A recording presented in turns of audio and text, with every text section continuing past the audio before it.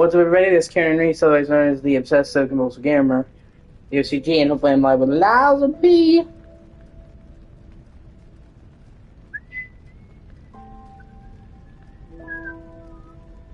I just have to make sure I'm alive.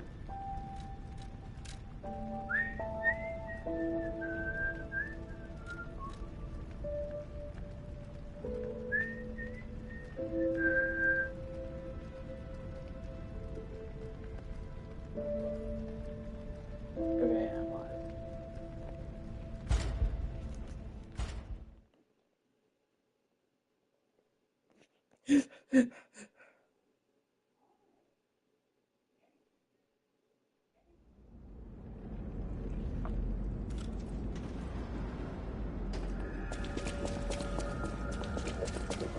Oh yeah, I'm still back in the train station. Trying to figure out where to go. I forget.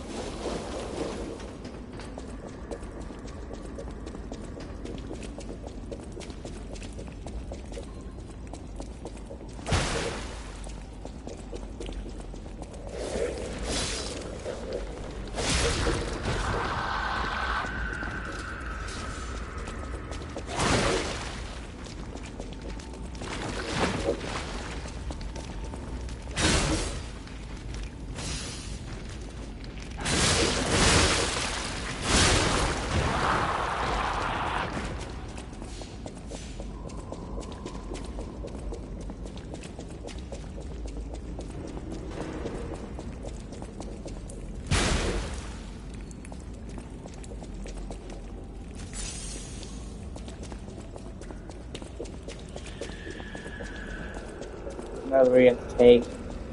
And so I keep getting lost.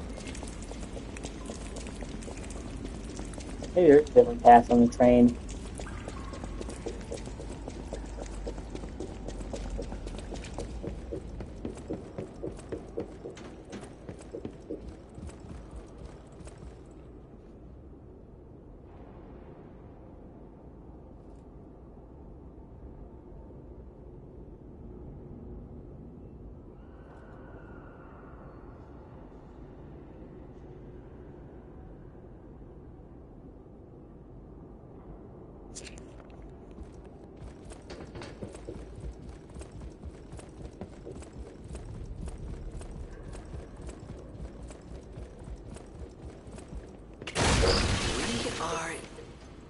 Yes, behind the train car where you woke up. Wait, what is this? Who would put a workshop like this here, of all places? Good grief.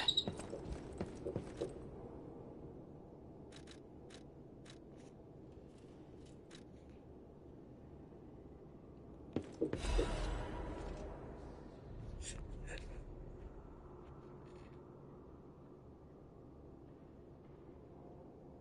never give you the go. I never give you the go. I never give you the go.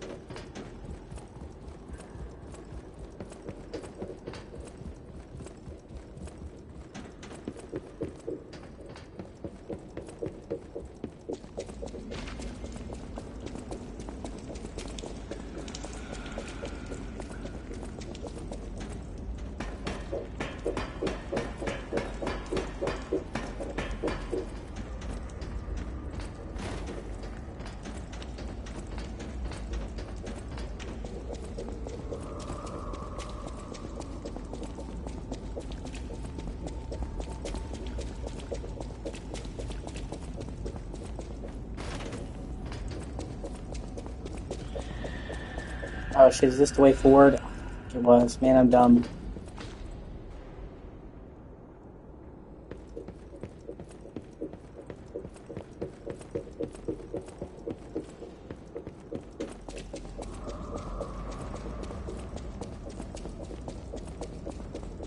Yeah.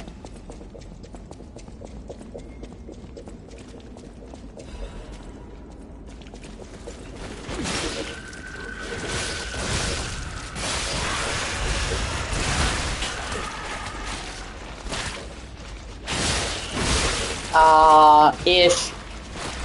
Thinks he's okay.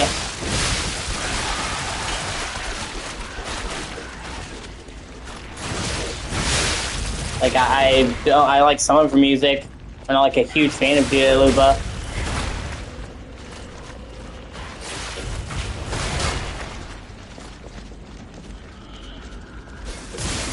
But everybody was bumping, you know. Well, that's cool. But yeah.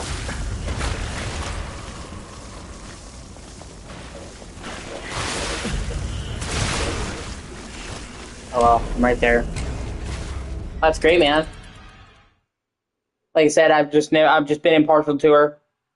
You know what I mean? Like, I think, yeah, levitating. Starlight, your light, you. Yeah.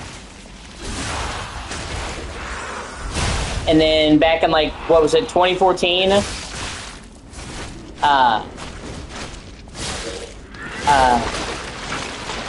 was, like, 2014?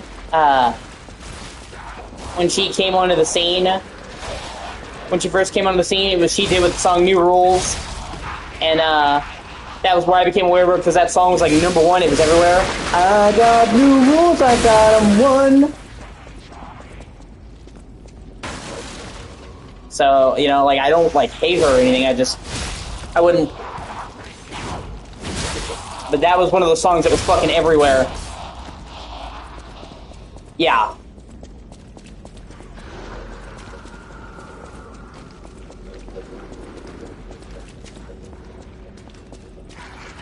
Yeah, I know that. Yeah.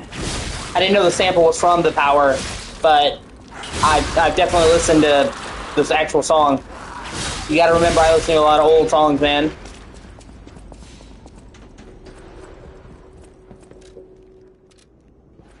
I don't just listen to modern music. I listen to... Dude, if you could see my playlist on my phone, I think you'd be shocked. I think a lot of people would be. Like, people are like, oh, I like a lot of music. And then they see my shit. And we're talking, like... I'll have fucking Miley Cyrus, Party in the USA, which is corny, but it's a song I like. And then have fucking Creed in the same playlist.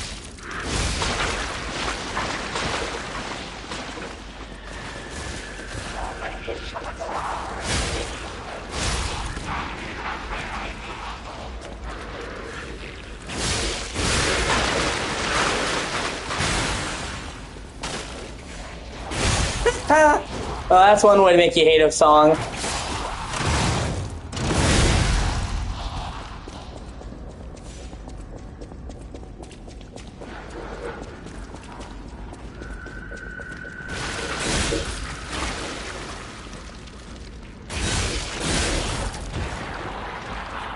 No, yeah, Miley Cyrus is great.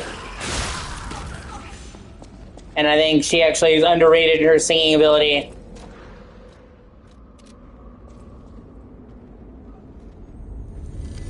I've always liked her singing. I'm not a big fan of modern country. I like old country. But, you know, like, old country meant something. It's talking about heartache, you know, real shit that people had to go through. And I think, like, modern countries kind of sucks for the most part.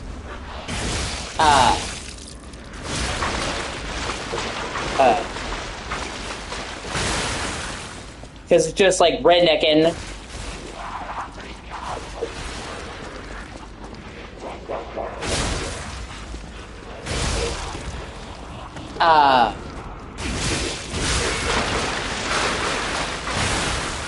So I like old country, but I didn't like her music when she was modern country because I don't like modern country. But she did, you know, I think it's just called Flowers. But she's, you know, I can buy some flowers. And that song, like, I actually really appreciate that, you know.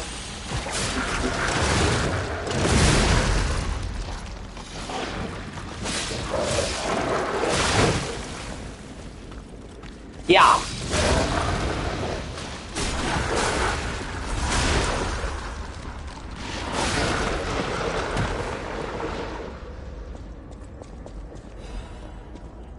Yeah, see, that's what I'm saying. She's a really, really talented artist.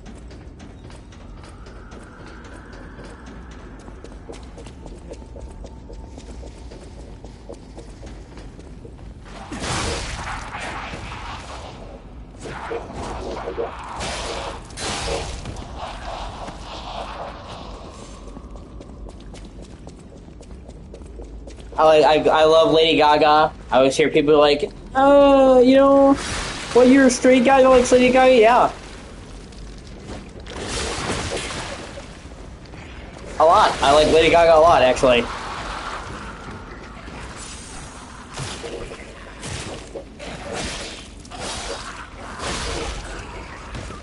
I mean, I still think she's crushing it now, dude. She just became less commercial, man. But yeah. She was my childhood, dude.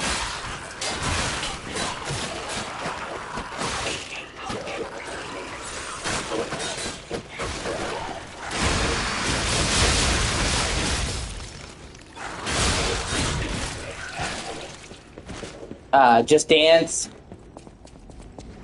Poker Face.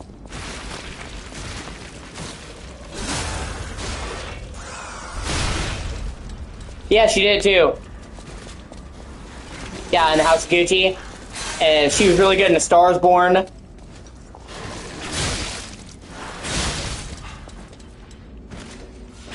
Yeah. And how she was yeah. I think her name was something R. Rigiana Gucci. I have to remember her name, but she was actually a fucking cunt. Like a real piece of work. She, Riza Reggiani. Yeah, there you go, sorry. She, basically, only married her husband for money.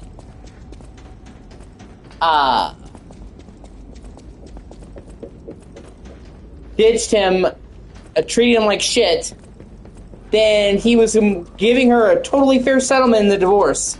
Like, he wasn't trying to, like, lowball her or not give her money or some shit like that. You know what I mean? Like, sometimes you get, like, really nasty, like, custody disputes with the kids or, really contentious divorce. No, he was gonna give her half. And she had him killed by a contract hitman because she literally wanted everything. She would have had enough money to last her entire fucking life, and she literally had him murdered because of that. And from what I've heard, that guy, I forget his name, that particular Gucci, he was a good dude.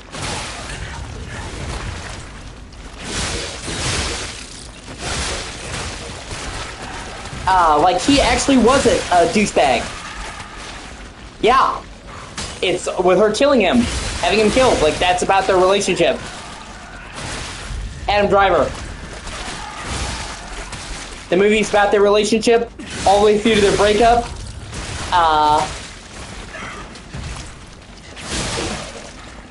And her having him killed.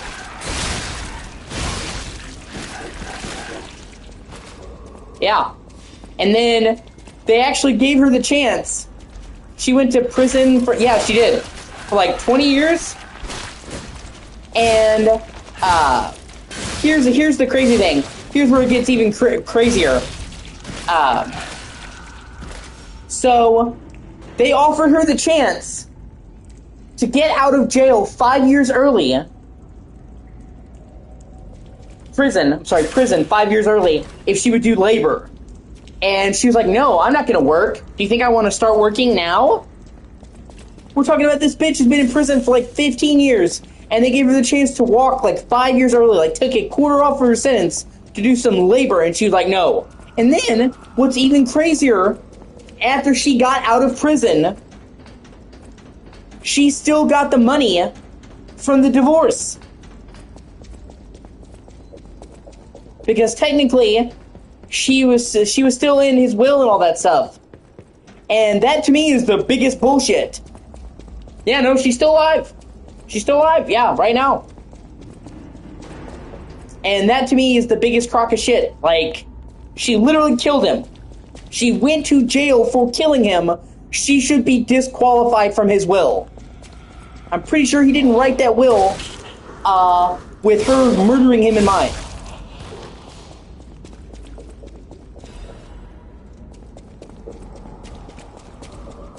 And his kids were upset about it. Obviously, she's like, they're seriously giving money to the dude that murdered her dad. Chick that murdered her dad. Like, and if you ever get the chance to watch the movie, it's actually good. It's done by Ridley Scott. And he has not made a bad movie yet. Alien, Legend, which is one of my all-time favorite movies. Blade Runner, Gladiator. Like, Ridley Scott's a shit, so, you know if he does a biopic, it's gonna be good, and it is.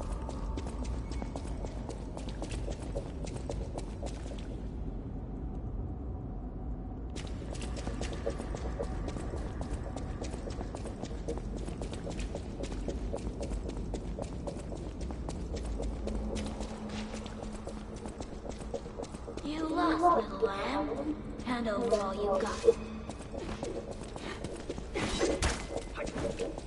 No, I love the film world. I don't really talk about my love for movies, but yeah, I do.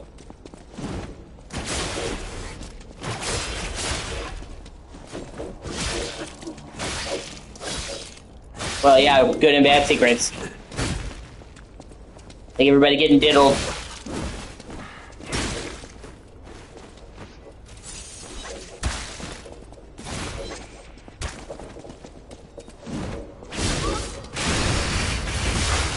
Yeah, for sure. Like George Reeves.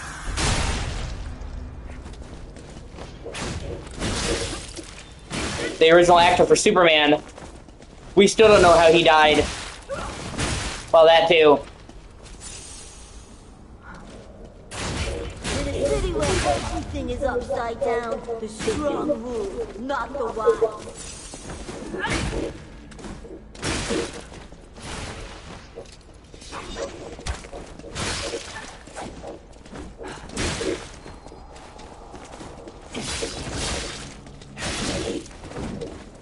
Yeah, this guy's annoying.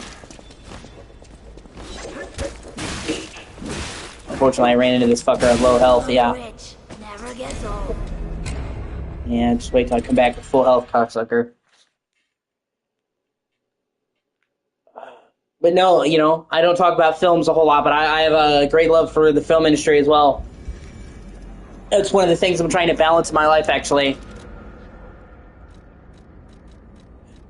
I've been so focused on my streaming and content creation that I can't remember the last time I watched a movie, like, honestly. And it's been fucking years since I watched the show.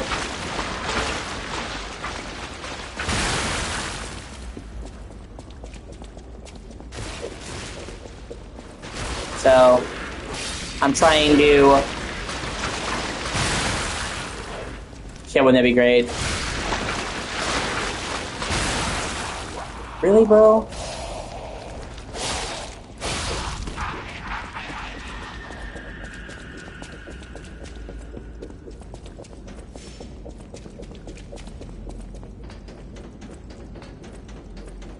So I'm trying to make more time in my life to watch movies and shows and shit because I like movies and I like shows.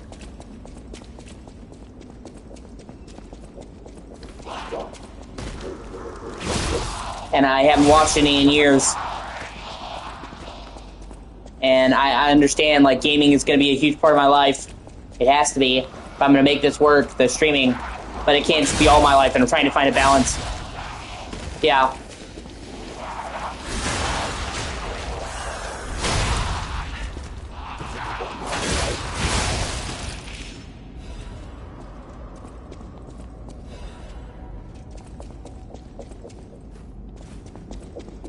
I'm trying to get a movie night going in my Discord, but it hasn't worked out as well as I would like. Just because everybody's has different schedules, but I'm not going to give up. Lost, little lamb. Hand over all you've got.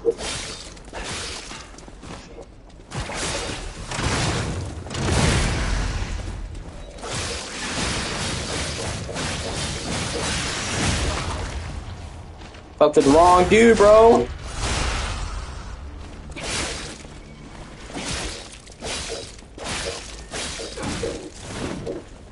You ought to give to the needy.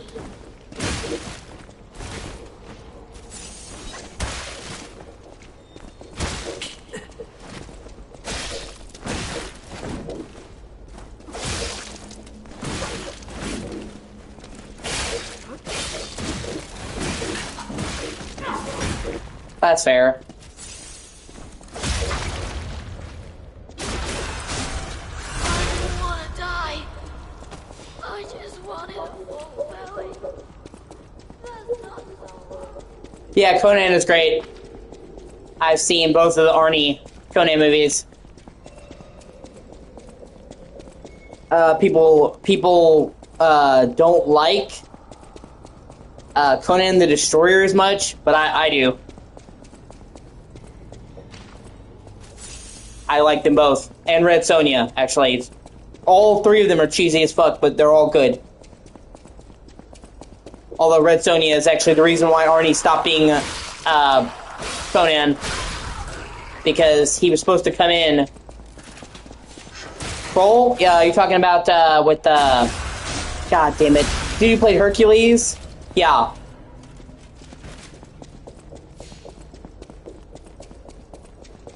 I can't remember his name, but yeah. Did you know that Kroll was the precursor to Conan? It was made by the same dude. And they're in the same universe.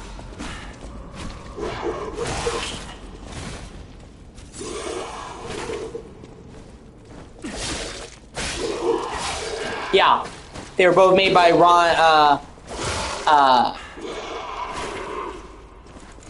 Ron E. Howard, I believe. And they're actually in the same universe because in the beginning of Conan and in most... Ron E. Howard, yeah. At the beginning of Conan and in the beginning of at the beginning of Conan and most Conan stories, the movie and the stories, they tell you that it's set in the Hyborian Age. And that's the age between the sinking of Atlantis and the prehistoric history that we know. Well, Kroll the Conqueror is Atlantis.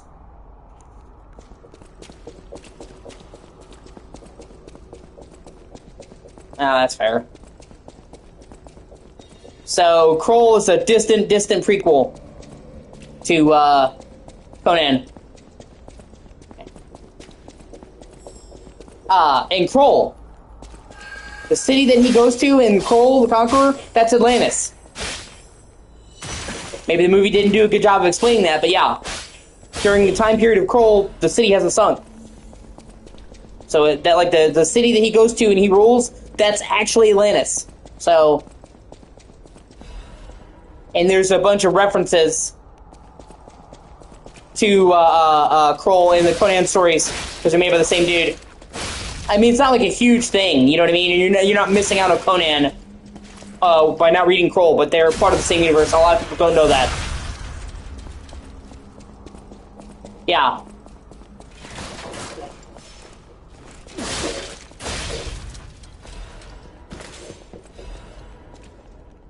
Like I said, dude, I like movies. I like shows.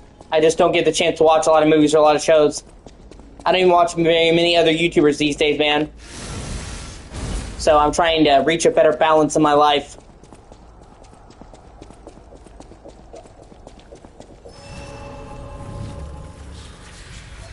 Like, I know that streaming has to take up the majority of my time, because that's what I'm trying to make my career, but I don't want it to take up all my time. I'm trying to balance it so I have more time for some other things. Like, I'm trying to figure out the way to put it. I'm not tired of streaming. I genuinely enjoy this. I genuinely enjoy doing this.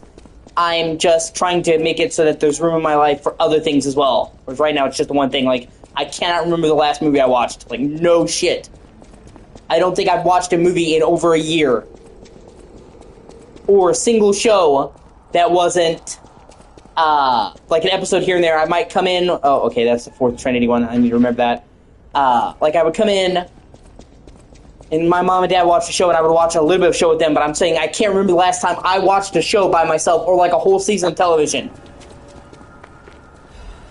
Yeah. I've heard really great things, yeah, and it's made by, two indie YouTubers. You've probably seen their shorts.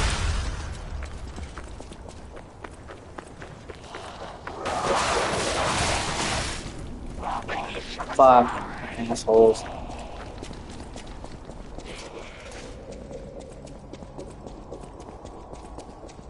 And it basically set him up in a career as a director. Because he made the movie on like $700,000. And it's made 15 million, 20 million. It's made like 10 times its budget. Oh yeah, no, for sure. Yeah. As for Gundam, I never really got into the Gundam series.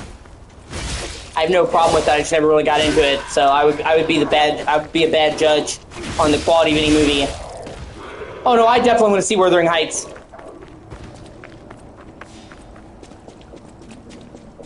I fuck with Wuthering Heights, the story. It's a tragic love story, which is the best kind of love story.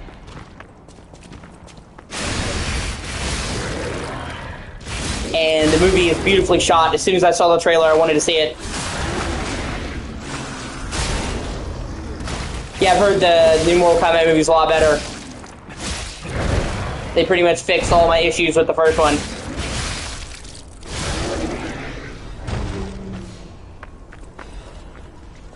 Probably another mistake, honestly.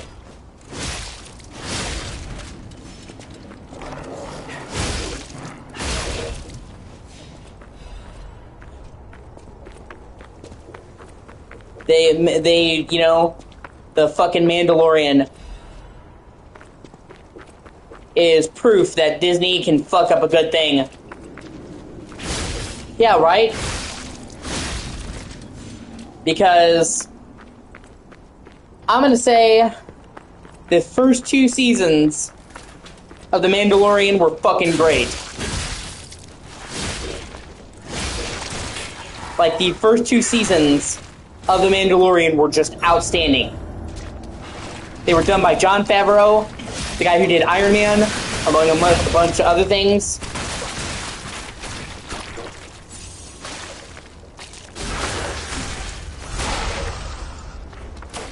And it was like a Western, but Star Wars, which it fits. So, like, the Mandalorian started out really, really good. And then after, like, the first 2 seasons went to shit. They just totally, they just fucked it up. The Mandalorian, you know, Grogu, the little baby Yoda, he was a part of the show, but he wasn't the whole focus. And then people loved him so much that they made the baby all whole focus. They had all these logical inconsistencies. It turned Pedro Pascal was busy. His career took off after The Mandalorian. That was like right around the point where he went to A-lister. So like he was doing the Last of Us show, whether you like it or not. I don't like him as Joel. Joel was a white Southerner. I wanted him to be played by a white Southerner. I'm sorry. I guess I'll get called racist for that, but him being a Southerner is literally part of his character. White, genteel Southern man. Whatever. But the whole point is, so for a large part of The Mandalorian Season 3, he wasn't even in the suit. They had another actor, and Pedro Pascal did the voiceover. So he's just fucking checked out. And that's what I'm saying. When your main star is literally so fucking checked out, they're not even coming to set with the rest of the people, and you have a stand-in, you're in trouble.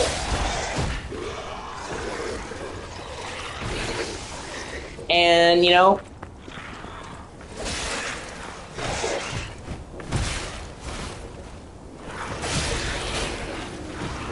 and apparently it is tracking to have the worst opening day of any Star Wars film. Solo, even, which Solo was the previous lowest grossing one, which I actually like Solo. The only reason Solo lost money is because they shot it twice, for whatever fucking reason, because Disney hired these raunchy oddball dudes to make it, these brothers, I can't remember their names, and they made a raunchy Han Solo movie. And I honestly would have been okay with that, because he's fucking Han Solo, he's a scoundrel. Like, he's supposed to be raunchy. And not all of Star Wars needs to be PG-13. It's a big universe. But apparently, after filming like 90% of the fucking movie with these brothers, they decided this is too raunchy, and they basically redid the entire film from scratch. They had to renegotiate everybody's contracts. So, when it came out, it lost money. But it only lost money because technically it was like the most expensive Star Wars movie of all time ever. Like, it would have made actually profit if they hadn't basically shot 2 films for the price of 1. And that just shows you Disney's, like, whole fucking thing, because if you didn't like the direction they were going, first of all, if you didn't want them to do a raunchy comedy, why would you hire people who are known for doing raunchy comedies? For one, they were well known that was their thing. For 2, why would you let them get almost the whole movie done before you stepped in? Like, usually, when they're shopping a movie idea, they take test footage. And they've had a couple of movies where the director wasn't working out and they swapped the director. But usually they caught that really early in. Hey, it's good to see you, Dustin.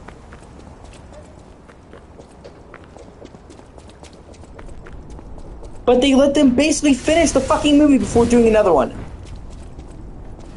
So, but Mandalorian and Grogu is supposed to be way below that in grossing, which obviously those are just projections. It's not a guarantee. It could come out and surprise, but it's not looking good.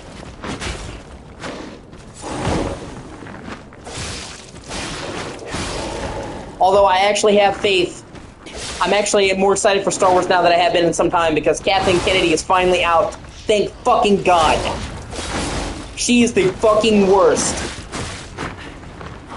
Okay, so the problem with Kathleen Kennedy, Hold on, let me kill this cocksucker. And it's a perfect cautionary tale for how you can be good, but not good at everything. You need to do what you do, okay? Kathleen Kennedy is actually a talented woman. She was the producer for all of George Lucas's Star Wars movies. She was the casting agent for his Star Wars movies. She's the one who picked the young kid, Jake Lloyd, for Anakin, Ewan McGregor, okay? So, and she did a bunch of Spielberg's movies too, producing them. So, you cannot deny her credentials. She's really good at producing. But here is the problem that fucked her when it came to Star Wars. She had no creative say. She was really good at what she did, which was making somebody else's vision happen. And that's not to slight her. Finding the right actor for Obi-Wan Kenobi, Qui-Gon Jinn, young Anakin, Darth Maul, that's a skill. Making a giant movie set happen, like, you know, getting all the money together, getting all that stuff, running that set to make George's vision happen, that's a skill. And I'm not going to knock that. But she had no creative say. What she was good at was making other people's visions a reality. And she was honestly really good at that. I can't say she didn't. She helped to make fucking Indiana Jones, E.T. Like, and she was not a small part of making that. She helped to assemble the sets, find the actors, get the funding, which obviously if you can't get the funding, there's no movie. But she didn't make any of the creative calls. So then she's doing that, and she basically stepped into George Lucas's role, and she couldn't cut it. And everyone's like, well, she has such a long history. Yeah, not calling the shots, though.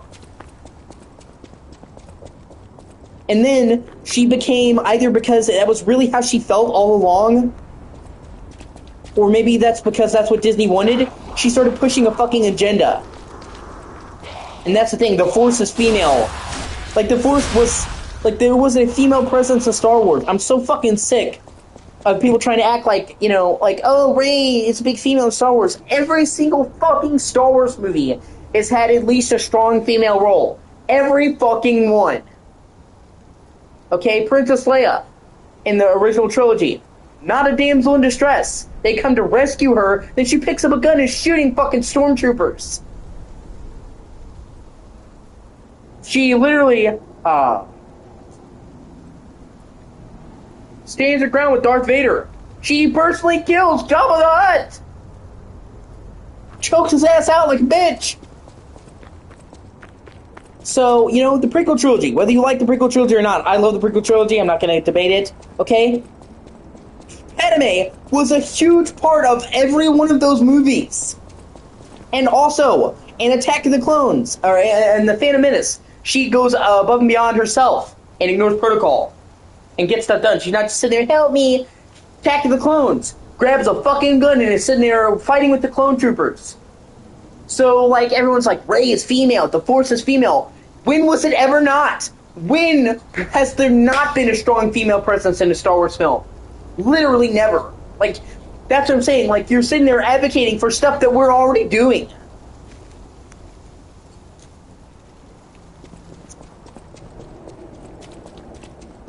And, you know, both Kathleen Kennedy and George Lucas got Lifetime Achievement Awards, which is great. They both deserved them. Like I said, Kathleen Kennedy, as a producer, is immaculate. But you can see it, you can Google it.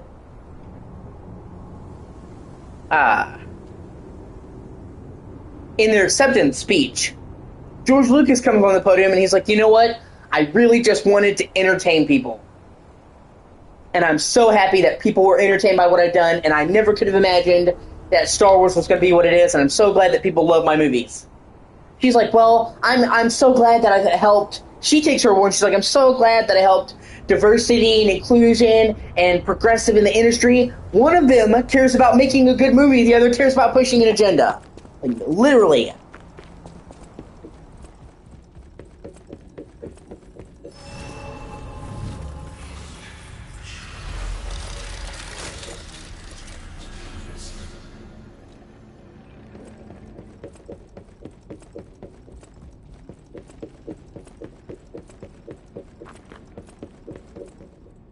And she just fucked up the whole thing.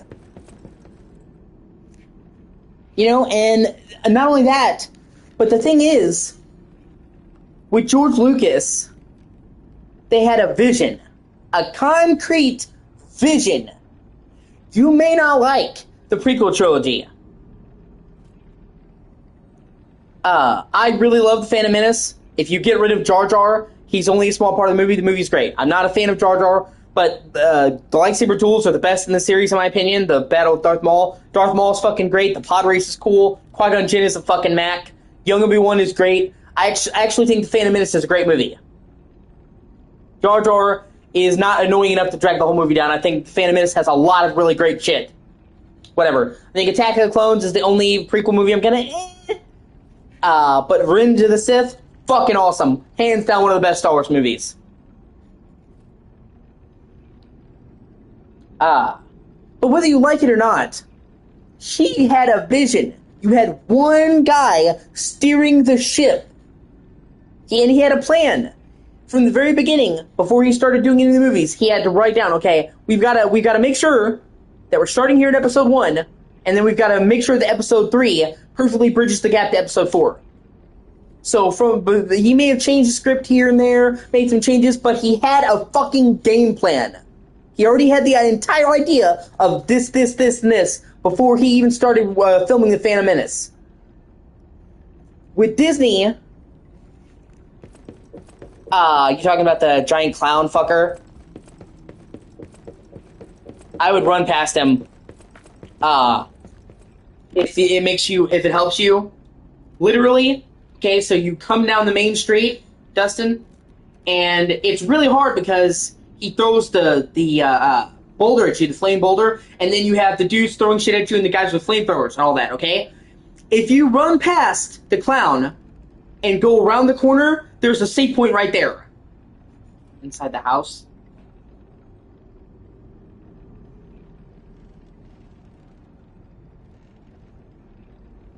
I'm not sure which one you're talking about. Are you talking about in the Opera House?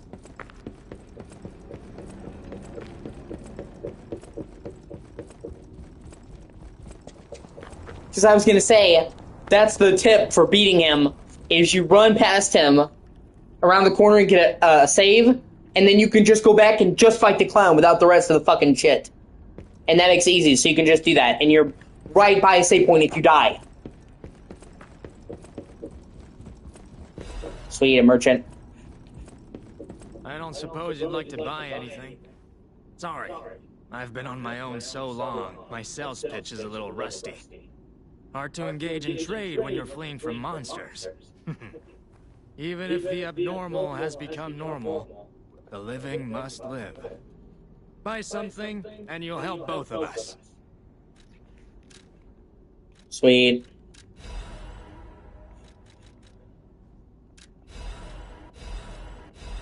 I'm going for 100%, so I'm getting all of his one-time items.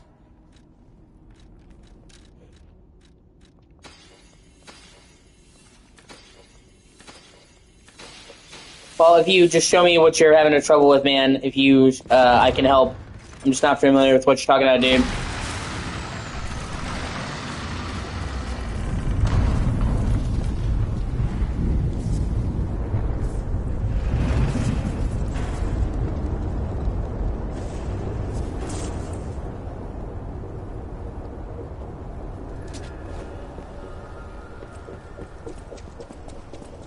Whoa.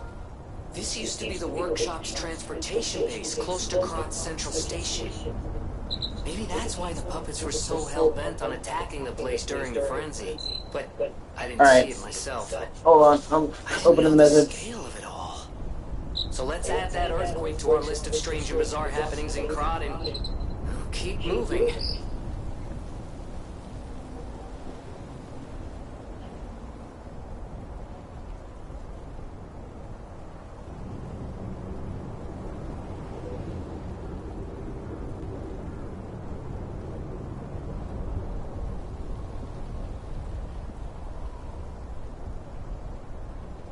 Oh, you're talking about Romeo?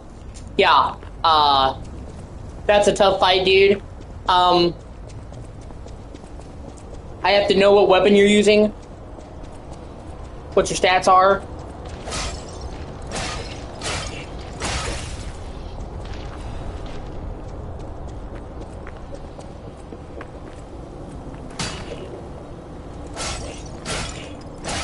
Yeah, that's the hard part. I would also be buffing your weapon with electricity, either with the Blitz Abrasive or with the Grindstone.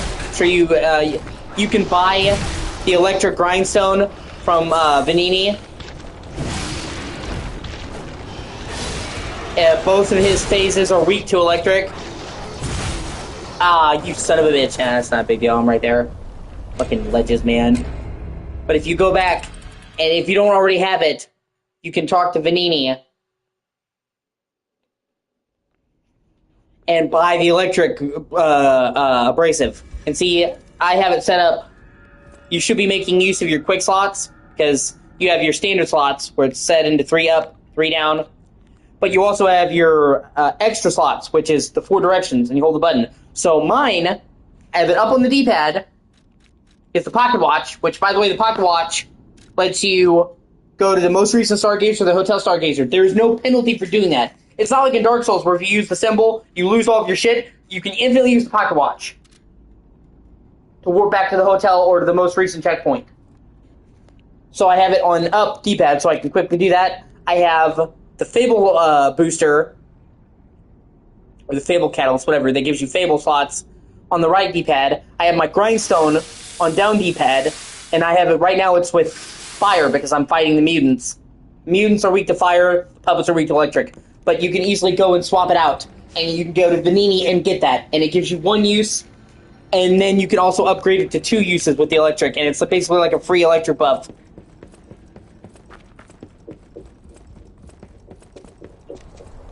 Alright.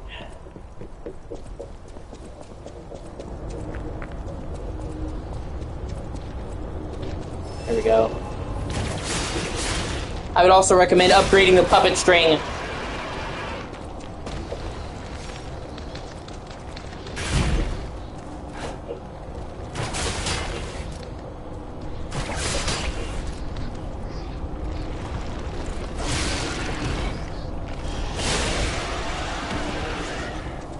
God, the disruption instantly kills you. This is one of those things I find to be kind of annoying.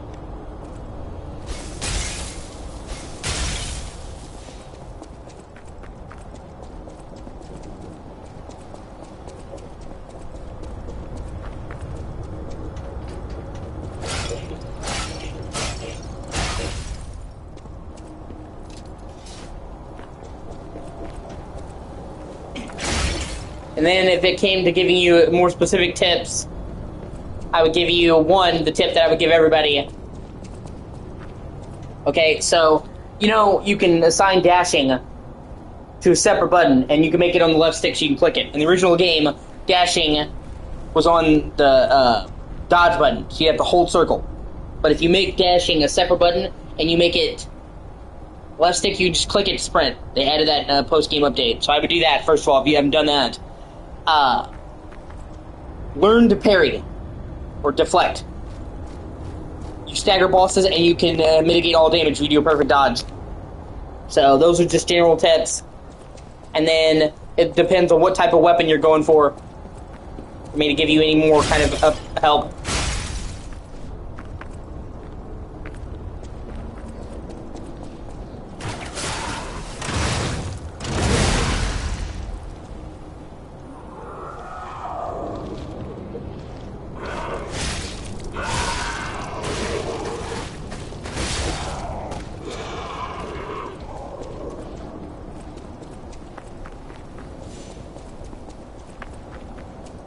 I try to actually help people who have problems with these games and not just hit them with the good. Because I fucking can't stand people that are like that.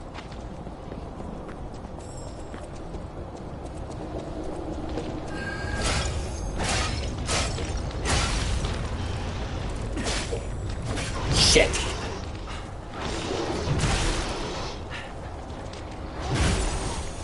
I also keep you motherfucker. Keep all of your boss ergo and give it to fucking Alidoro.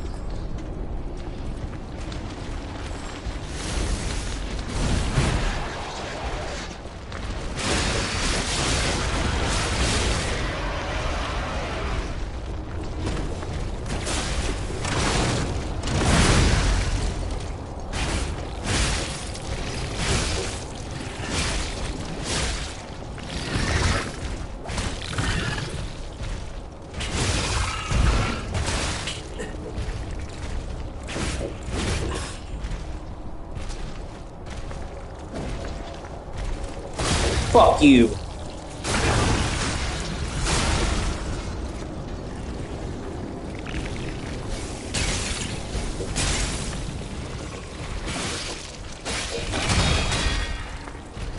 Even if you can't get the perfect timing back, like even if you can't get the perfect timing to parry, you should still be trying, because you will actually be able to regain some of your health back if you're blocking.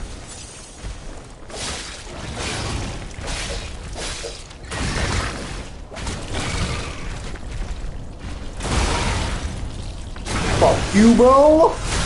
Anyways, give me. And if you're having a trouble with Romeo, don't worry, he's one of the harder bosses in the game. So it's not you sucking. He gave me a hard time as well.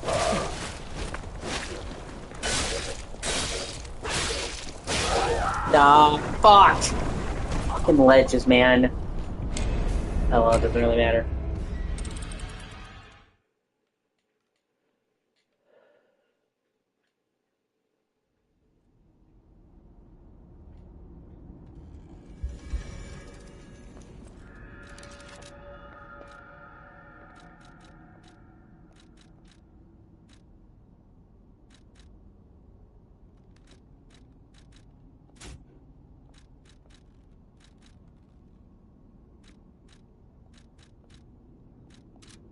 Make sure you stay up to date on your gear parts, because they really do reduce all the damage you take.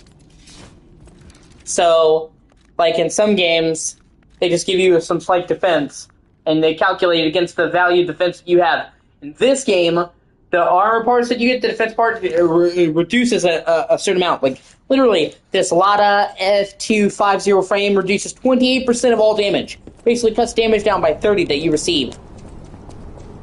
So you really want to make sure that you stay up to date with defense parts, because they make a much bigger difference than you might think.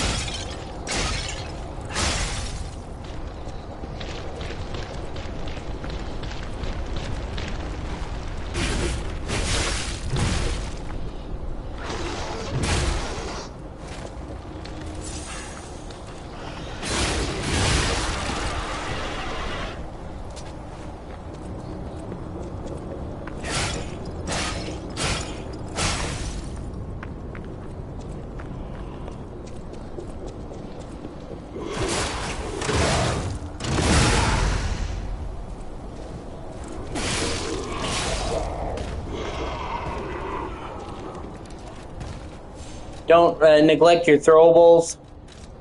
They actually do a lot of damage, and the damage scales with your stats. So throwables are viable pretty much the whole game.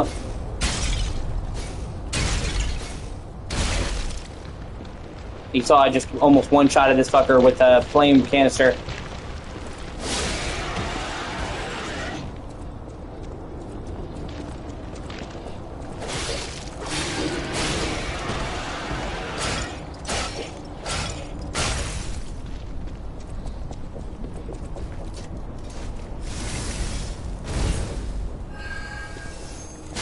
At least I was able to get this fucker this time. Butterfly.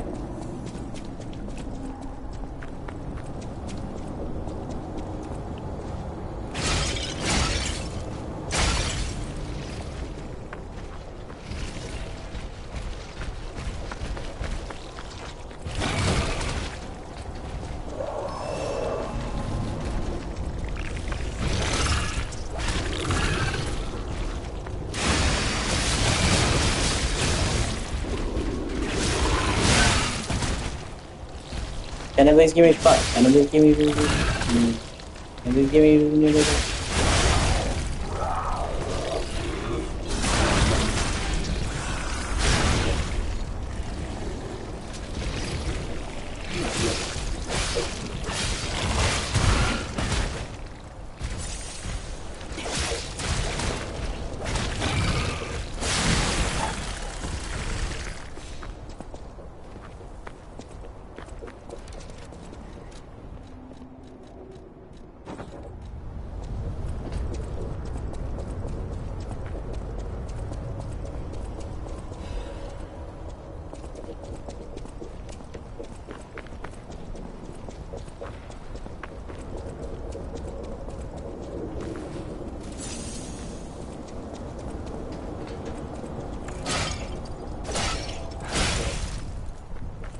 Shortcut!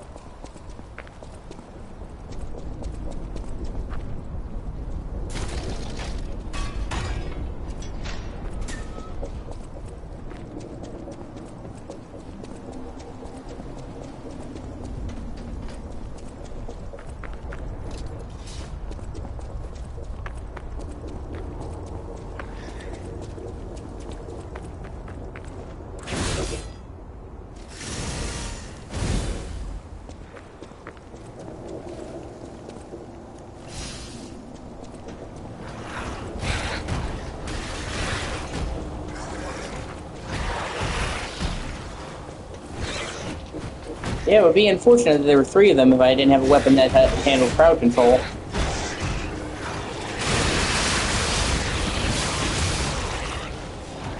Punk ass bitch. Oh, I got disrupted. Fuck! Oh well. There's not one thing hits you, it's another. No biggie, I got a shortcut.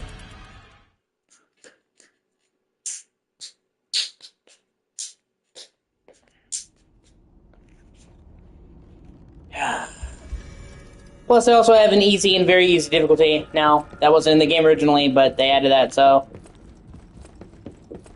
I'm not gonna be one of those, you played on the normal or it didn't count kind of guys. If you're having trouble and you're like, you're not having fun, you're gonna give up the game, then I would rather you just do it on easy than just give up on the game.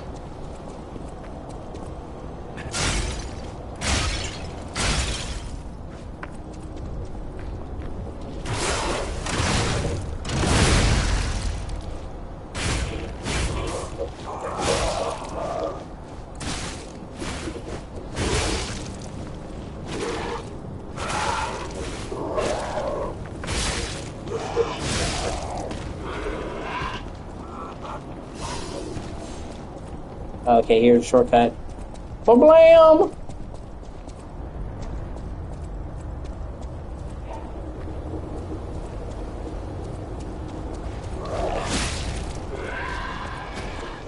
That's the last thing I'm gonna do.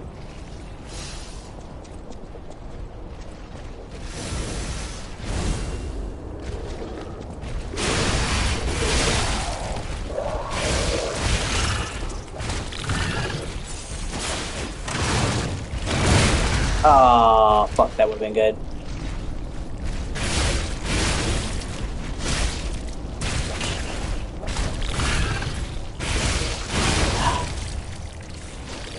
Bitch!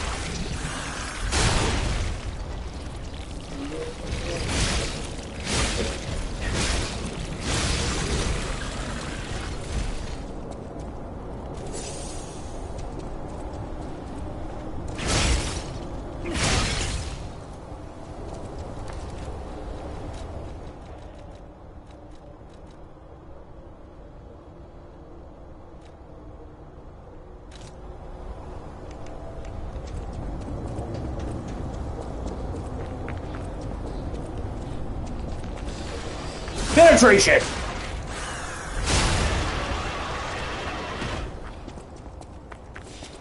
Okay, now I'm gonna try and hit that fucking thing with the bottle and get rid of it first. Yeah, there we go.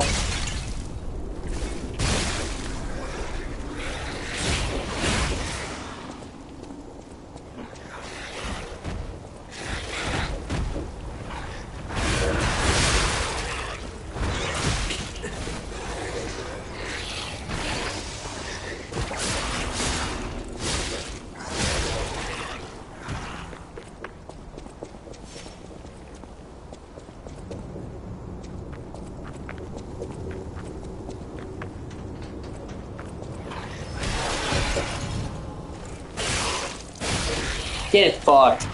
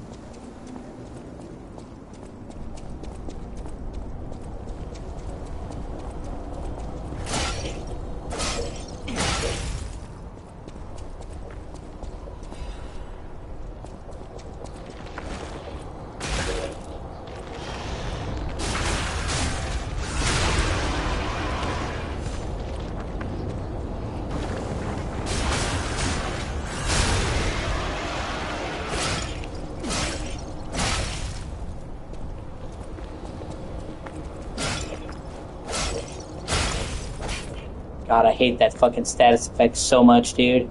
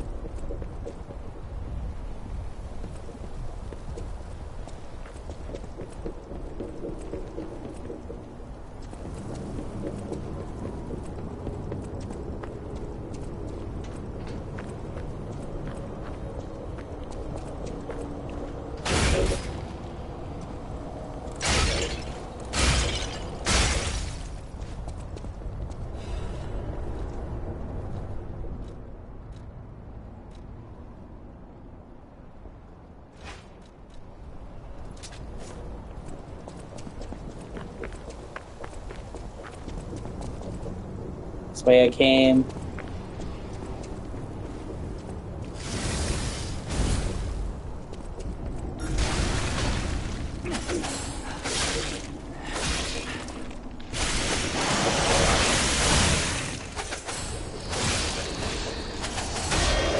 Oh, look at that. Perfect parry. Fuck you. That's a thing of beauty right there.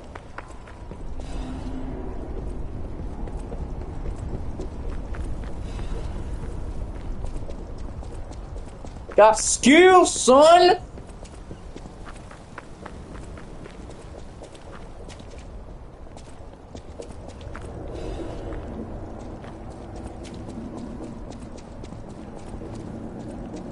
With the Z! Skills!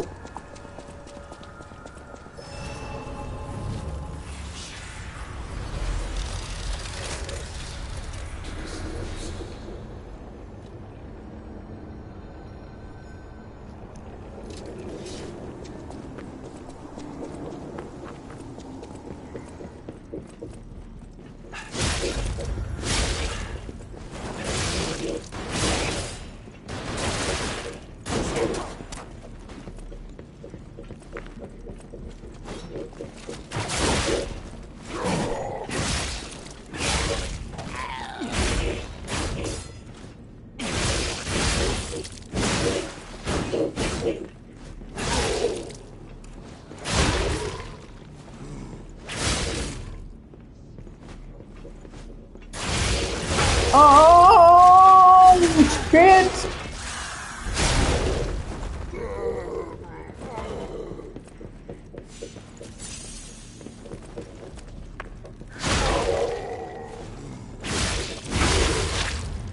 Penetration!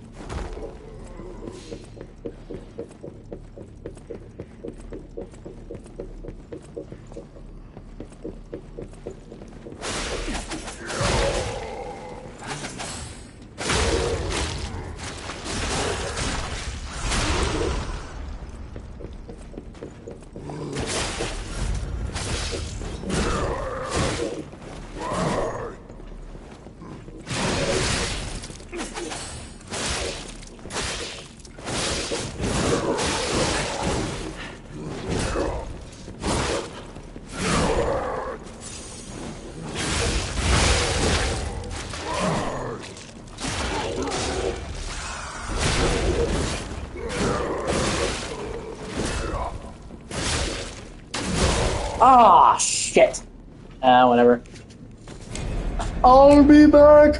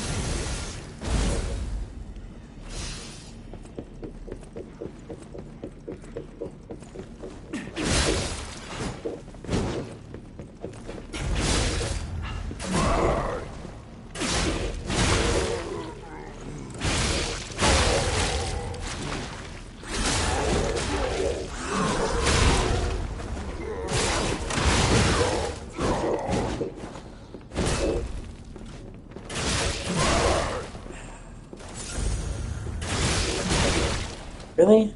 What a dick.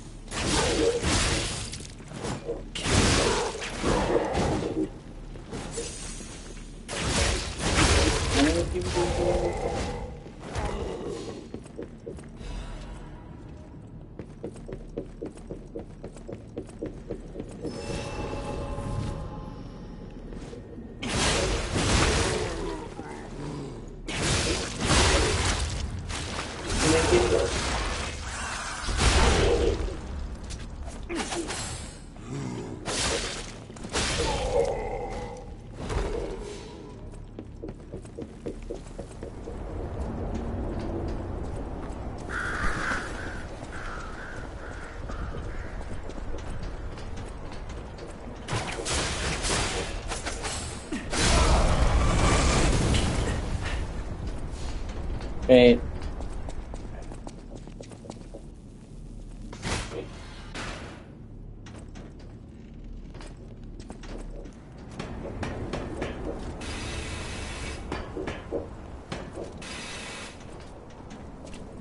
Ah, sweet, okay.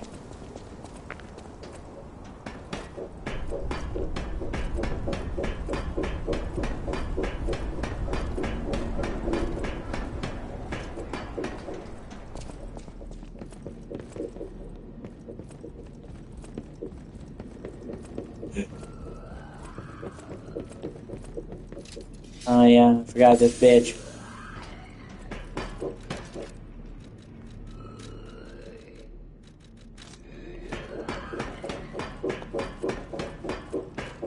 The listener, I think.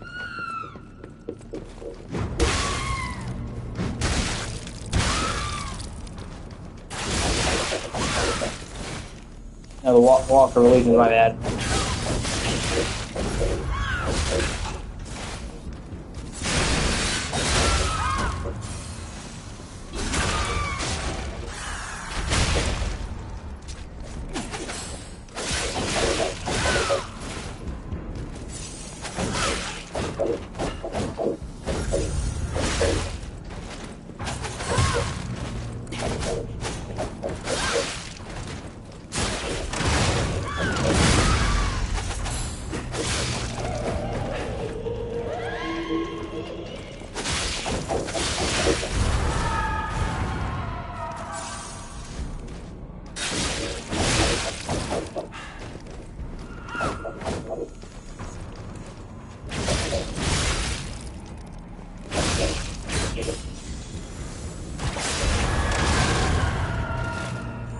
Really, bro?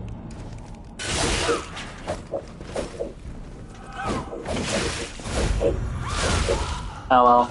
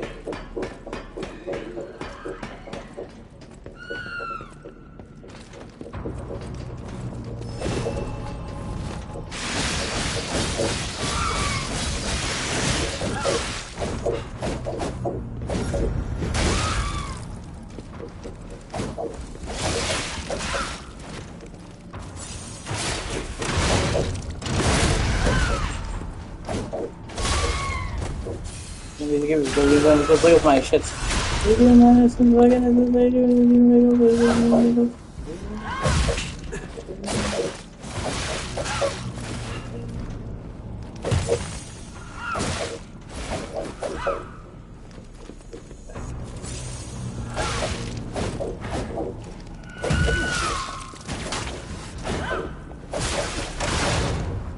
Really, bro? Fine.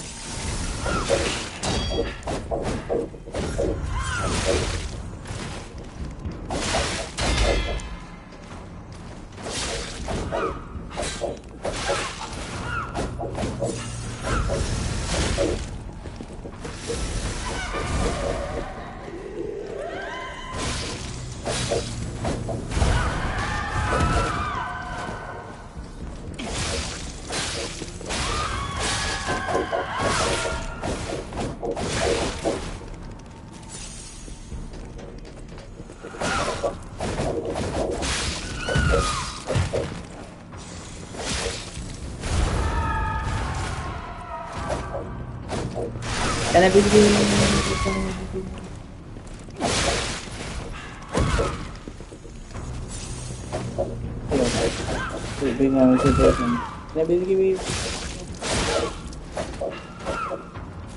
there you go, scribbling my shit's fucking ass. How you doing, Mike? Can I please give me do Michael's money? Please give me do Michael's money. Can I please give me do Michael? Can I please give me do?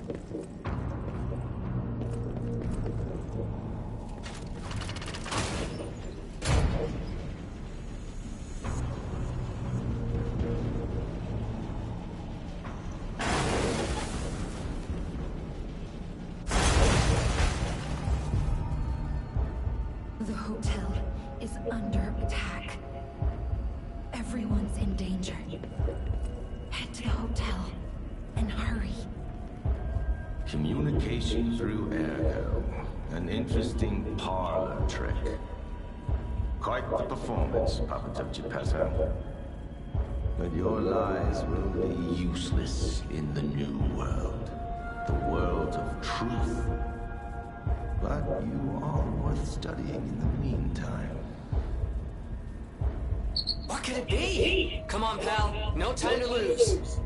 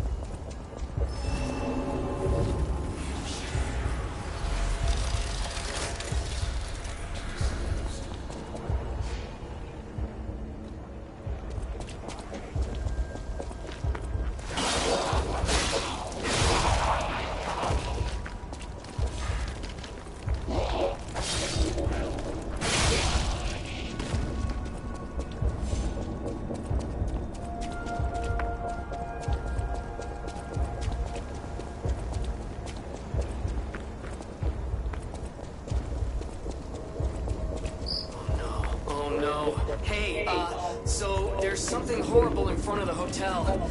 It might be worse than what we saw at the cathedral. All right, tighten up your springs and let's go.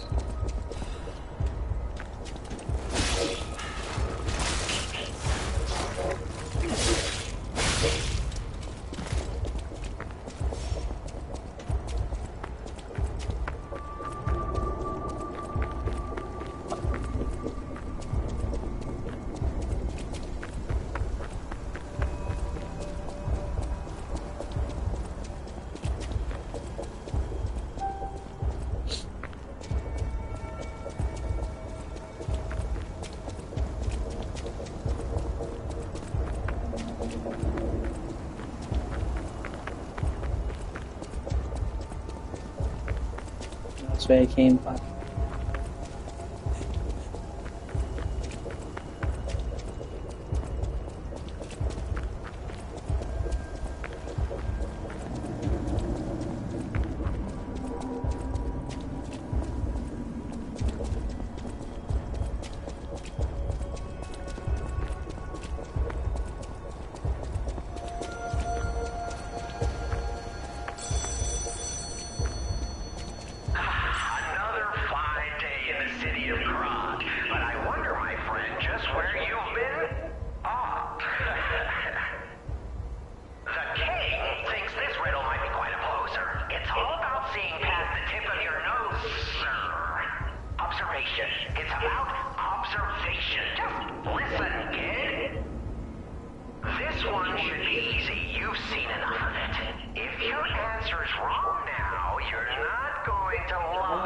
blue flower has many ways to take root, but only on man does it ever bear fruit.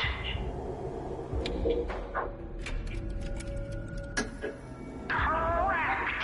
Yeah, I think you get the joy of these riddles now. Yes. Charmed.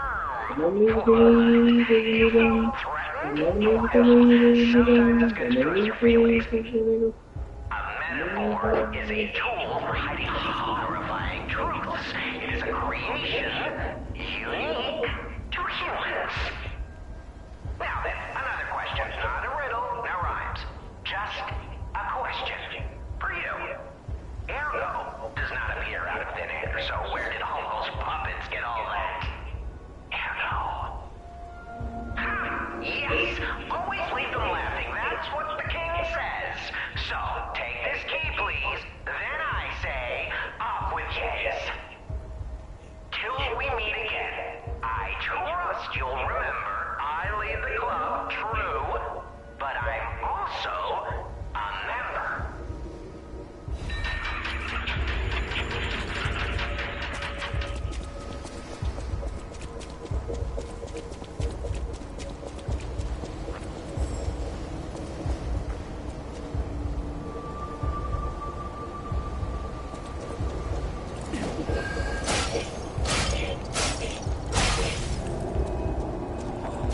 Mean.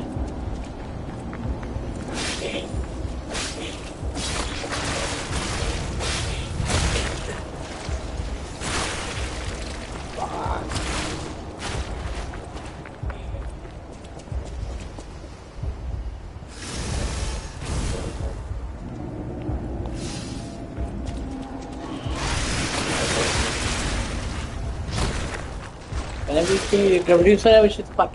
That's as fuck. And if we do my sense of all times my OCD to be a whore. And then we give me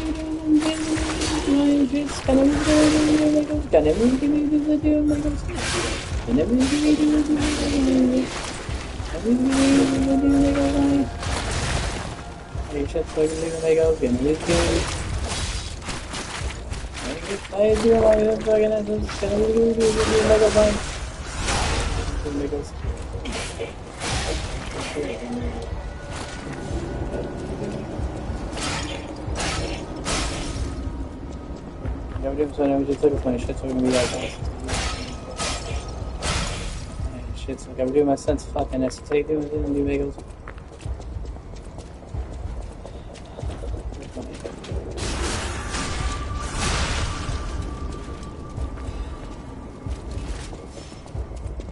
If I can do my and it's a lady then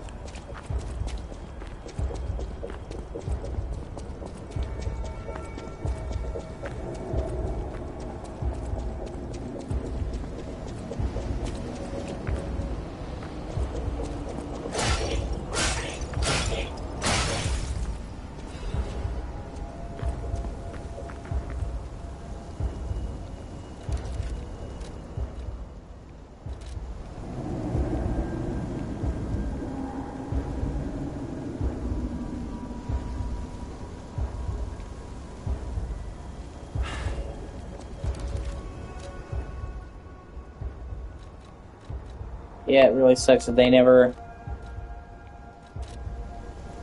got around doing a photo mode. I kept waiting for them to patch that and they didn't. It's a shame to have such a beautiful game and then have I can't use the watch. Huh.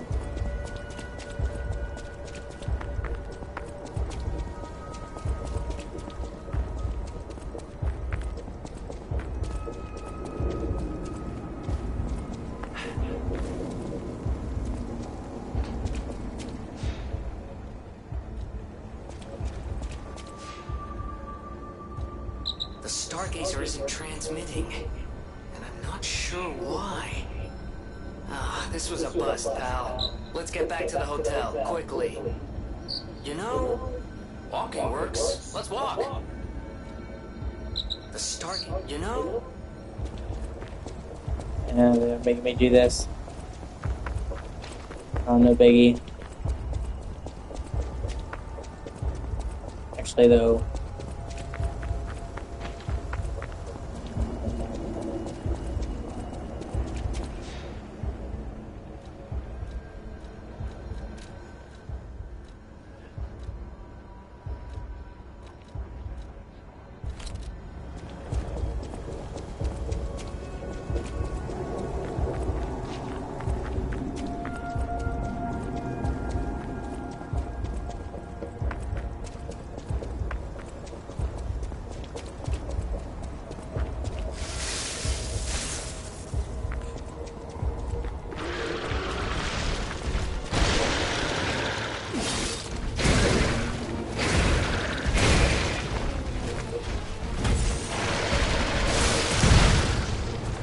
Maybe give me.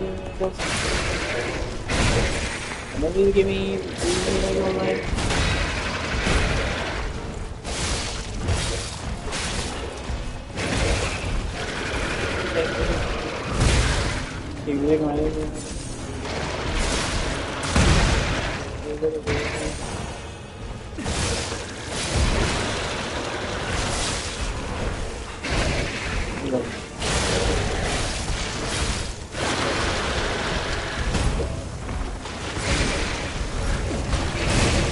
Really, bro?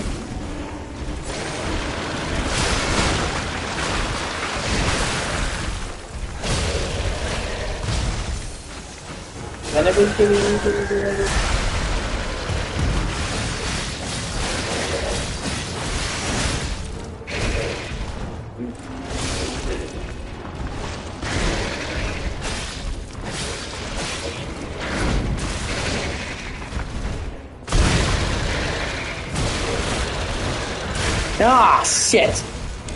I almost did it first try, fucker. You motherfucker!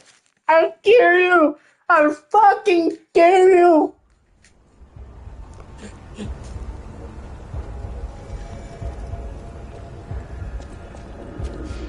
Yeah, because I think fire would work better.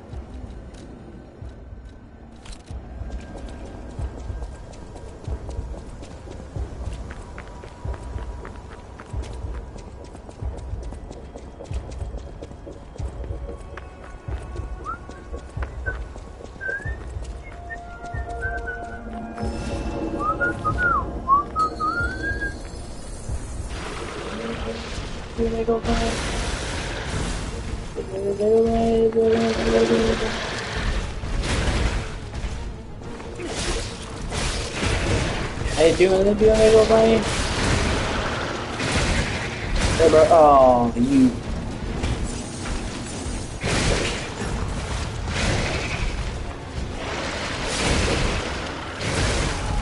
Well, son of a whore. Well, be damned. I'll be a biscuit and a cracker.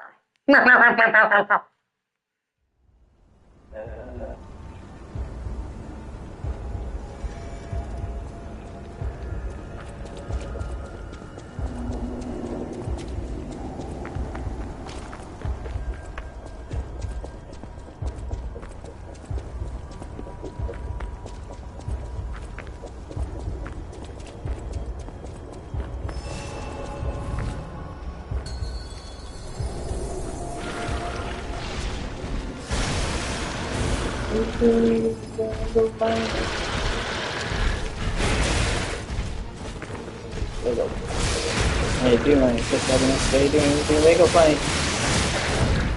Lego fight.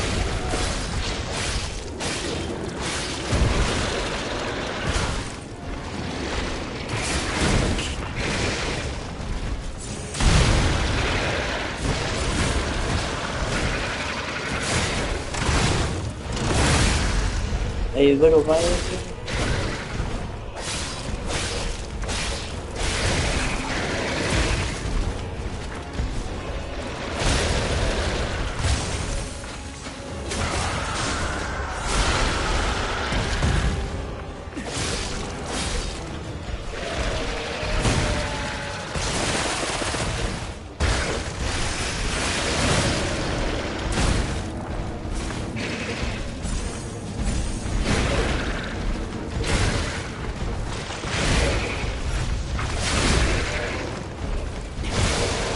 Oh, thank shit.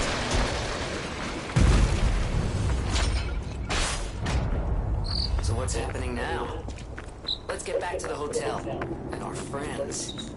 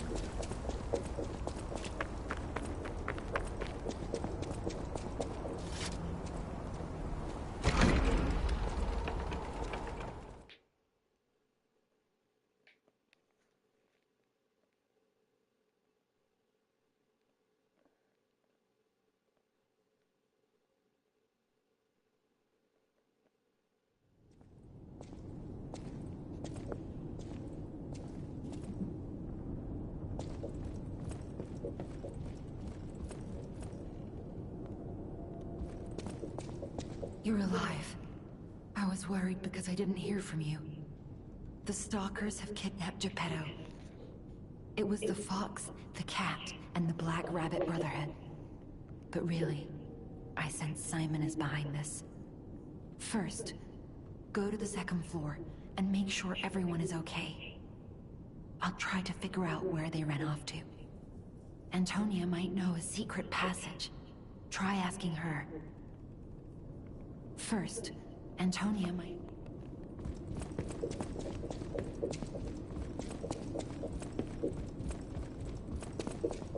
Black Rabbit Brotherhood.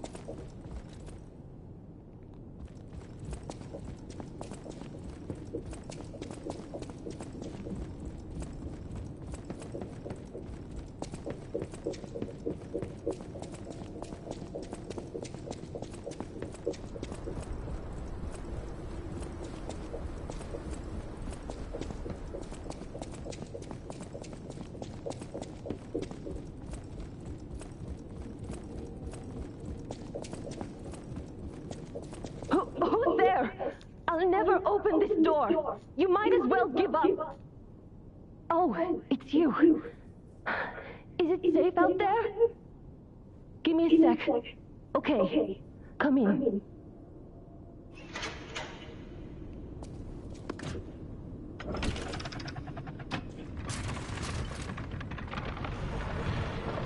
I'm sorry, child. Geppetto has been kidnapped.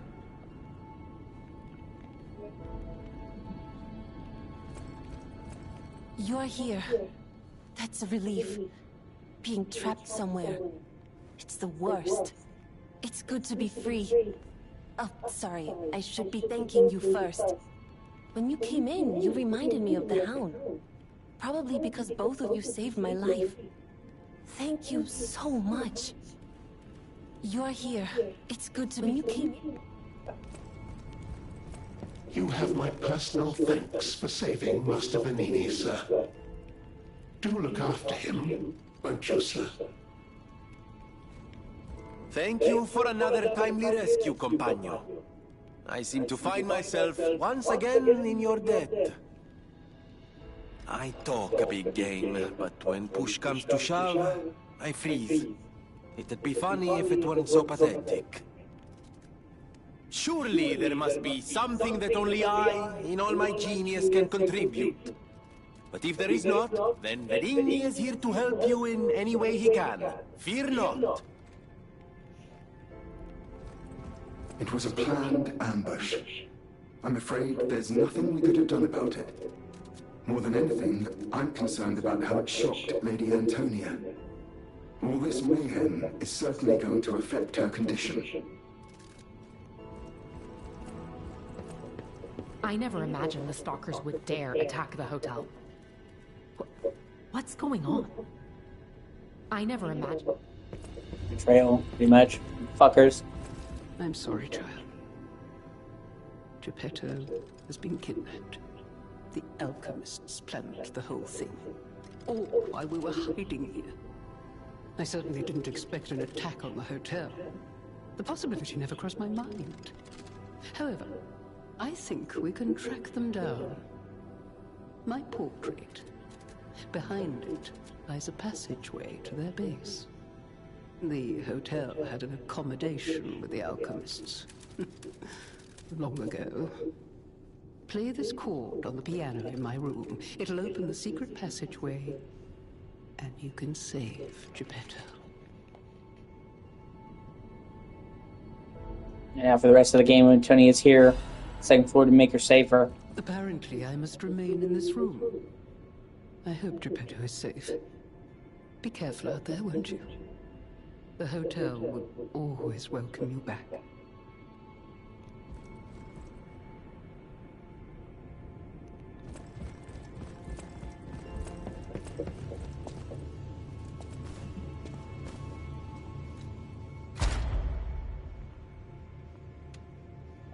Got 2 ports. Not really a whole lot to do with it right now.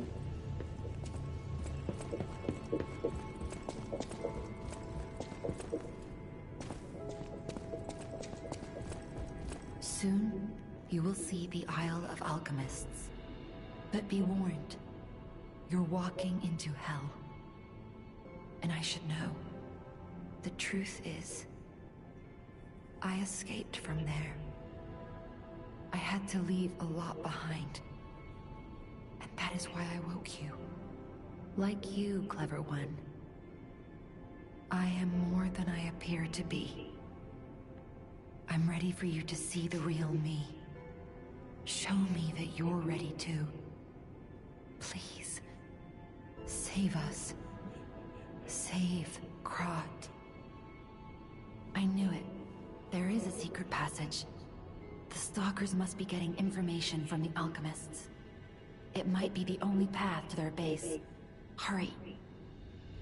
Whatever choice you make. By the way, do you remember when I mentioned my partner? I got a distress signal from him. His last location was Krot Central Station. But my gear won't protect me from the petrification disease there. Can you find him for me? I'll make it worth your while. Thanks. My partner's name is Atkinson. I think he was trying to secure an escape route. Look for him around Krot Central Station. It was a planned ambush. More than anything, I'm concerned about no matter what, they're serving welcome.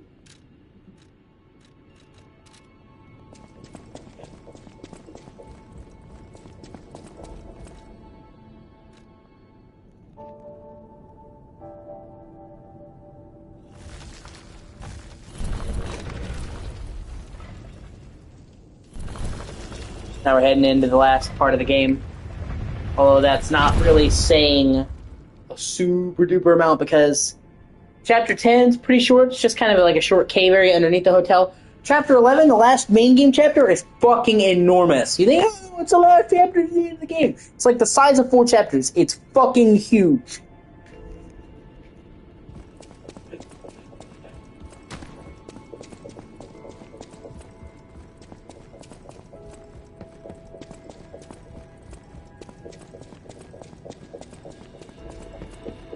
You're here.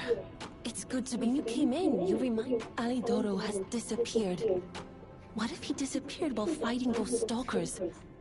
Worst case scenario. Ugh. I shudder to think. There's already too much death in this city.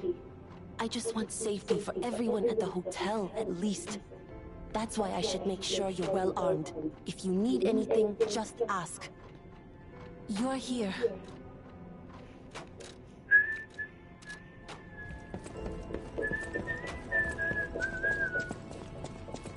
Thank you for another item. Surely.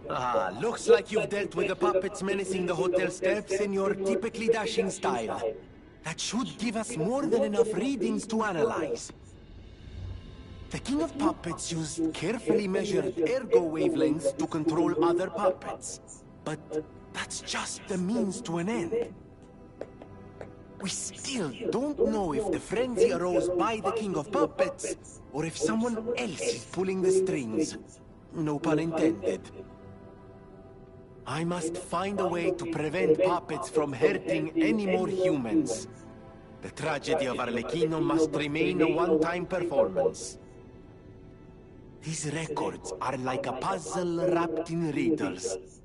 But I always did love puzzles. The light shines brightest in the darkest times, and you will be the first light. I am counting on you. I always welcome...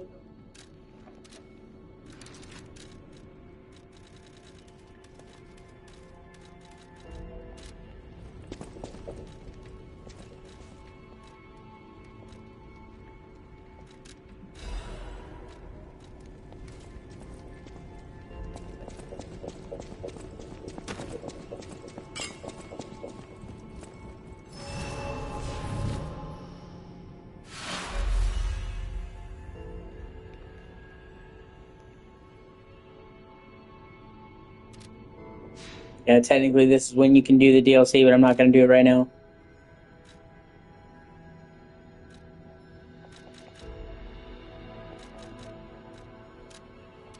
The DLC, as you might think, is a noticeable step up from the base game. Well, you can technically do it at the end of Chapter 10. Or at the start of Chapter 10. Yeah, you shouldn't. You should do it right before you beat the final boss.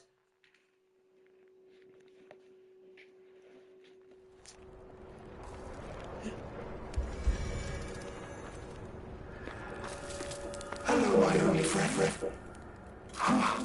Being angry for someone else's sake. I think it's brave. I hope I find someone I can be brave for. Thank you so much.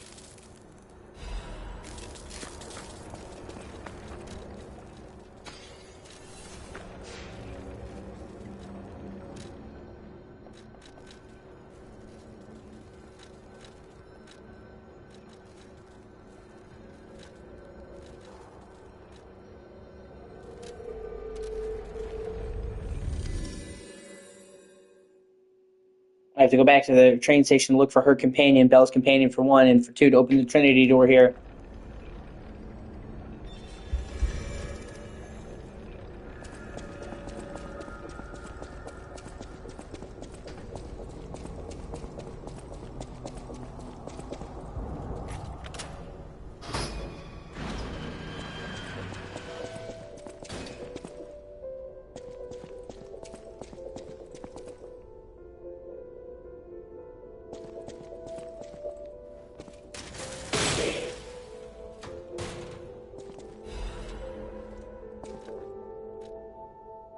And here you get the workshop attire, which is one of my favorite outfits in the entire game. I really like the way this outfit looks.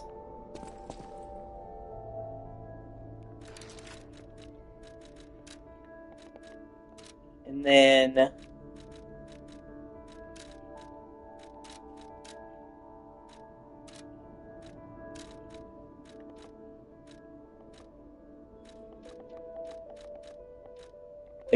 the amulet, the carrier's amulet, +1.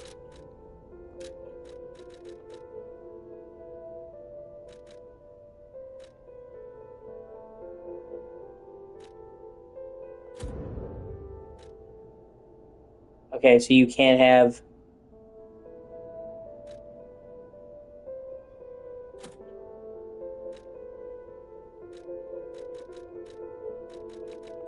You can't double up and have both, okay.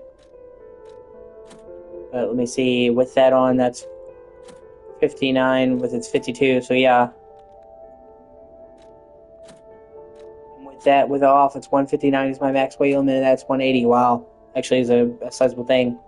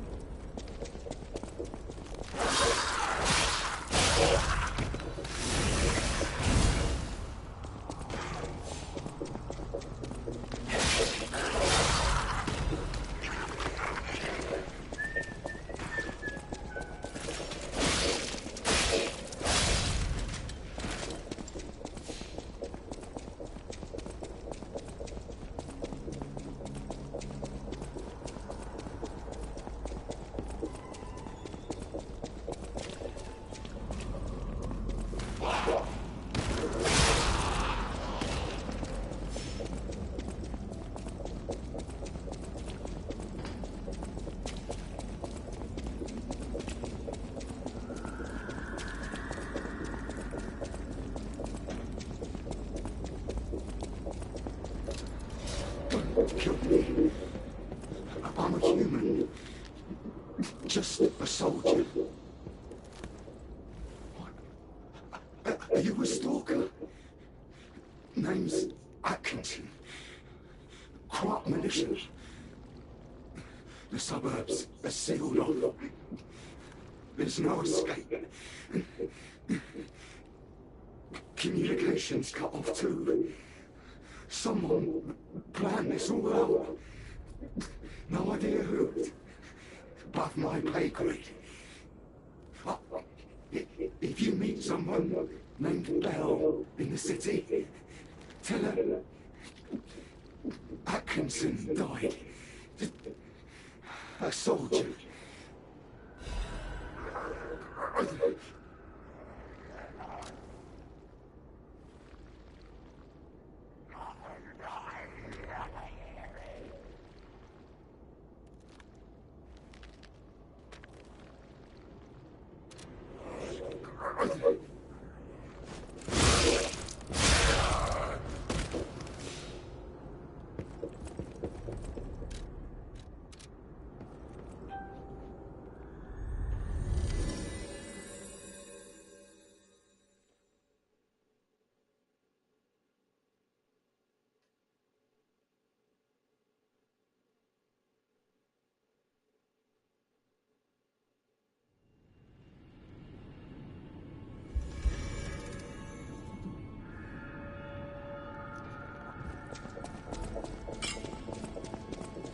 Good to see you.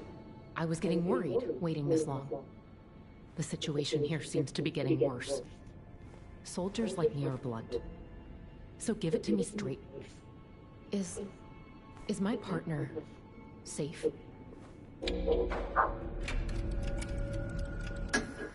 This is Atkinson's handwriting on the letter.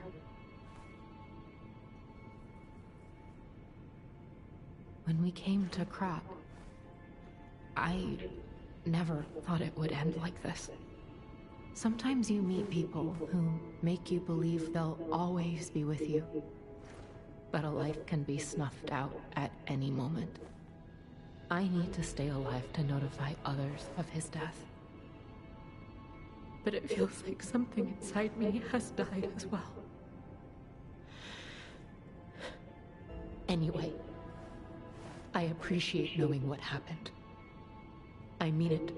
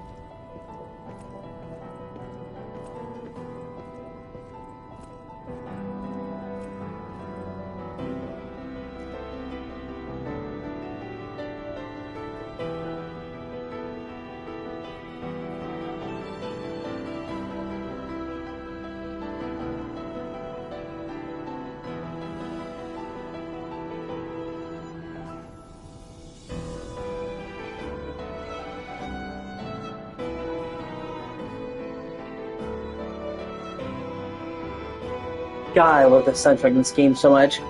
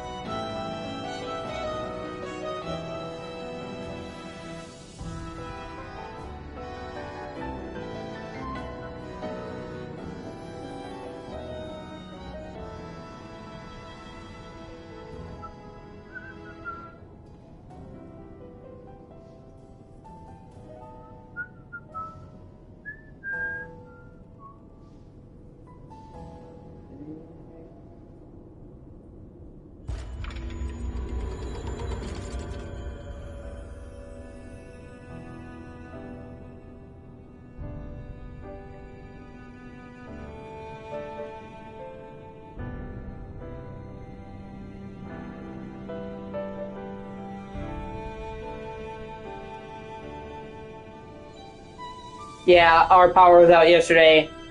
It went on off and on. For the whole block too, even the gas station down the street. It's been real rainy here.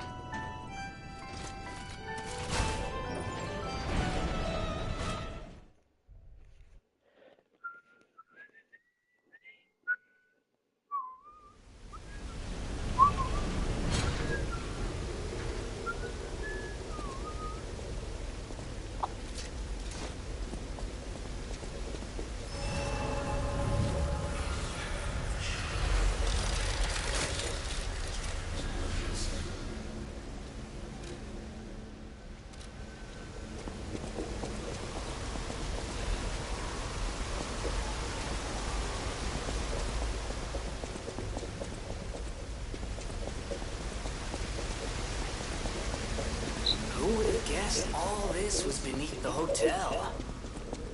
Wait, is this the relic of Trismegistus?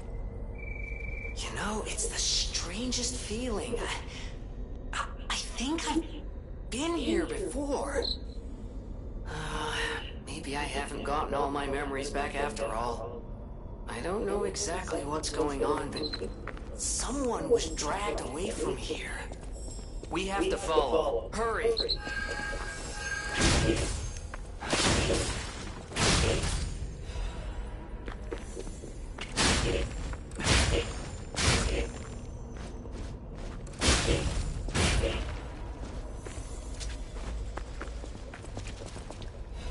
This chapter's a bit on the short side.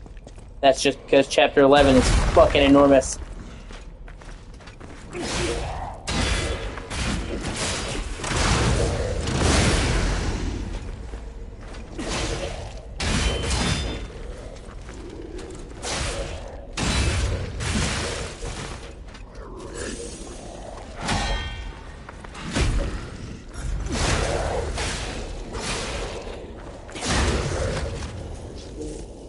Like I said, the final chapter in this game, or the main story anyway, is one of my favorite things of the game. Because you're like, oh, I'm in the last chapter, the game's almost over, right? No. Last chapter is like the largest chapter in the game by a wide fucking margin.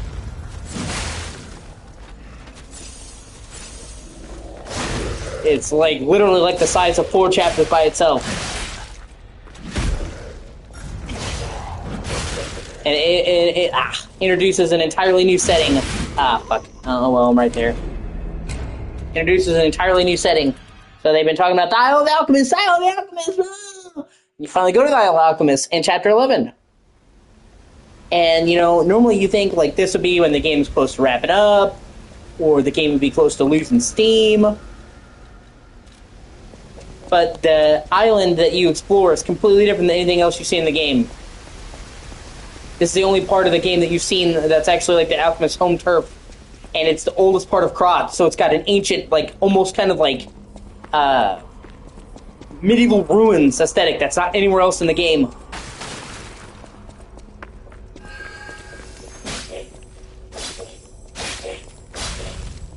There's a shit ton of enemy types. And so basically, not only are you exploring this island that's completely new, that's like this whole different type of island, but there's this giant fucking tower. So it's like you have to climb all the way up this like 12 fucking floor tower and you have to spend a while just to get to the fucking tower. Because you start off in the island way far out from the tower. So then it takes you ages just to get to the fucking tower. You have to fight at the steps of the tower to open up the gates. And then once you fucking get there, the tower's like 12 massive fucking floors. And you're not like, oh, I'm taking an elevator up. No, like, you're going all the way up. And they have all kinds of unique enemies that haven't been there. They have several really fucking great boss battles. Oh, shit. Well, at least I got my souls back. That's a one-time enemy. He's a bit tough. So, all kinds of unique enemies, and that's when the plot reveals start coming in fucking fast and thick, and they start revealing major shit. So you're at the point of the game where you're like, you know, you're thinking shit's about to wrap up. And then, you know, you're like me, and you get to the final chapter, and it's like, god damn!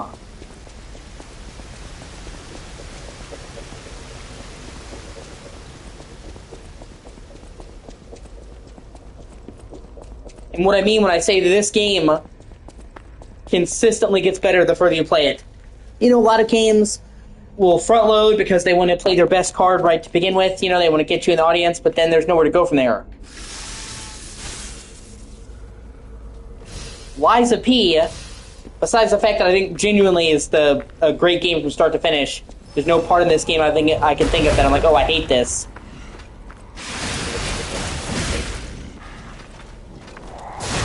You know, usually a game will have a part that I'm like, I really don't like. There's no part I can think of. Obviously, I like some parts more than others, but I don't think there's a single bad part of this game. But Liza P introduces things slowly.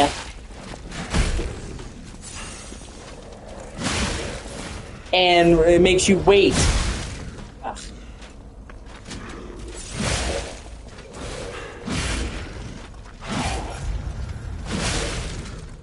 Yeah, he's a bit on the tough side. Oh well, I don't care. Liza P takes the risky route and it slowly unfurls.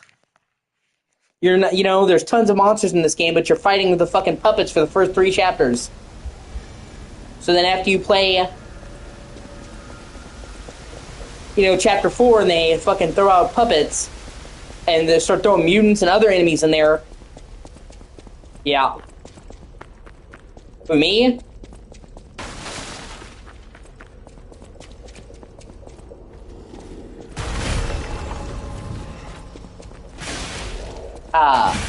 they start throwing that other stuff. You know, the whole thing is about Pinocchio becoming more human. They don't show that until you're a good way into the game.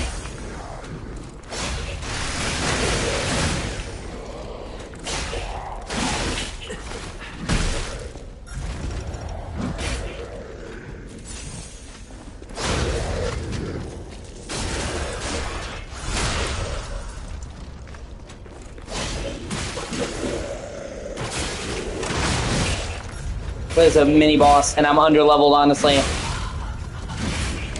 I'm saving my points until I get to 100k. I could have better equipment on right now, and I actually probably should switch into the better equipment.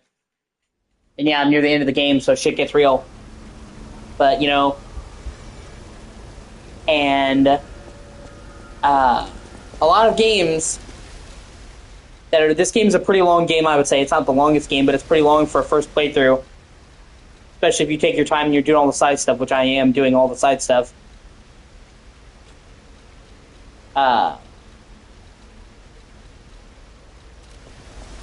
You know, most games would be wearing out their welcome at the last chapter. You're like, oh, okay, wrap this up. And instead, the last chapter of this game introduces an entirely new type of environment. That's not like anything else in the rest of the game.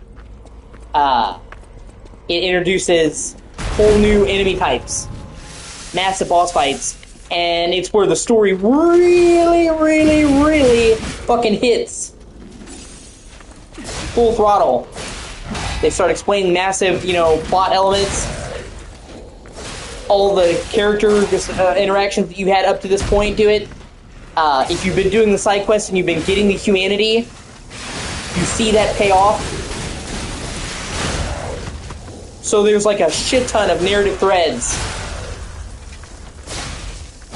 that all come in the last chapter. There we go, finally.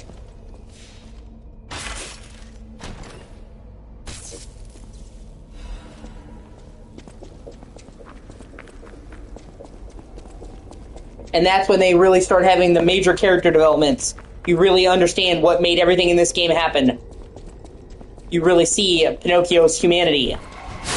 If you do the side quests. Obviously, you're not going to see shit if you have been avoiding those. And you actually get to meet... fucking... meet Arlecchino.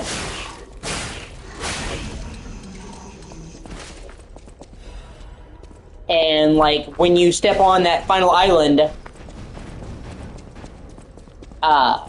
everything hits fucking full cylinders.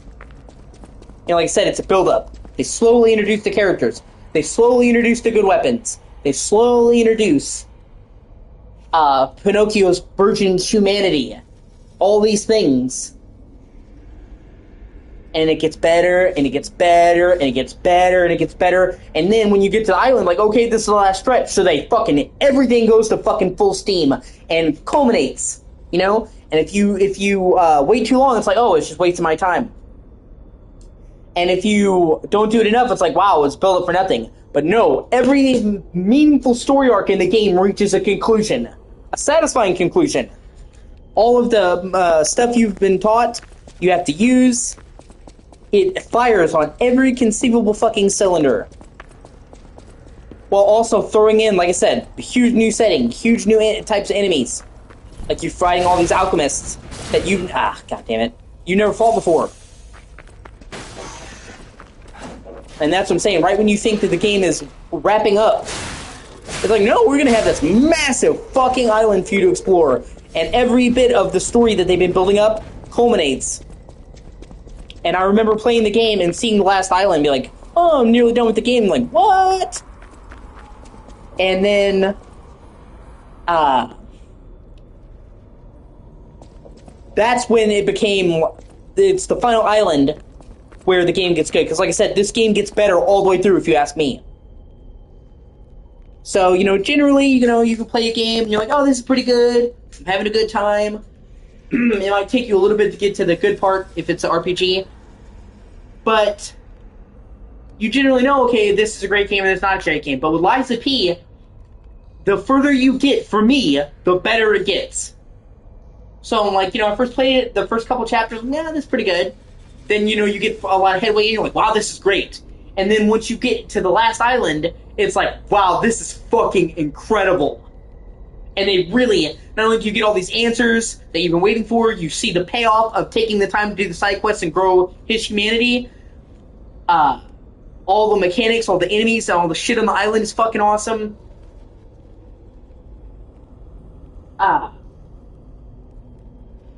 But everything hits on the head of this island.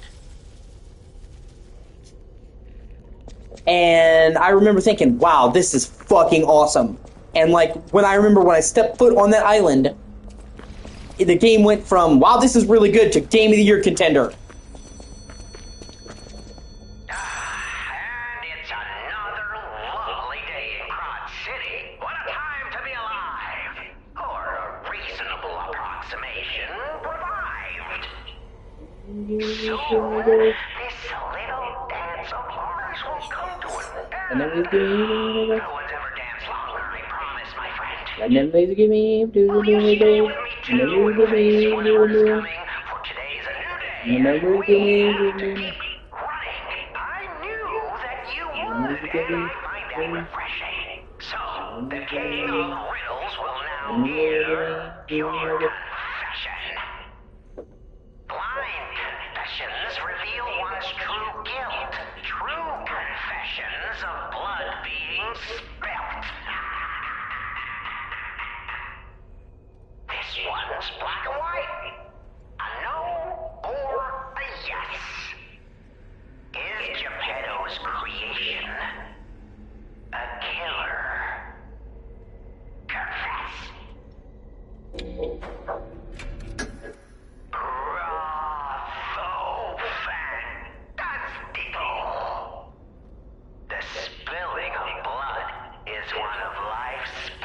See, with the Arlecchino, you start seeing the mask slip. Possession of mine. One-eyed treasure. Don't be ashamed or embarrassed about it. Honors life by living without it. Impending death makes you think on existence, huh? Isn't that just so human? You're going the distance. Now stand up straight, chin out. Here's your key. This isn't the last you'll be seeing of me. I hope you enjoyed our time, second fiddle. But for now, that's farewell from the King of all riddle.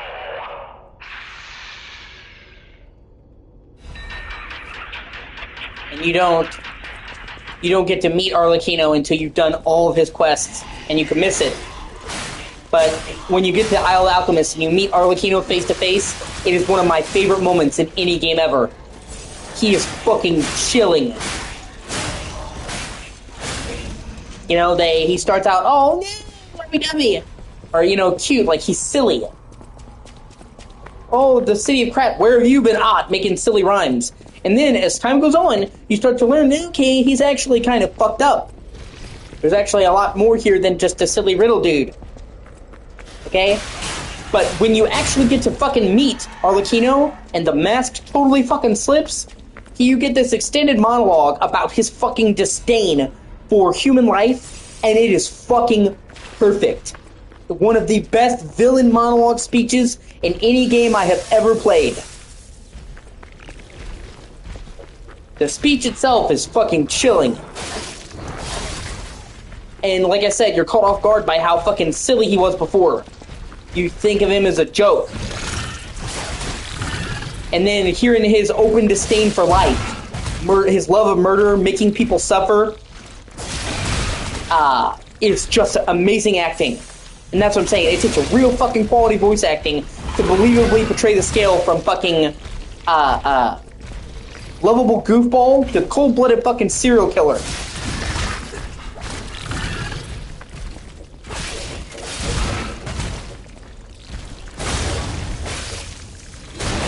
And a lot of people missed it, because either people got the riddles wrong, or they didn't find all the riddles, and it sucks because it helped make the fucking game.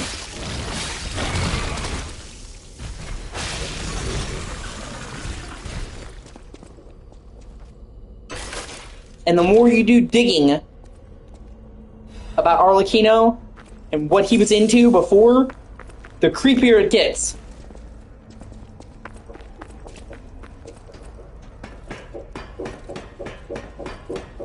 He pretty much would bring that phone, those phones, he would quiz children that answered, and if he got them wrong, he would kill them on the spot.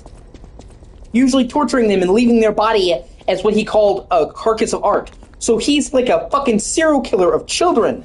I mean, not just of children. That's what I'm saying. He's truly fucked in the head. And so for the game, to convincingly take his performance from, oh, okay, this guy's silly and kind of eccentric, to, oh my god, this guy is a fucking monster, is masterful. And they could have made it too abrupt. They could have made it not enough. But instead, they do it just enough, with him just getting a little bit more menacing every time you talk to him. Until finally, when you had that last conversation with him, you see just how fucked up he is. And the fact that there are clues throughout the game talking about Arlecchino and the murders he did. So people who paid attention to the notes and shit they found already had a clue, okay, this guy's kind of messed up, before the game even tells you. And that's what I'm saying. It turns what is seemingly just a side quest into one of the hands-down best parts of this game's story. And then the DLC focuses on Arlecchino exclusively as the main villain.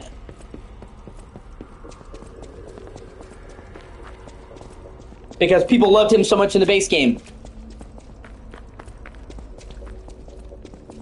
And that's what I'm saying, like, it's his goofiness that catches you off guard, or did for me. where I thought, okay, he's probably sinister, or maybe he's trying to lead me into a trap or something like that because he's, you know? But it's not... You're not thinking that he's quite that fucking evil? And that for me is what's so delicious. That slow unraveling. Oh, okay. He's kind of weird too. Oh man, he's kind of evil to, like, oh no, he is just truly fucking demented.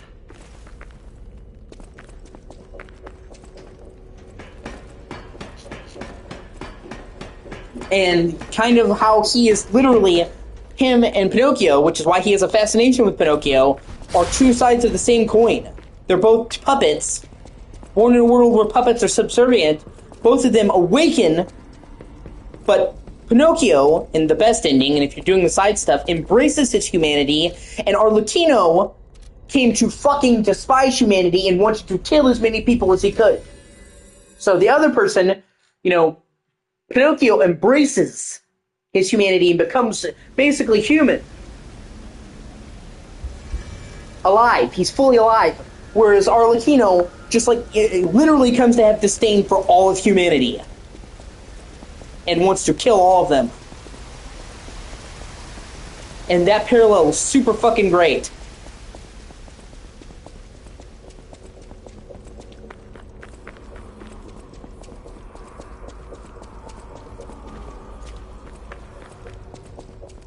And that's what I mean. There's so many things that you can miss in this game, dude. If you're not taking the time to do the side quests in this game, you are not getting the proper experience. So much of the great parts of this game, it's just entirely missable. I mean, I guess that's cool that they don't force you to do it, but it's like, you're not gonna, like, the whole theme of him getting his humanity, if you're not doing the side quests, none of that happens. So obviously, you're not spending time growing his humanity. He just stays a doll. A puppet. You're not learning about the characters. All the cool story stuff that I just mentioned goes unknown. This is one of those games where the side quests are a real big fucking part of the appeal. I mean, and besides just the fact that the story, whatever, the build-up, and you can only get... besides the fact that the side quests have awesome story and they're awesome build-up and they feed into that, you can't get the game's best ending unless you do them. There's pretty much 3 endings. There's the real boy ending, which is the worst ending, which I'm not going to go into. Cut from the puppet strings, which is the default ending that most people get. And then Rise of P, which is the best ending and the true ending going forward. But you can only get the true ending if you do like 80% of all the side quests. So you get a whole lot of story payoff, and you can't get the best ending unless you're doing the side quests. And it's not a slightly different ending either. It's very, very different.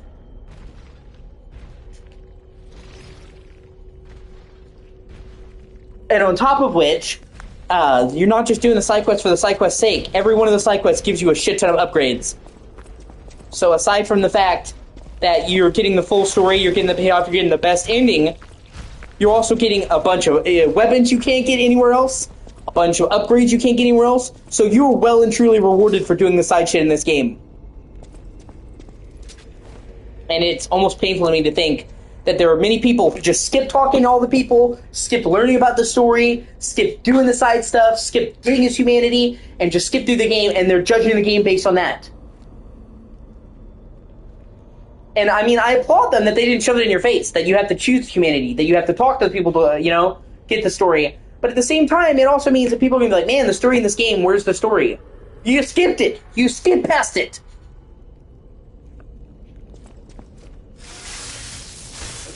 Shit, hold on, actually, I want to go back. I need to swap my, thing to fire. And that's what I'm talking about, because there are so many good moments in the story that you will miss out on if you're not talking to the people, you're not doing the side quests, you're not looking around. And it's not even like the Souls game. I mean, some of it's background lore that you can read about, but I'm talking about massive actual story scenes with people that you're talking to. But because they don't make you talk to them. And like I said, I mean, that's great if you're replaying it, you're skipping through, but like I said, I know there's a lot of people who are going through this, they just played through, they just did the main story, didn't do any side stuff, and then they're like, hey, what's the story? You skipped it. Oh shit, I didn't switch the fucking thing. Fuck.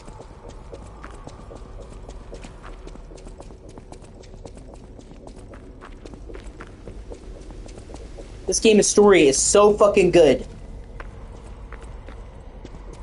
All of the characters are well written, they're well thought out, they have detailed lore, they're all performed well.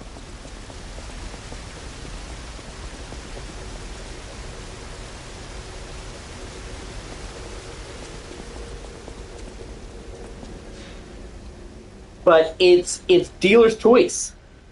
So obviously, you know, as much as I love this game, there's, you know, that's the thing, people judging it.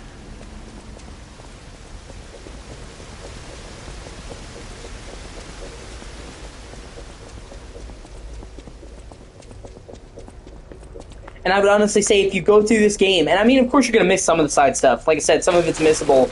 So I'm sure my first playthrough I didn't get everything. But if you're missing the majority of the side quests, you're not enjoying the game at its full potential. You're really not. Like, it's kind of like, it reminds me, basically, of like Assassin's Creed 3. If anybody here has played that, which I know Dustin, if he's still here, has played that. People were like, man, Connor's just angry all the time, and he's just a dickhead. And that's because, like, in the main game, he is angry, because he's dealing with fucking slave owners and people that want to make him less of a person. But if you do the side quests in the home front, you see him be funny, laugh, joke around, get into a play fight with people, help a guy woo a chick he wants to take out on a date, officiate a wedding. And a lot of people judge Connor and like, well, he's just angry in every interaction because they skip all of the fucking home front side missions. So everyone's like, man, Connor's just angry. I'm like, okay, you just told me you didn't do any of the side stuff in Assassin's Creed 3. And in fact, the lead director of AC3, Casey Hudson, has actually said if he could have changed something, he would have made a lot of those home front missions mandatory. Because he's like, people are continuously begging Connor about this, and they didn't even do it. So he's like, I would have actually put a lot of those on the main path to show that way more people playing the game won't just sit there and say, oh, Connor is all that. Plus, every side mission you do in AC3, you're rewarded with the building the settlement. You start out in the frontier, and there's the manor, the Davenport homestead. Every mission you do creates a new place. So you were intensely rewarded for doing side stuff. But that's the thing. That's the thing about side stuff. Because if you make the side stuff not good, it's like, man, this is just filler. Why would I play this? But if you make it too good, then people are like, man, I can't believe I could miss this. Why wouldn't you put this on the main path? But then also, you want people to have good side shit. If you know what I mean? So it's like, you know, they were making all these missions for Connor in the home front, and they're like, well, you know, there's a good chance that, like, a lot of people won't play these. But then, the people who do the side missions are like, yeah! And that usually informs people's opinions on Connor. Everyone I've talked to who's played all the side stuff is like, yeah, Connor's cool. People who just did the main story are like, man, he's just pissy all the time. Because in the main story, he's interacting with people that want to make him a fucking slave. That he's trying to kill. Yeah, he's pissy. But then, like I said, you go to the home front and you see him be kind, gentle, sweet, friendly. Because he's in a place with people he cares about that aren't trying to kill him.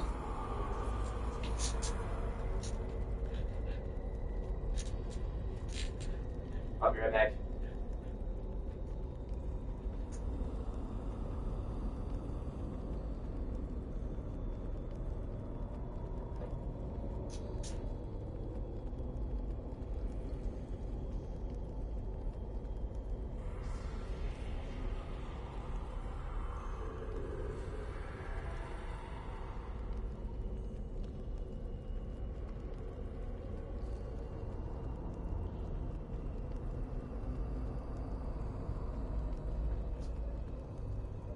It also reminds me of Cyberpunk, because back in the day, IGN got in trouble. Of course, the IGN, you know, I'm bringing up fucking hot takes that are garbage. IGN and Kotaku aren't far behind, but people, IGN and other reviewers were just playing the main story of Cyberpunk. They weren't doing any side stuff. And anyone who's played a lot of Cyberpunk will tell you 80% of the game is in the fucking side missions. Cyberpunk, just doing the main quests, is only like 20-ish hours. I mean, I wouldn't say it's short. But they focus more on replayability than, say, The Witcher 3, which had a really long main quest. Like, 80% of fucking Cyberpunk is the side quests.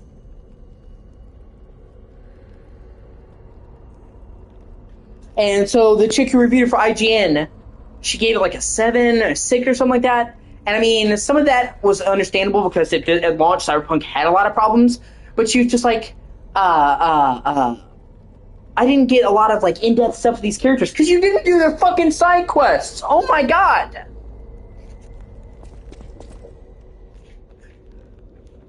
Yeah, this boss battle's a pain in the dick. Good boss battle, but yeah. And then give me there goes.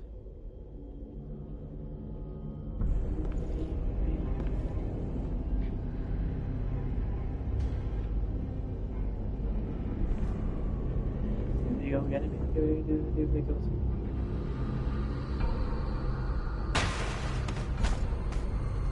Accept your fate. Death has come for you. I love that too.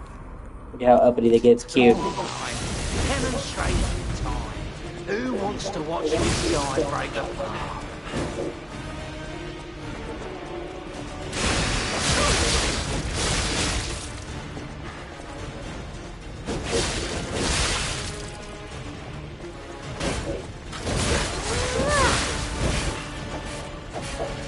And this is actually one of the boss battles that a lot of people struggle with the most on this game.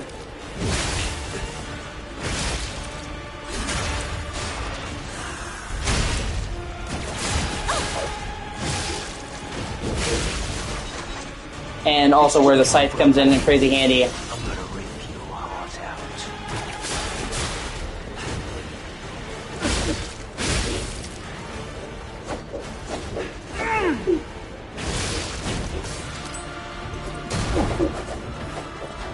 And also where they're not reusing bosses. When you first fought them, you fought the older brother, and then you would tag in one at a time of these. With this, you start the fight with all three of them ready.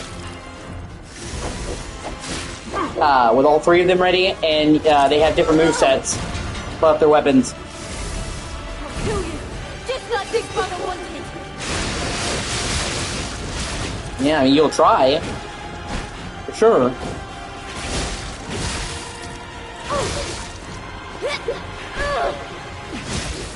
But you're also gonna find out that I'm not the homie to fuck with.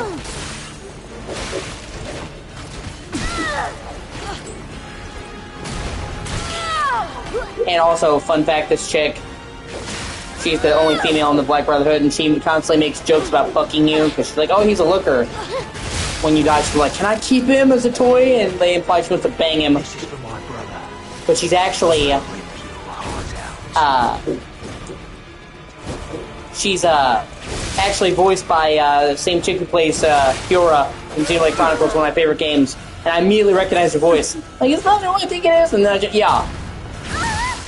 That's funny, because in Xenoblade, she's one of the nicest characters, and in this game, she's borderline rapey. Like, you know that your brothers at least talk about killing me, but at least they don't talk about fucking me afterwards.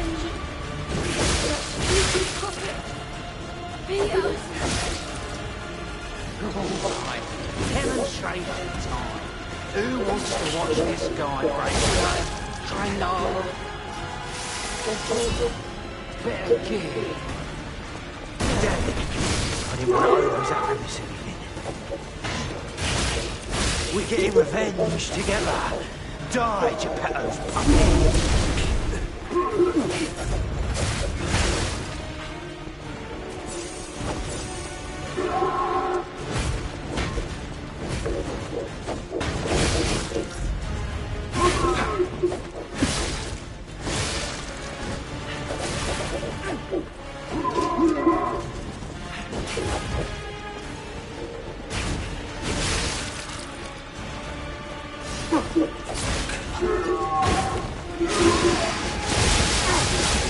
Save our brother.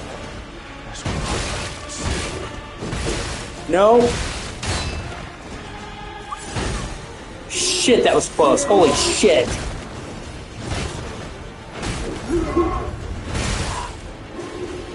Can I please give you Fuck.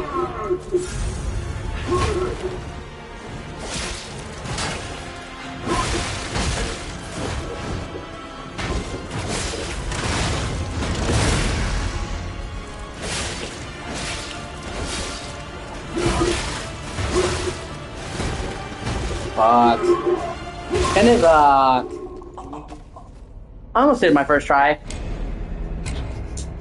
And that is one of the boss fights people have the most problem with in this game, actually. Alright.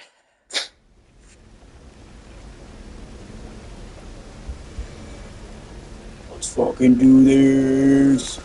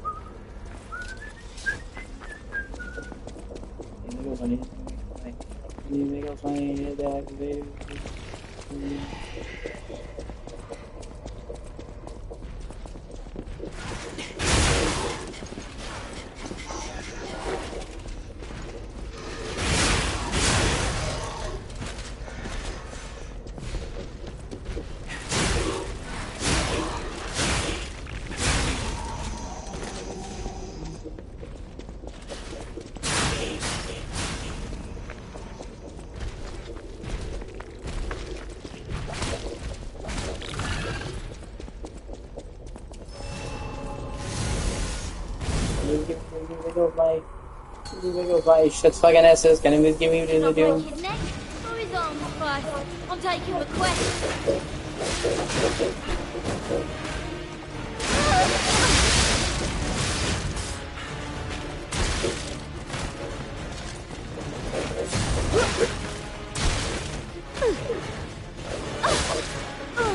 Oh, that she's the one who pops off the most.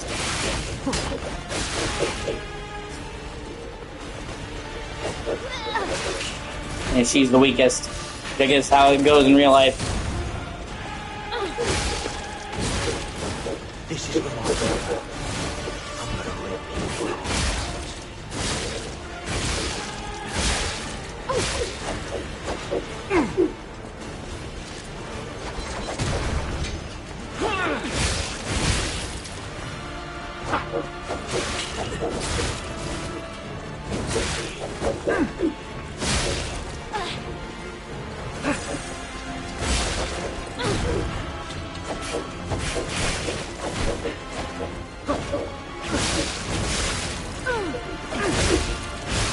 The Scythe is one of the best weapons in the game just because it is fucking immense at crowd control.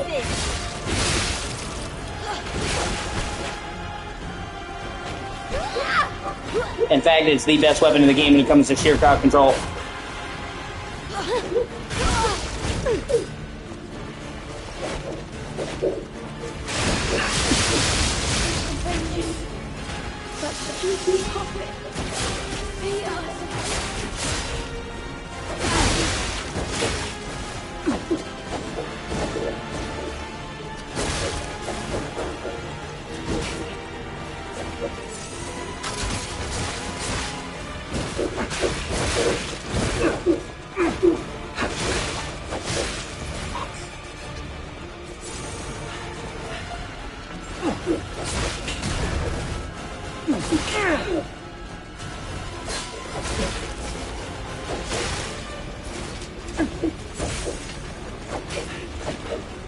Overheat.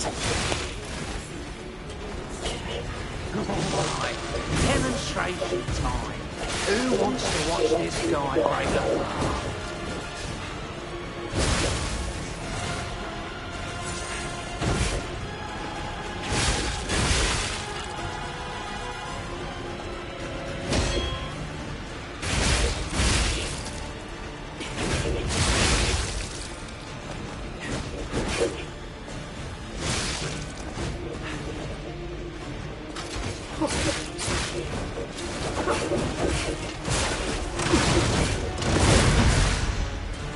Even if we're just fakes to buy time, you're going down.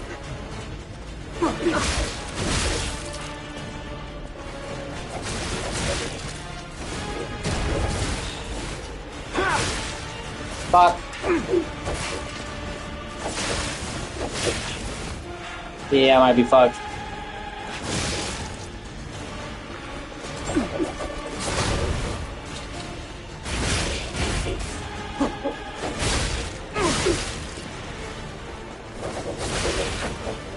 Yeah, fuck. There you go. Demonstration time. Who wants to watch this guy break the... There you go. Well, maybe not.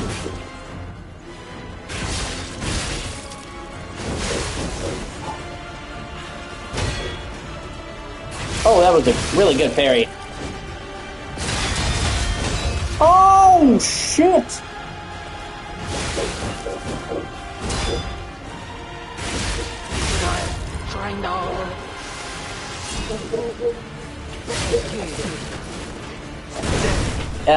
Yeah. I just didn't. We are his final judgment. Your demise.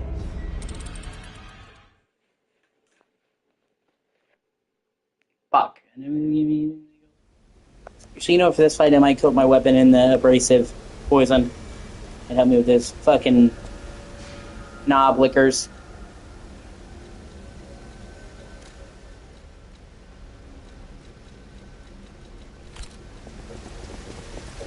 Right?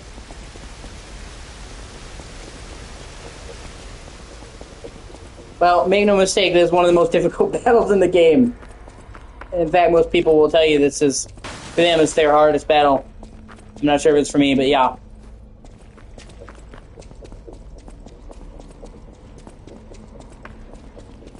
It is not fucking around. And most people summon for it, I'm not, so... Even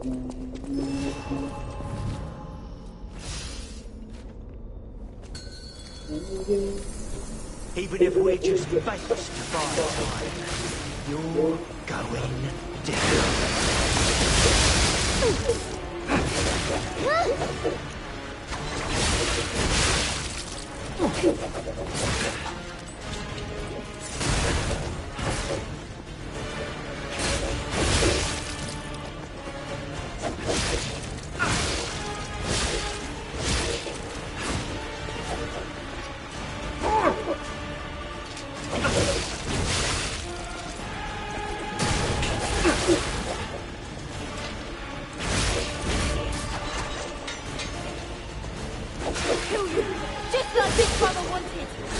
Penetration! When we couldn't save our brother.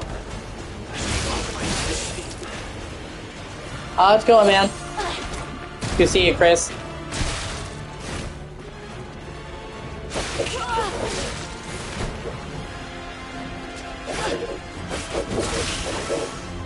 Although, actually, I strategically took out the eldest brother, or the battle master.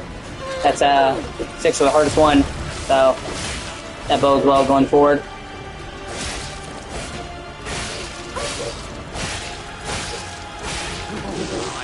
Demonstration time. Who wants to watch this guy break the... There you go.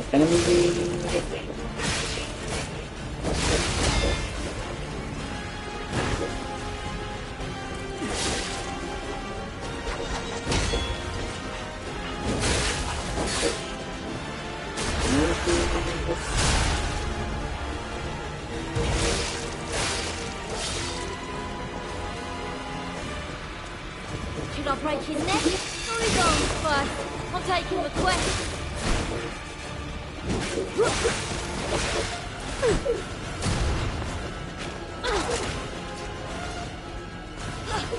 Yeah, come here. Get closer, you cocksuckers.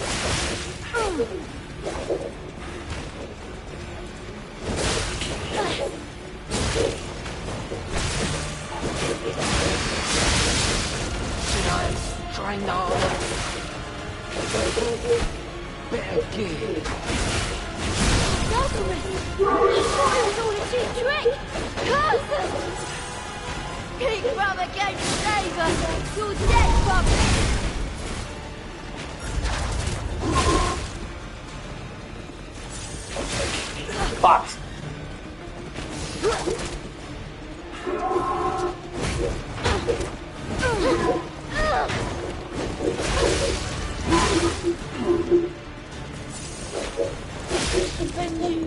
Okay, now we just got it to 1v1.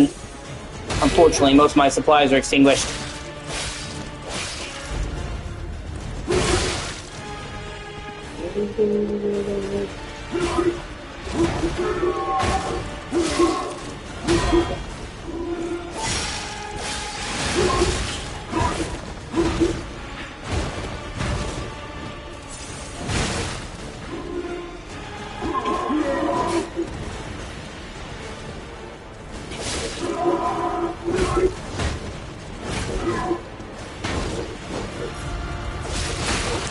Shit.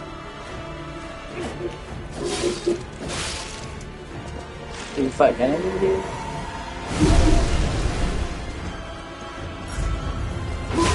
Ah! Fuck! Ah! You're fighting 4 battles in one go, man!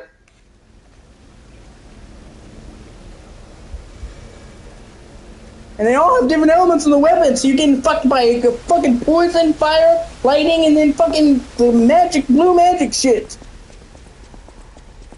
Yeah, you're in for a real treat, Dustin, on that one. Yeah, I would say. Although they did add an optional easy and very easy mode. The game originally didn't have difficulties. Now it does. And it does actually is a lot easier. So, but on the default mode, yeah. Which is what I'm playing it on.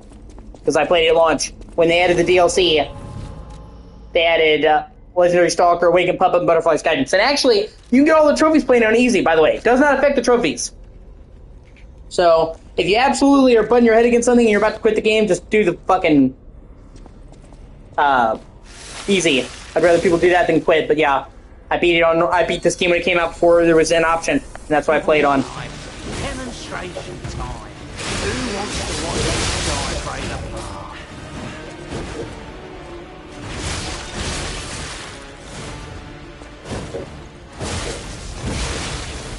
Fuck a duck.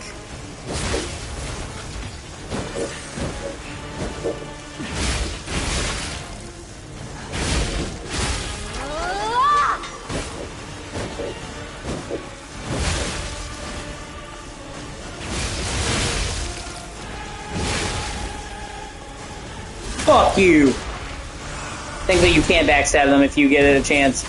Spear guy's easiest to backstab because he leaves his front unguarded, or his back unguarded with the spear. But you can technically backstab all 3 of them.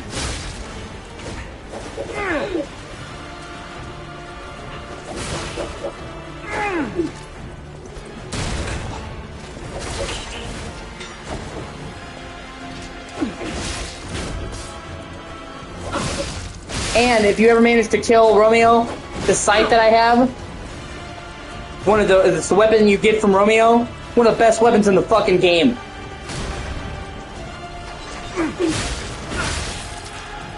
Yeah.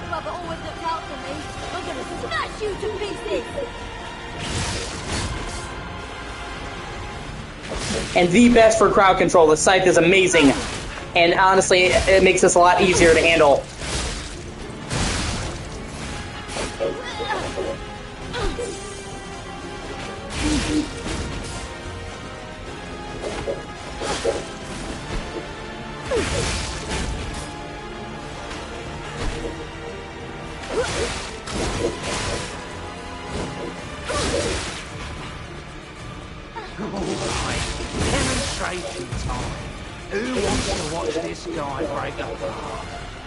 And for this fight in particular, the scythe is a fucking lifesaver. But yeah, no, you can just ask about anyone, Dustin.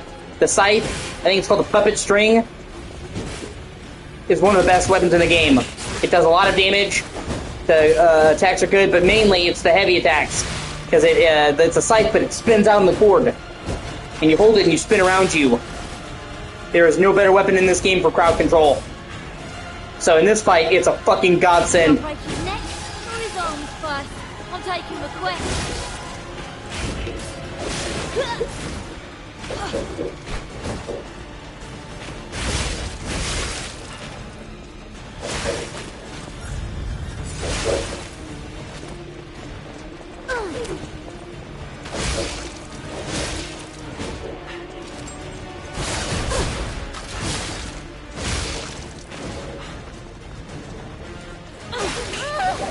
And its ultimate attack is one of the best ultimate attacks in the game.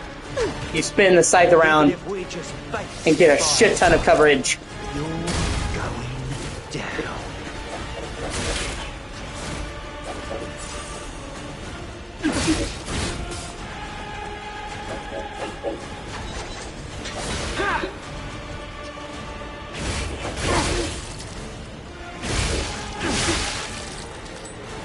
Oh, you're about to see. That's so fucking useful.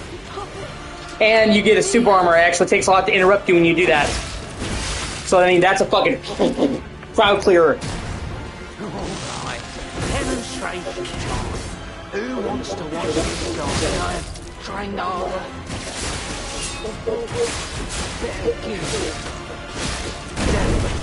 I think I'll exactly something. We're getting revenge together. Die, Geppetto's puppy. My God. Ugh! We are your Fuck! Thankfully, the one mercy they give you is it doesn't matter what order you kill the fucking other siblings in, the big guy doesn't come out until after you are down to the last one. Yeah. Oh shit, hold on, actually. See? Actually, I'm super white, as you can tell. And I look white, okay? But I have Native American in my background on my granddad's side.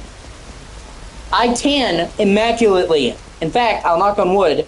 The only time I ever get sunburn, I've never had to wear sunblock my entire life, is when I get into a pool. After I've been in a pool for a couple hours and I get out, that's when I get sunburned. But literally, I think I've gotten sunburned maybe twice in my entire life. I'll knock on wood. That's with wood. I'm superstitious. I literally tan beautifully. And in the summer, when I used to be outdoors all day, and you're going to see it now, I'm going to try to be more active this summer. I tan. I get like 4 shades darker. I mean, I get fucking tan. And that's like not even me trying. Just being out walking around during the summer, you're going to see me get several shades darker.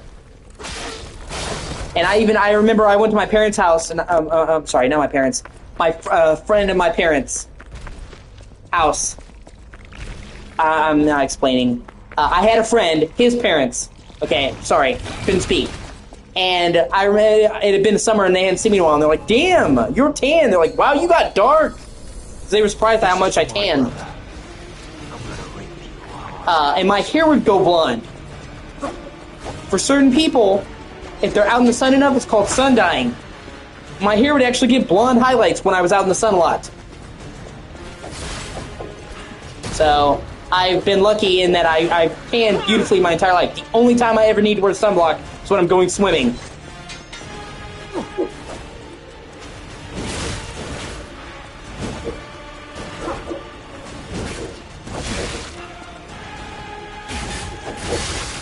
Which makes sense, you know, your skin gets wet, it gets pruny. Smash you to pieces. Yeah. A little bit of trivia about me.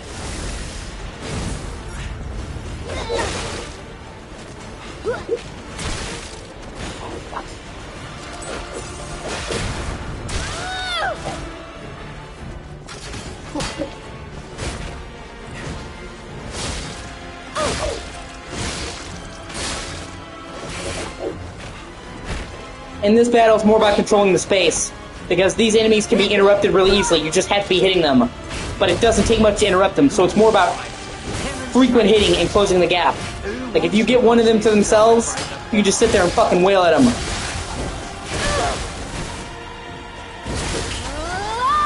Of course I got electric shock.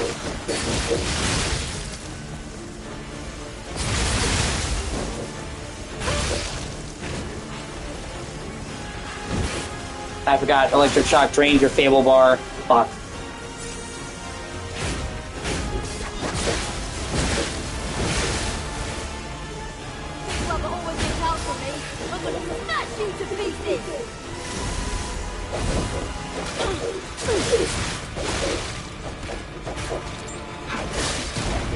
I got you in a corner. Your ass is mine now, bitch. That was it. As soon as I got out of the car, I'm like, she's fucking done.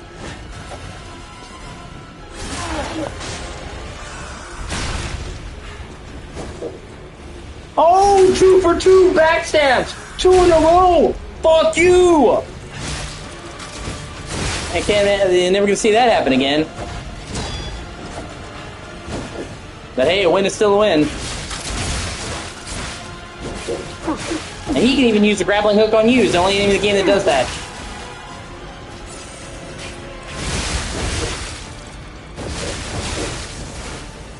Him and his electric shock bullshit. Even if we just face to buy time, you're going down.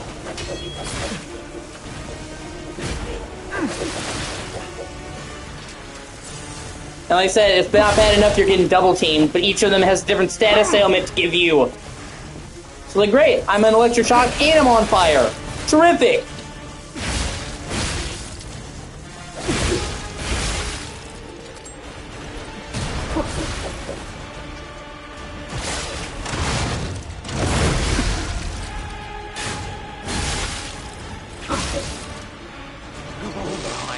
Demonstration time. Ah! Backstab! Suck a dick!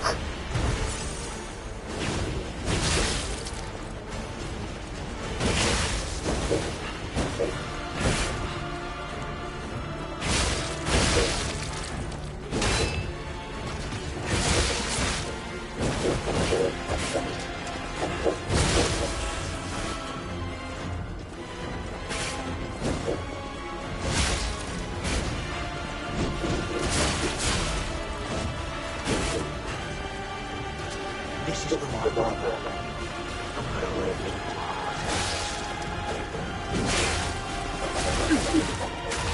Oh shit! Trying harder.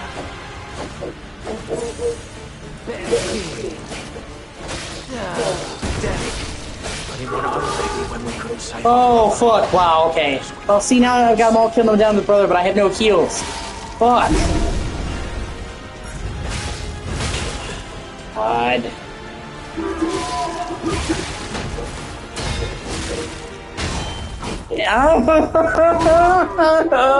Oh, this fight. Fuck!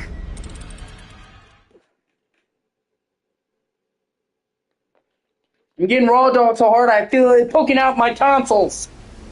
Fuck.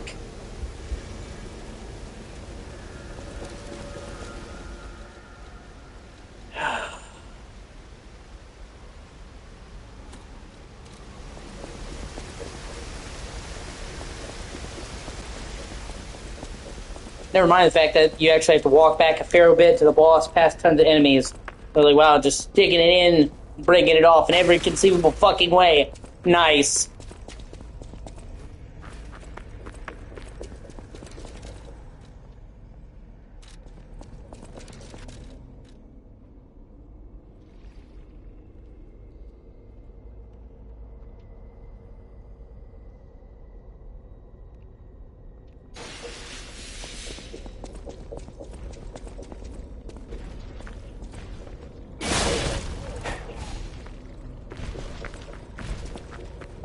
And this, honestly, is the boss that most people summon for, which I can't blame you. I don't summon in these games, personally, in almost every instance, unless it's a boss fight I think is bullshit. And I'm not going to do it here, because I know I can do it. I almost did it several times already. But I'm not one of those people who shames people who do summon in the Souls games. I know people who are like, well, if you summoned and you didn't really play the game, you cheated, even though it's a feature in the game made by the fucking company. It's not exploit. You're not cheating the game. But yeah.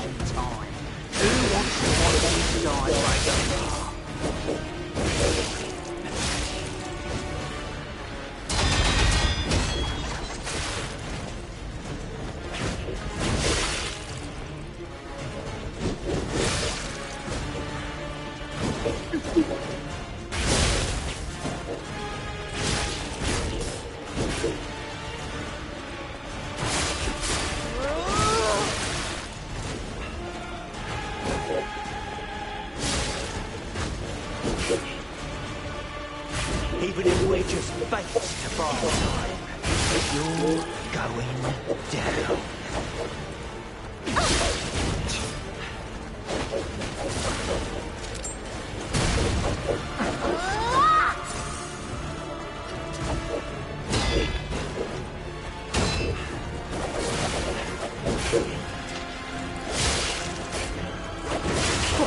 Oh, shit.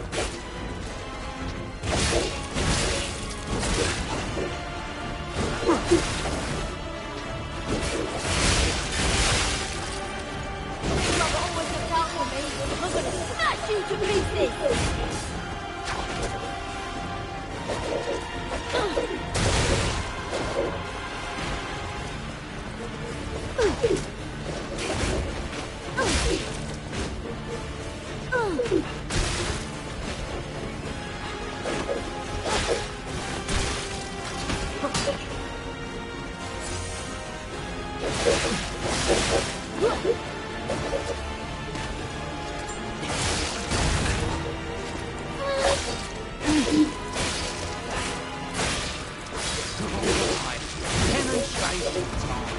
Who wants to watch this guy break apart?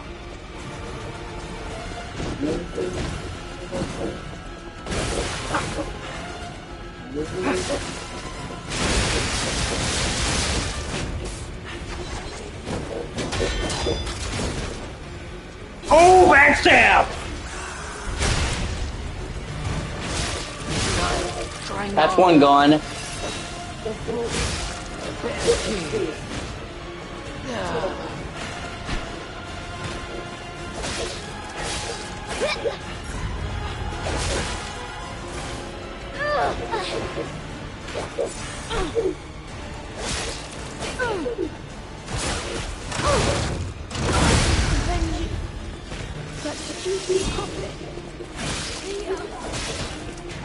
Damn it! I didn't want to hurt his hands. We're getting revenge together. Die, Geppetto puppet!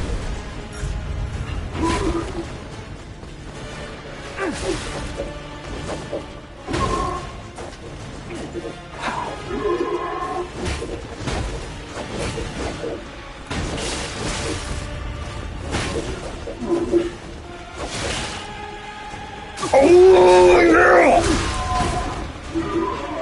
I have 4 heals left, so I can just get him out of the battle. I actually have a real shot at winning it this time.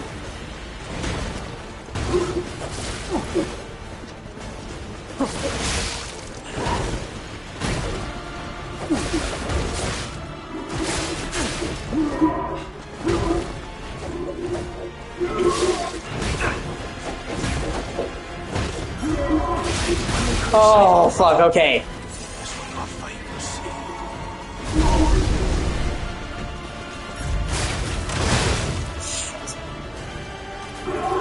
Nope, no, ah, oh, come on!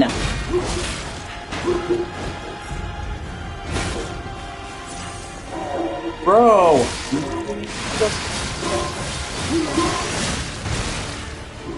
And it fuck!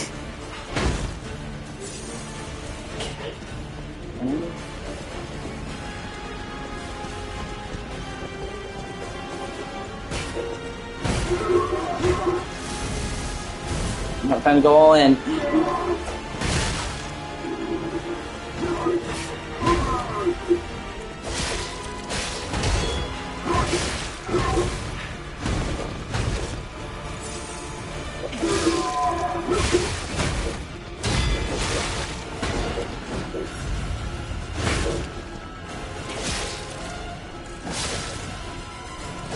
Oh!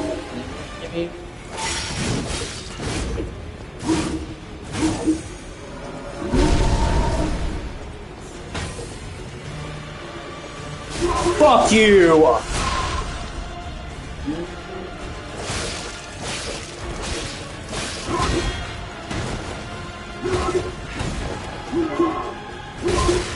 Come on, don't fuck it up now. And we gotta, take that pipe! Yeah, if he grabs you, you're fucked. Yeah!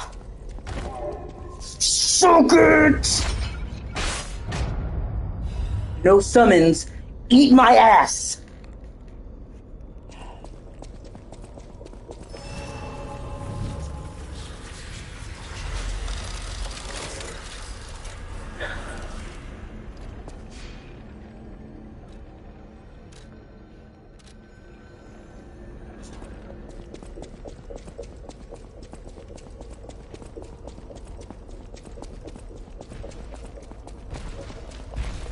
Yeah, sure, that's anyone. Anytime somebody tries to tell you I'm not good at this game. Or not good at these games in general.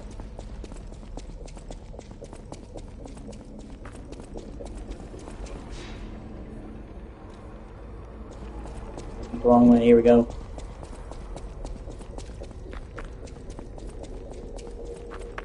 Oh, fuck.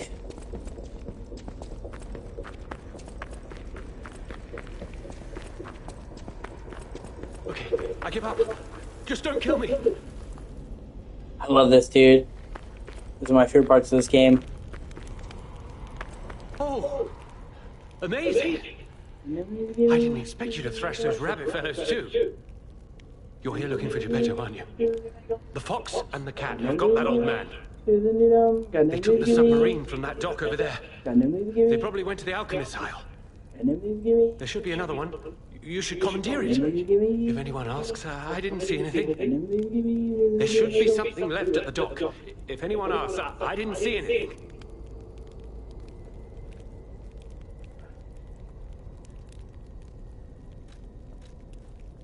I'm just a guest here, with no special obligation to the hotel. But if you still want to hear... The alchemist said they would help me escape from the city. Talk about an offer I couldn't refuse. I can't live in the hotel forever. I need to move up and move on. Also, there was someone who was so annoying. That's all. Does that suffice? There should be something left at the dock. If anyone asks, I didn't see anything. Right. I had a feeling you would ask sooner or later. It's because of that girl, isn't it? I am not Alidoro, the Hound. Not the real one, anyway. I used to be Alidoro's partner. I admired him, to be honest. He was amazing. Amazing at everything except making a profit, that is. But he didn't need to cut me off just because I sold some antiques. I mean, what's a few antiques when you've got bills to pay? We argued. One thing led to another. I had to kill him. But stealing his identity was the logical next step. My original code name is Parrot, after all. Fitting, isn't it?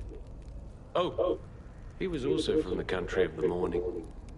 Maybe he shares some blood with the girl. And that's my story. Tragic tale. Do you want to hear more? There should be something left at the door. Oh. Good choice. I, Alidoro, am too great a treasure hunter to just disappear. My admirers would wonder. See for yourself. I sell only the best treasure. There should be something left at the dock. If anyone asks, I didn't see anything. Oh, what a murderous air you have. You're going to kill me? I know what you are. You're Geppetto's puppet, aren't you? If someone isn't trying to kill you, you can't hurt them either. That limitation makes it seem like your creator didn't trust you very much. Smart of him. So, what will it be, Mr. Handsome Idiot? Leave quietly? Or shut up and buy something? You've got to be joking! Don't come any closer! You're like a human. I have to look at the lyrics. One of the most satisfying moments in the entire game. God, that motherfucker had it coming so bad. Hey, the Craven Eating Collection. Nice.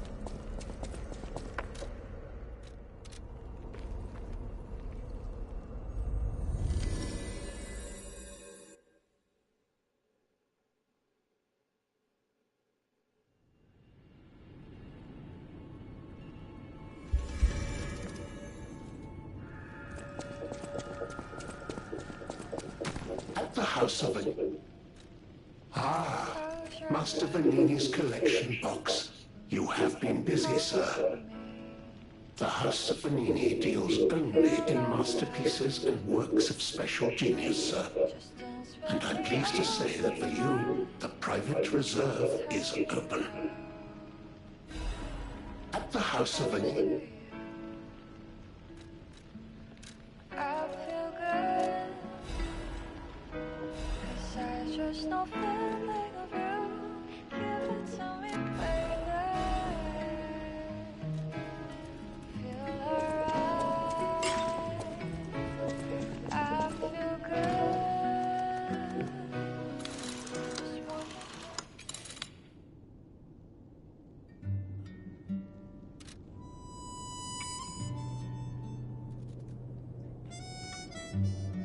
I love the soundtrack in this game so much.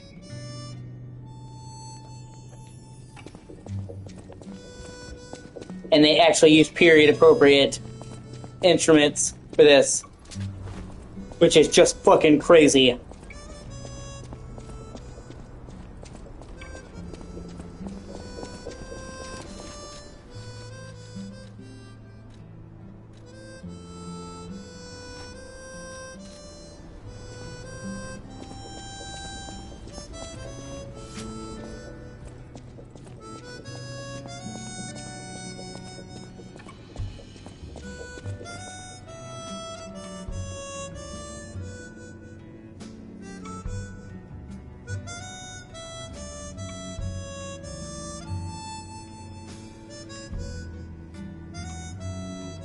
And you have to listen to the records all the way through to get Humanity.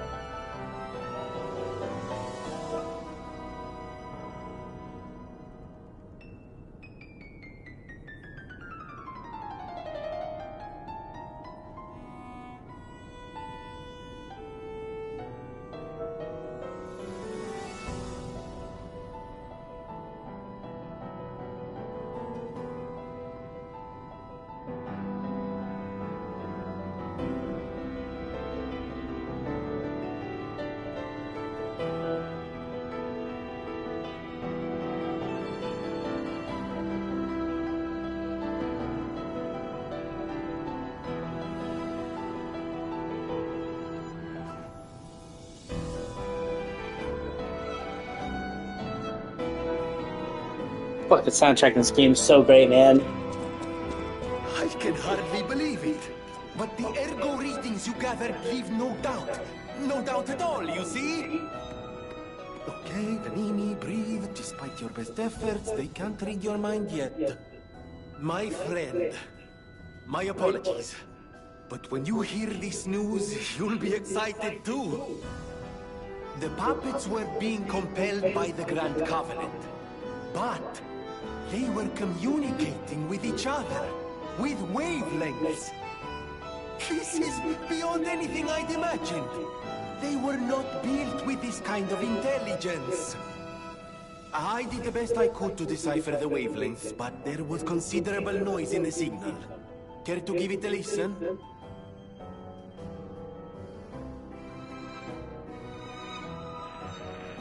Carlo, I hope you can hear me. The laws of the Grand Covenant bind us. We're his puppets. First law, all puppets must obey the Creator's commands. Law 0, the Creator's name is Geppetto. Giuseppe Geppetto. Did you hear that? The last part sounded important, but there was too much static. Tell me you heard it, please. We need to find the cause of the frenzy, and this may be our best chance. What or who was behind the frenzy?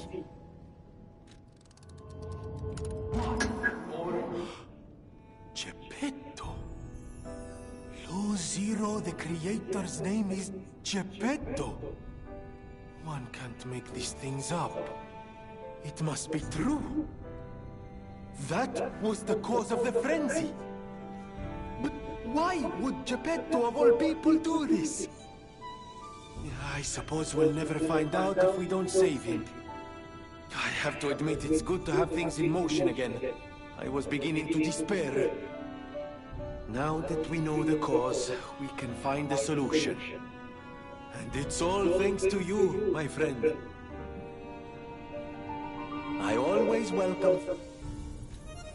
Que bello! A brand new design. No, a whole new model. What a thrill! And there we are. Done. Even a brand new model doesn't stand a chance when you're dealing with genius. But the device bordered on genius itself.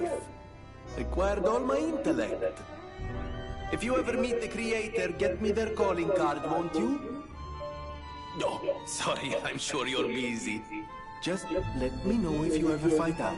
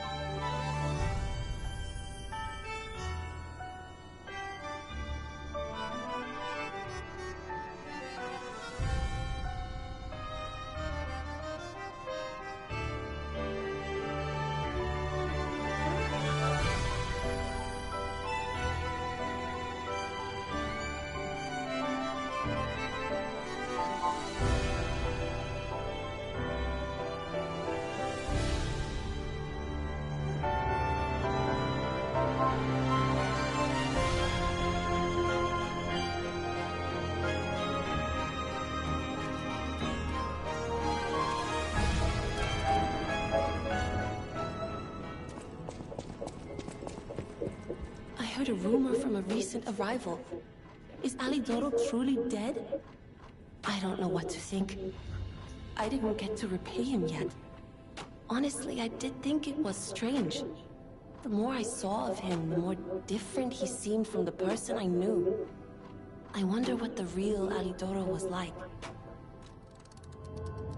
I wonder what the real Alidoro was like. What? Wait, I'm confused. What are you talking about? An older brother? This letter sounds like it could be my brother. The part where it says, "We are from across the wide ocean." It sounds foolhardy to jump to conclusions. But it also fits with what happened at the workshop tower. Sorry, it's just so sudden. I need some time to think. You're here.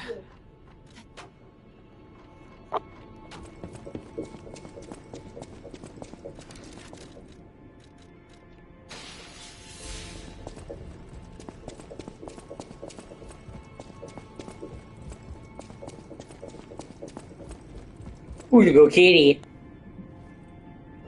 Yo, yeah. Yeah, I got you, man. I can pet you now.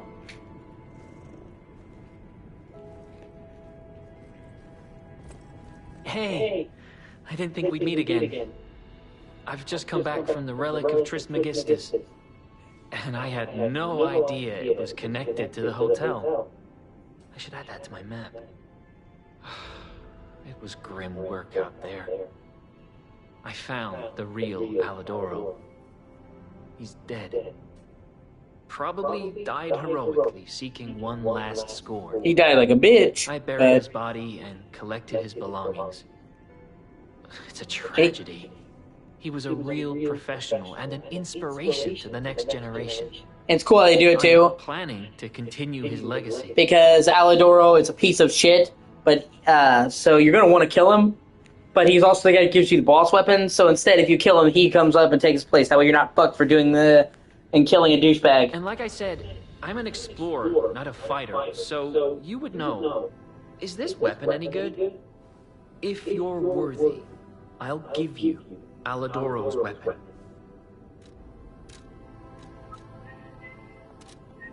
I want to give Alidoro's belongings to someone who knows their worth. It's what he would have wanted. If you can prove your worth, his weapon is yours.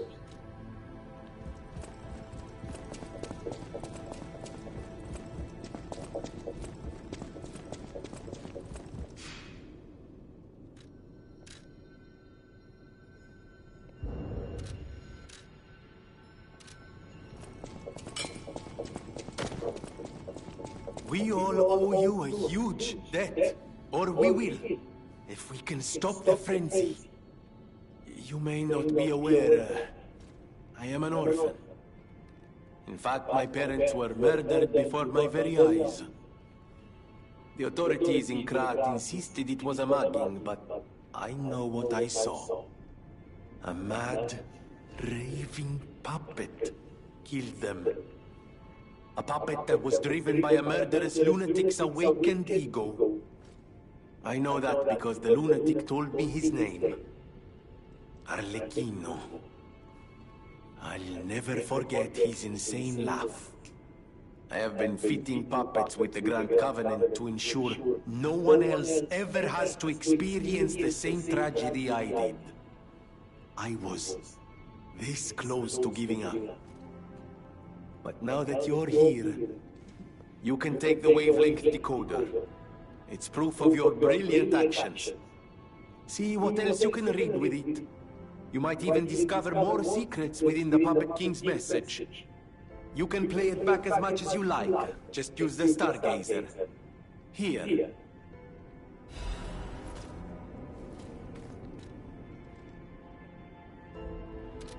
I always welcome.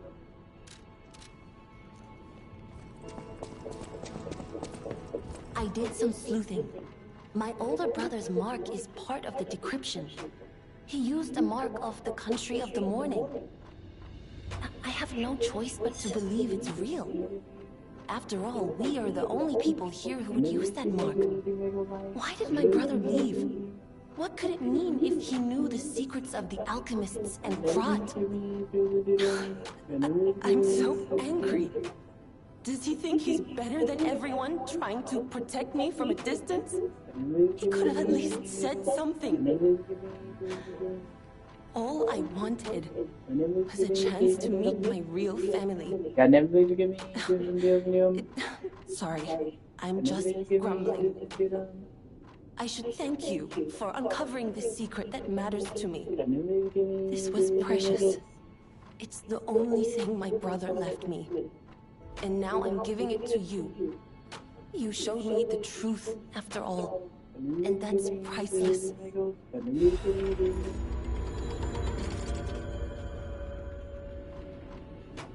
You're here.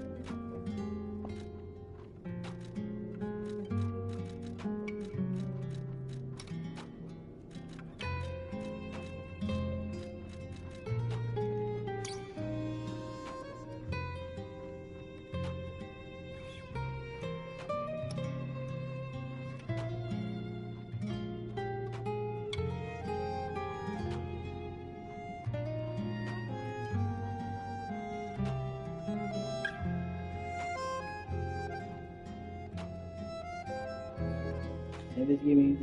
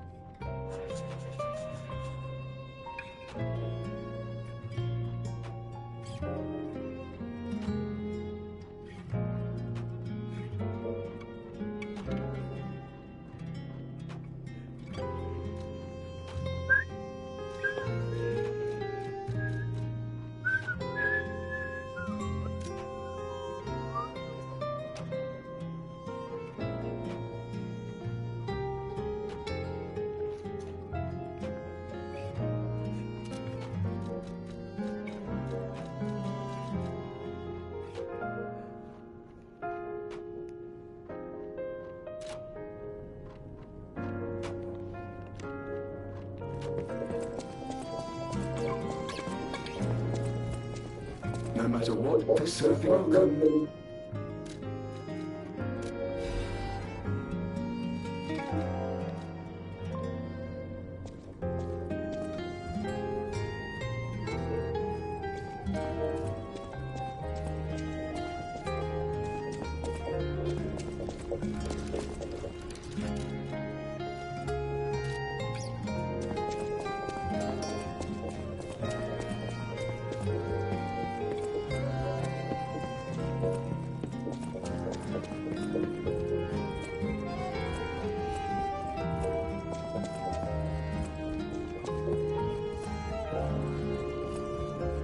Apparently, I must remain careful out there.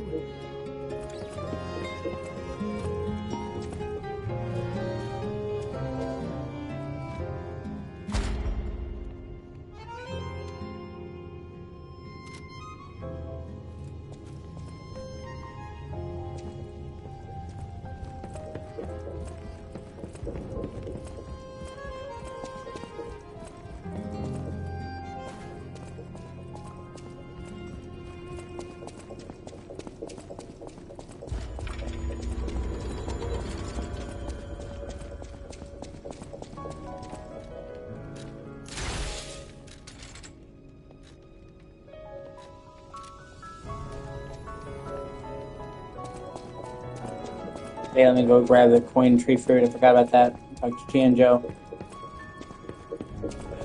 Just kind of doing some prep before I get into the last chapter. Like I said, the last chapter is fucking enormous.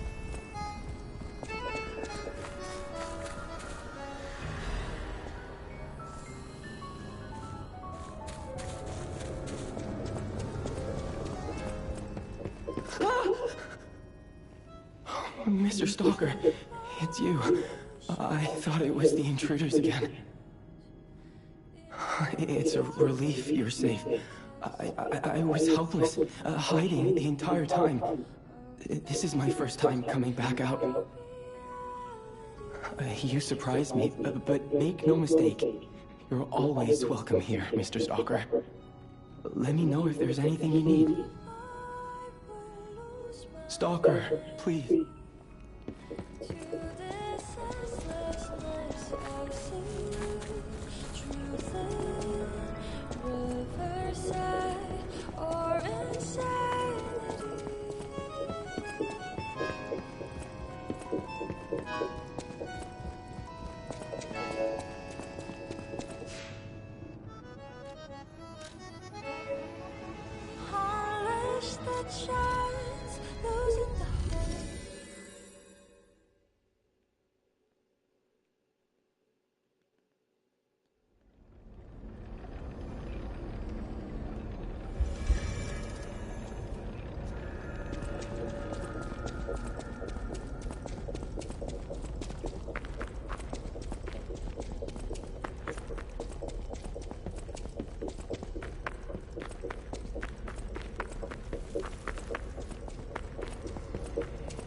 The wrong way.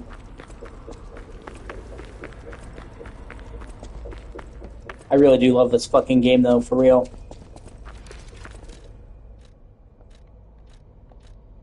I strongly believe that the sequel to this is going to come out next year.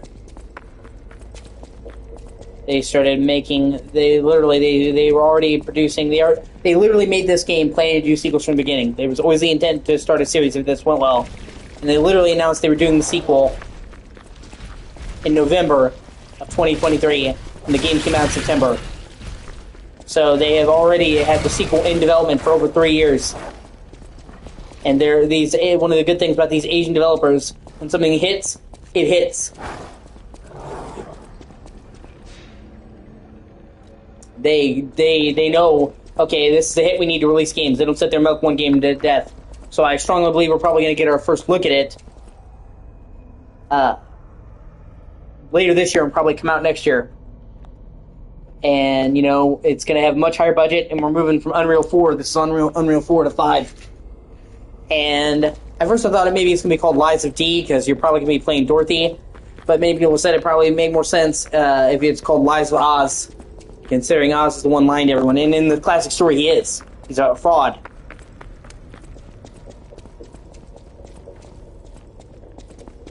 It was a total attack. The Black Rabbit Brotherhood, the Fox, the Cat, and Alidoro, too. I don't even want to guess. That way they keep the lives on the title, and also save Oz. Let's lead to their headquarters, shall we? Because we almost never get Oz games. Hey, look! That lever resembles... Yes! It seems we can use it to call a submarine.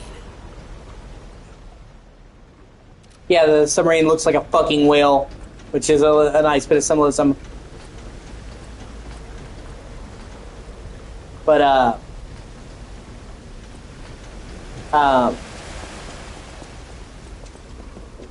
people aren't going to know it's Oz by calling it Lies of D, but if you call it Lies of Oz, that gets across the point. Most people know it's Oz while keeping the lies of. And that would make sense, because it would make sense if you're going to be playing Dorothy and Oz to call Lies of P2. So instead, you can just call the series Lies of this, Lies of that. And that lends itself more to different titles than, Lies of P2.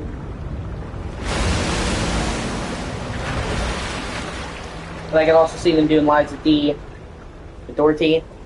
So I guess we'll see when we see it.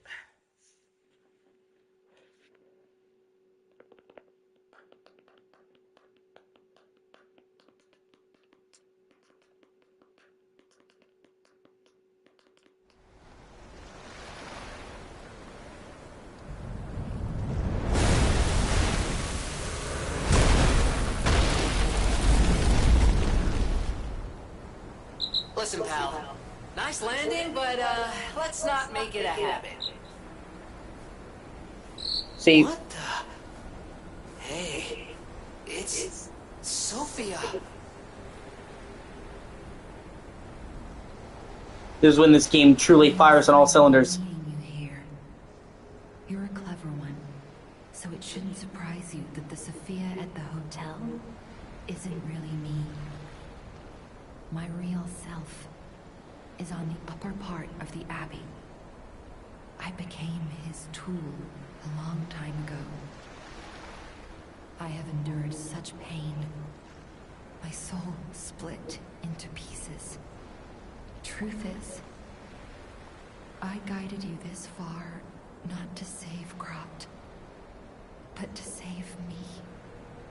I felt guilty about that, but I was so elated when you answered my call. Despite it all, I thank you. My spirit and my body have lived apart for too long. Perhaps in death, they will reunite.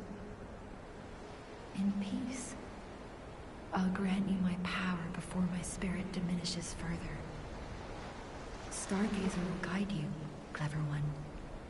If you find my body, please help me find peace. My guidance ends here. After images of memories rage on the seaside because of Ergo. Please. Ergo is the life force of all the people who died in the vicinity crystallized.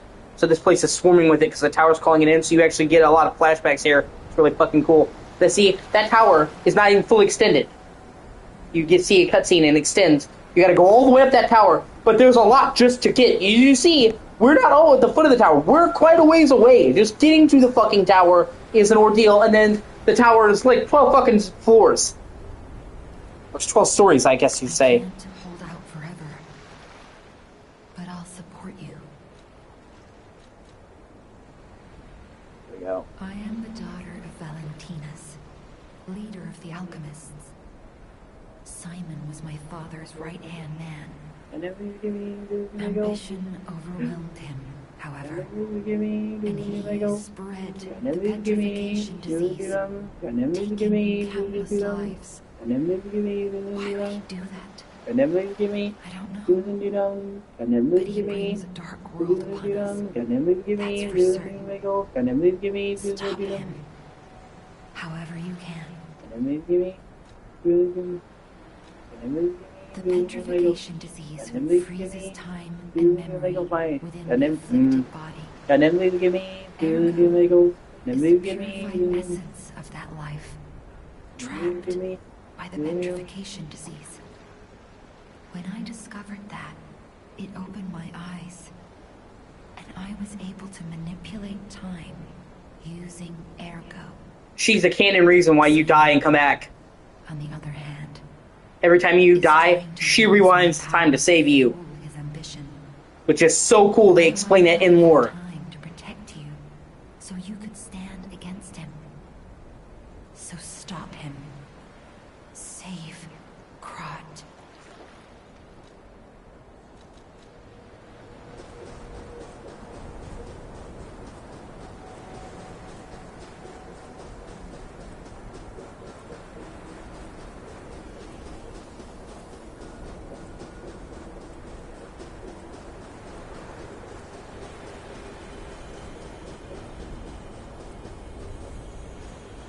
I want to go home. I don't want to be here.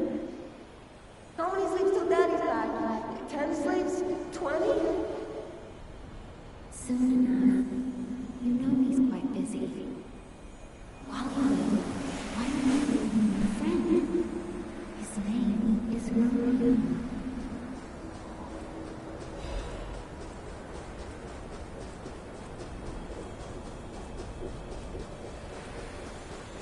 Hi! Are you trained to be a stalker too? Let's practice together. Call me Lampwick.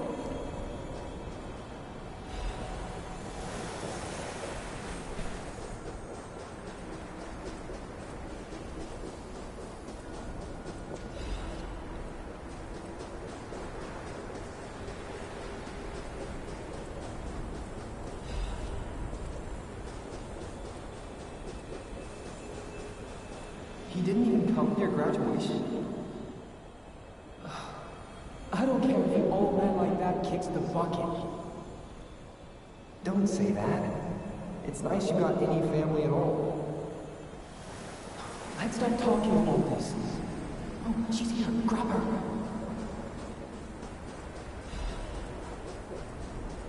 Now you're seeing the real Pinocchio's memories. The original Pinocchio.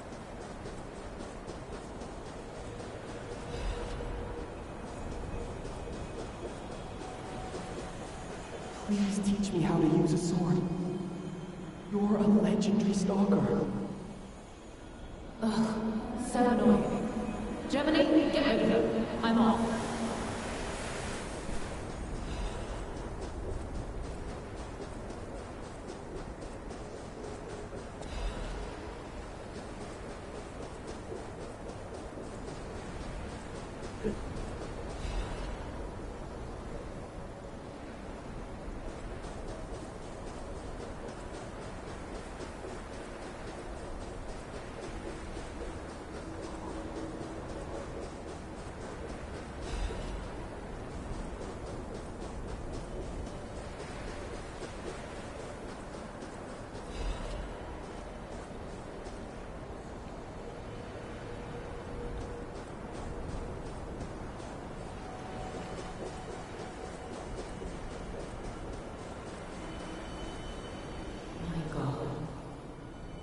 No.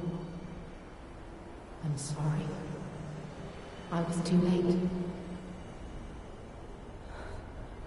I wish I got here sooner. If I had known this would happen.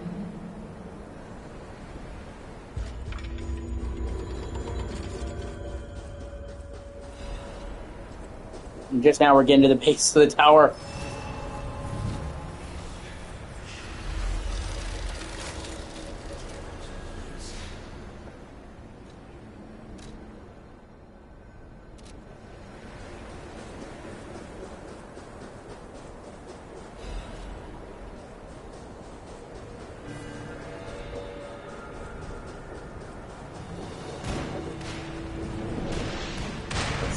He'll start fucking hammering you.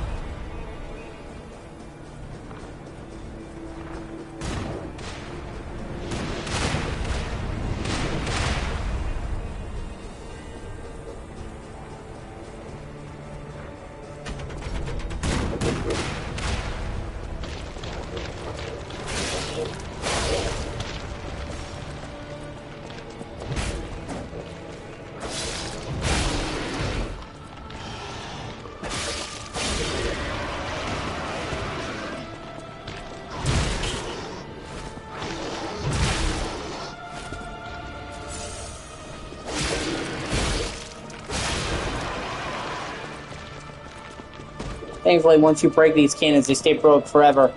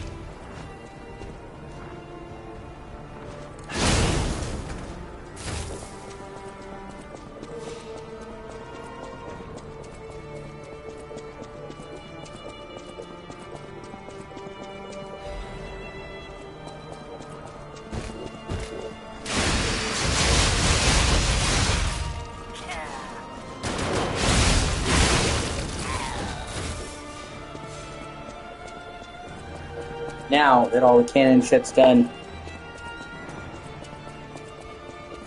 I can go down there and kill those big fuckers. And get the rest of the stuff at the base of the tower.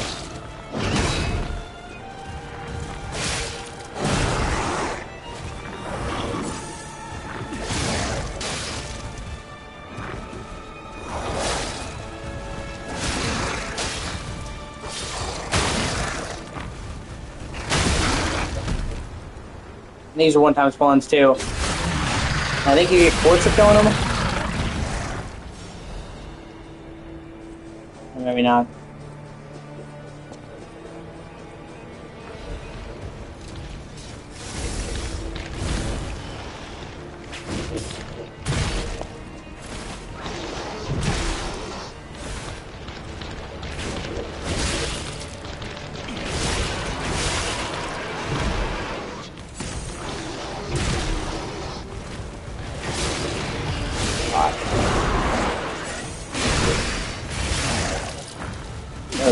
Can you I'm so good at mine. It's like an essence. Can I be giving you the two bagels?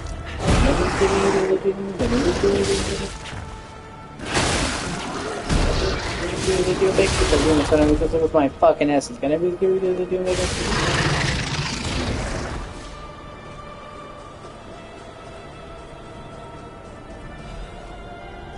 Either way, I can now come up here and get a lot of this shit being unmolested.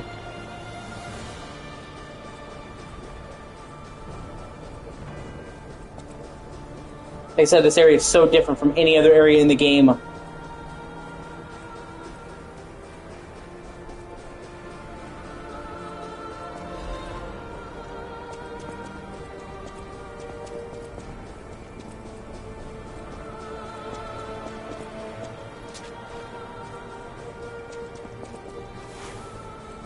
this is the culmination of everything you've been through up to this point. Everything hits fucking full throttle, and it all comes together in such a great way.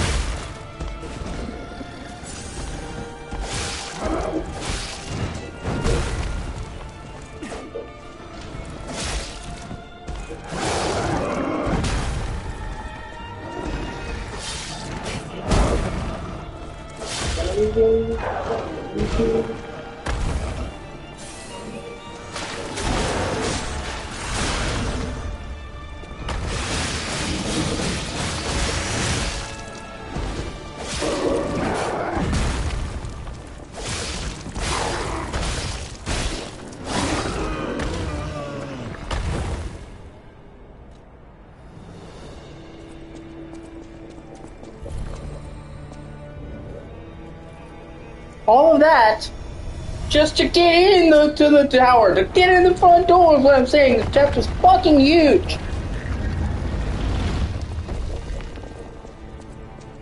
And you see, I'm still quite away from the bulk of the fucking tower.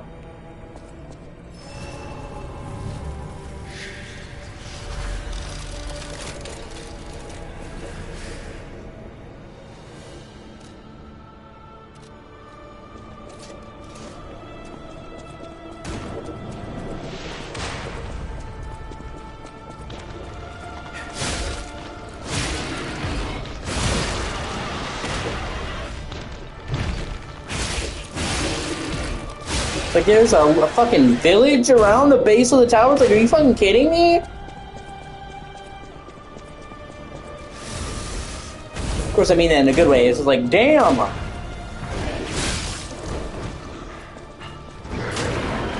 Well, great job, idiot.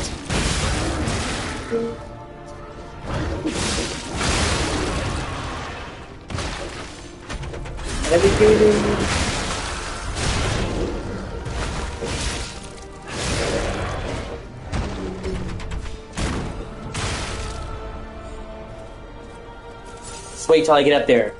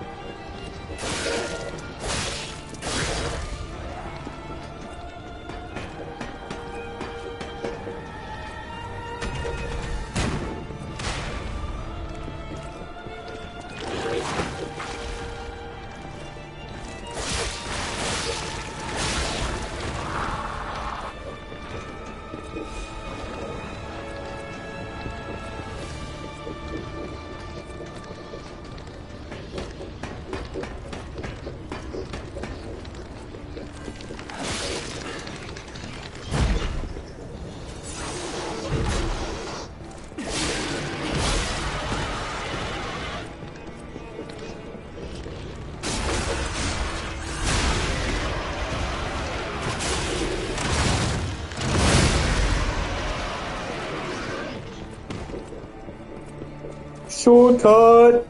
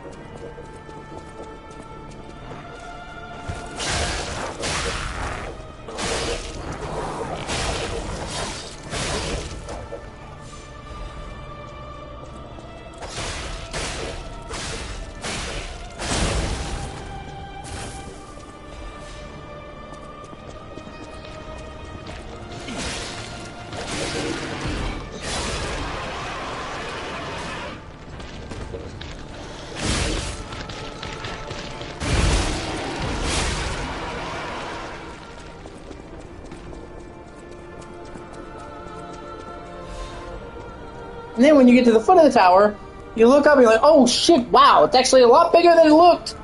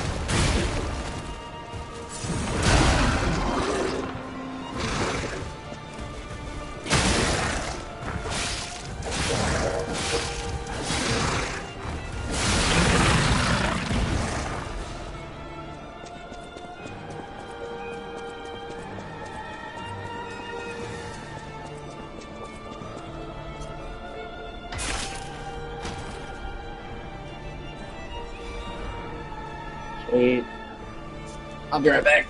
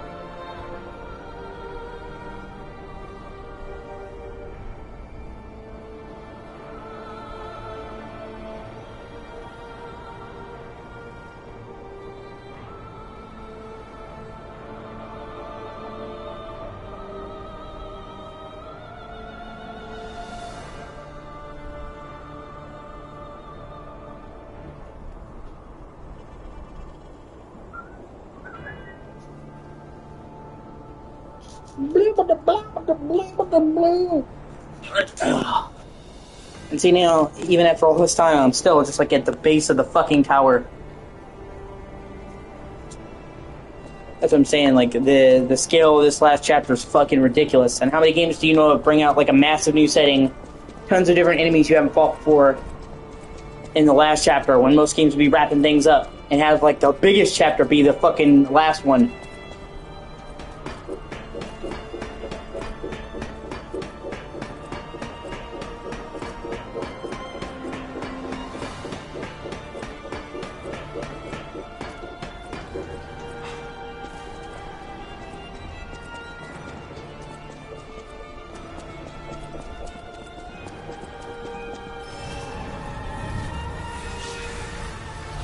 The game fully hits all cylinders when you get here.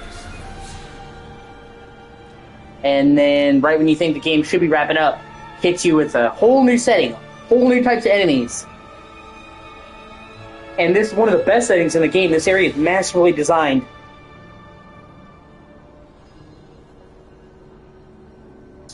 And, like, this is part of the game you start to feel like, fuck you, powerful. Your character build's getting high up there.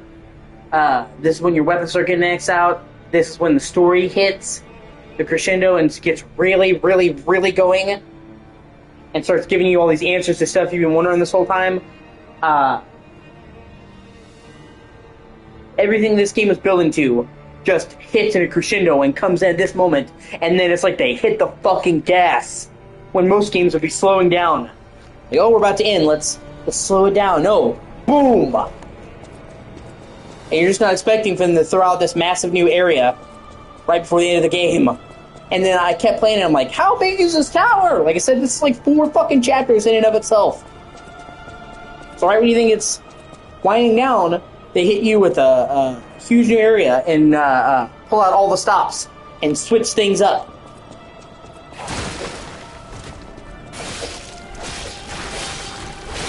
So right when you're thinking that, you know, it might be starting to overstay its welcome, bam, it doesn't. And you haven't really seen it yet. But once you actually get to the big boss fights of this, the door die doesn't really count as more of a mini thing. The boss fights in this section of the game are fucking outstanding.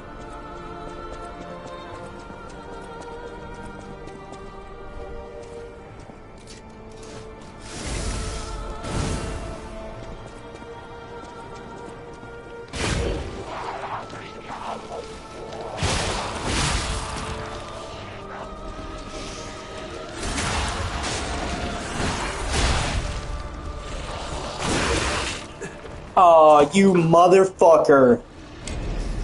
Oh, well, I'm right there. Like, save point doesn't matter. And then you have one revelation after another.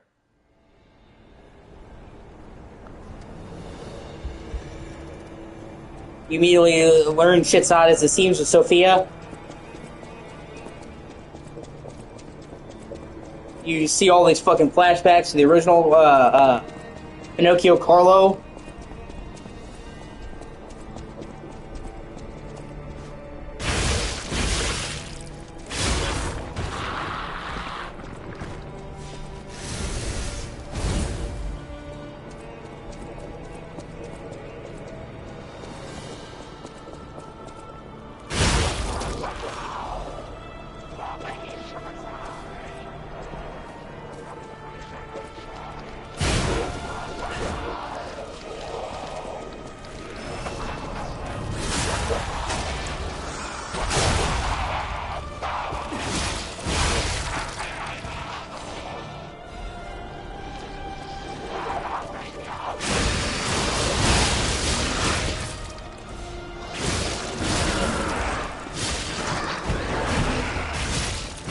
Oh! Get fucked!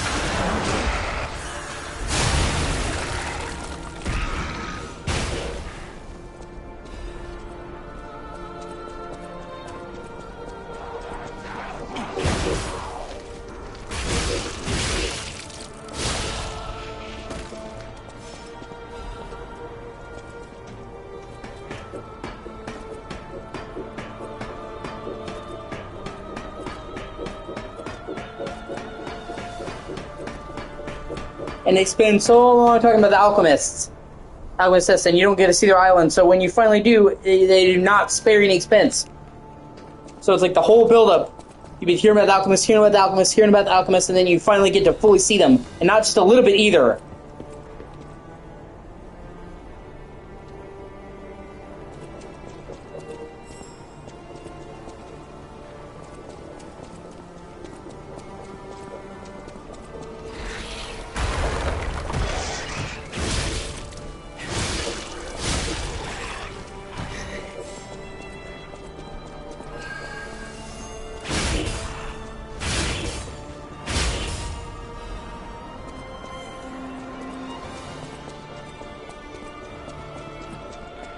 So all that build-up, hearing about the alchemists, and the alchemists are so mysterious, all actually fucking pays off.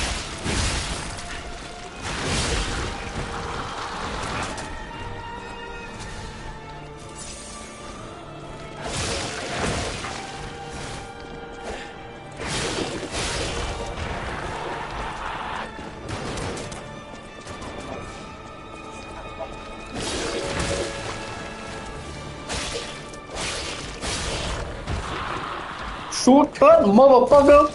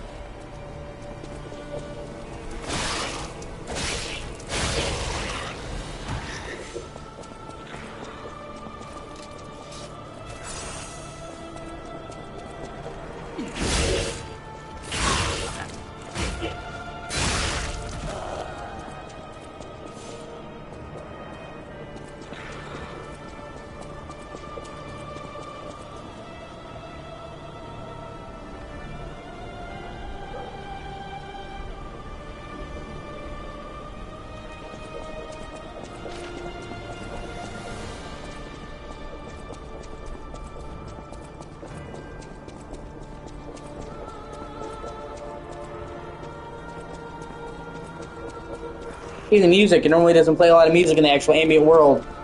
But the music, the soundtrack gets a lot more up-tempo and present in this island.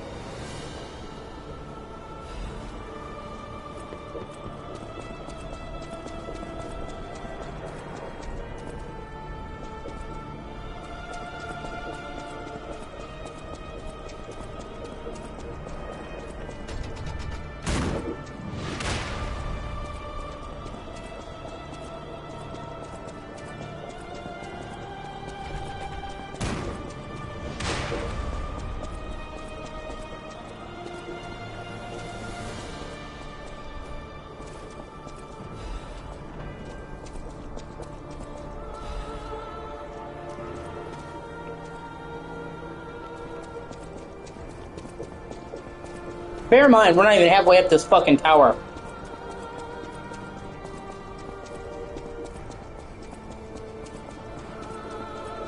That's what I'm saying. The last chapter is fucking huge.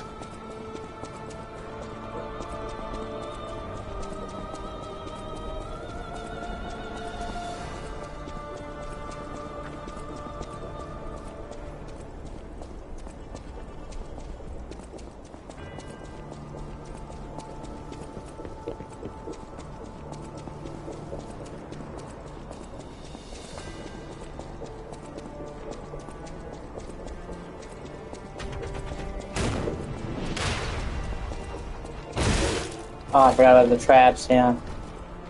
Nothing like a good old pounding.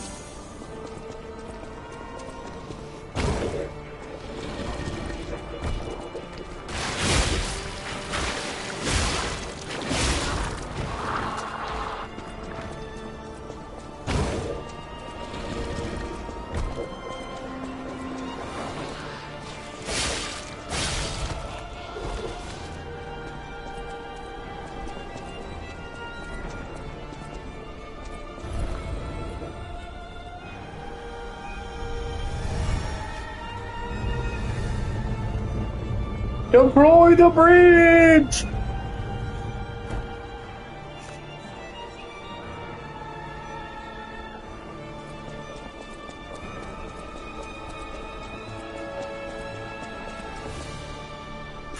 Yeah, shit.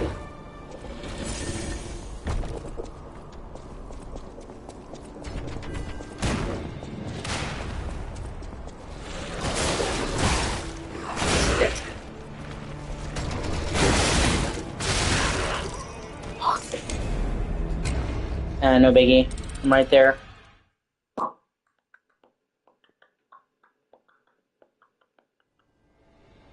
And I have a shortcut.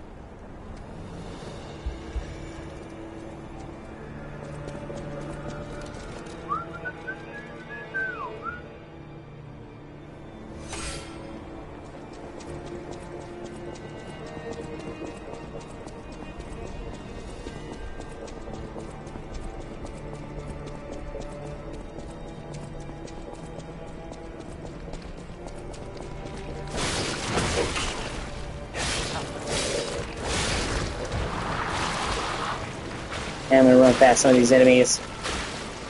There's over 100k on the line.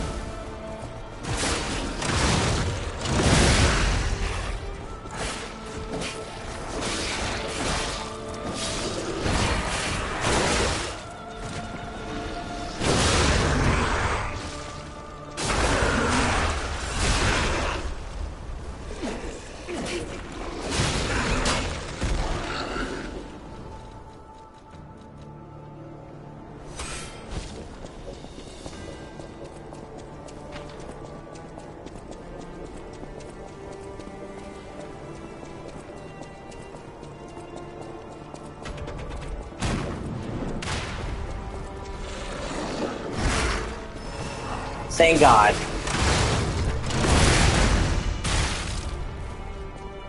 Oh my God, just wait till I get up there, you cocksucker.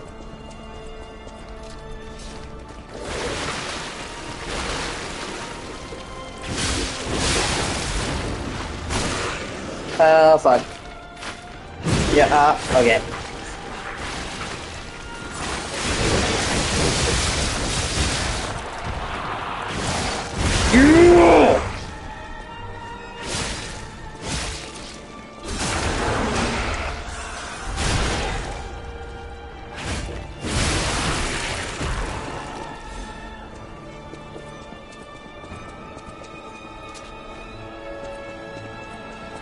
Yeah, remember me, fuckface? Payback's a bitch. They let you get penetrated by something sharp and pointy.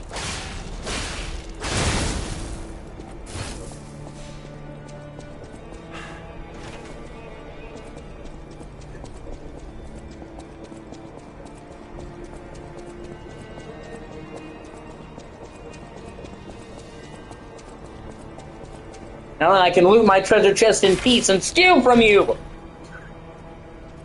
Like, can a guy fucking rob indiscriminately in peace? Oh, sweet. Nice. Although, in all fairness, these guys are fucking dickholes, so I don't really feel bad taking from them. They kind of have it coming.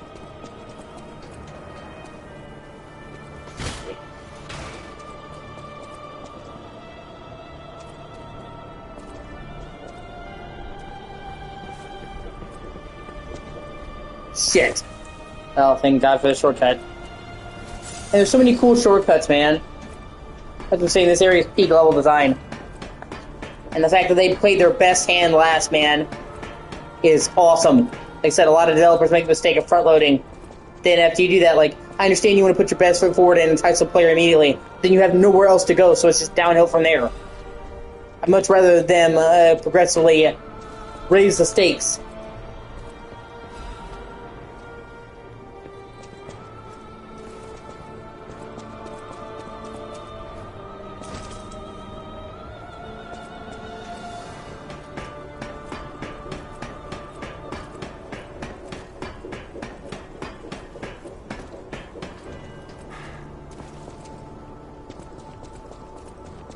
Once again, we are not even halfway up this fucking tower.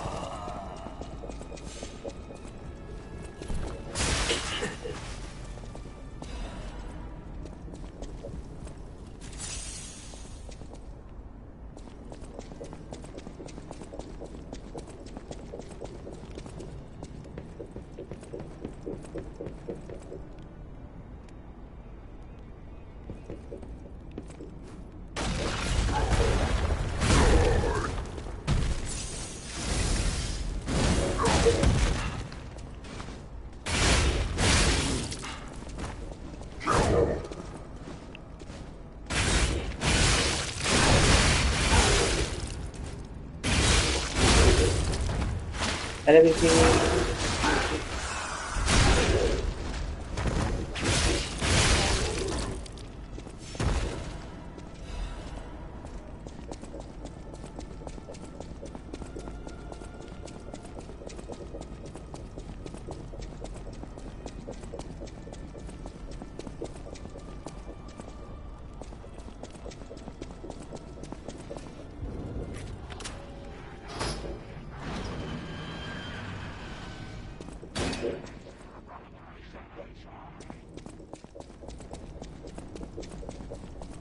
Finally, we come face to face with Arlecchino. What's left of him? This scene is so fucking good.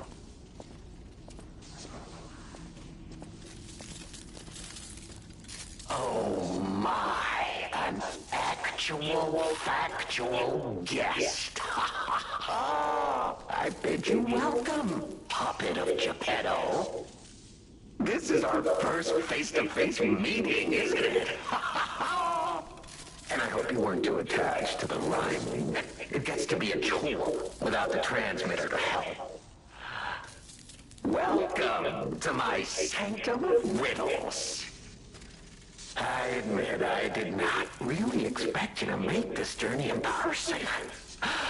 Oh, the havoc you must have wreaked along the way. Was there much blood other than what's all over you? I know all about those alchemist cowards. Hiding away on their island, growing more monstrous by the day, refusing to acknowledge either fact that they are hiding or that they are monsters. And how about you? Is this the real you? Or are you still practicing the liar's art as only you can? You must answer. The question is simple, but I repeat, you must answer. And that answer will show what or who you are. Who you have decided to be. Now listen closely and heed the king's speech, or the answer to this one will stay out of reach. Are you a puppet or a human being? Which one are you? Are you? Finally! You understand! Yes, we are human. We may be trapped by ergo, but we live, we think, we love, we hate. They have locked us in the prison they call puppetry. I learned this truth long ago. That is why I've been exacting my revenge against them all ever since. Blood and revenge, revenge and blood. It's the only thing that truly drives me. And it was so much fun. Even if you're lying right now, even if you don't believe your own answer, the truth is clear. Proof is evident. Only humans practice deception so intensely for reasons that are so unnecessary. I mean, his performance is so fucking good, man. Well, these moments of clarity are enjoyable. Now the rhyming, it helps me maintain focus. At least it helps me hide the urge to kill that I feel every waking moment. But no play can go on forever. No. It was fun while it lasted, son of Geppetto. The king of riddles shall now retire.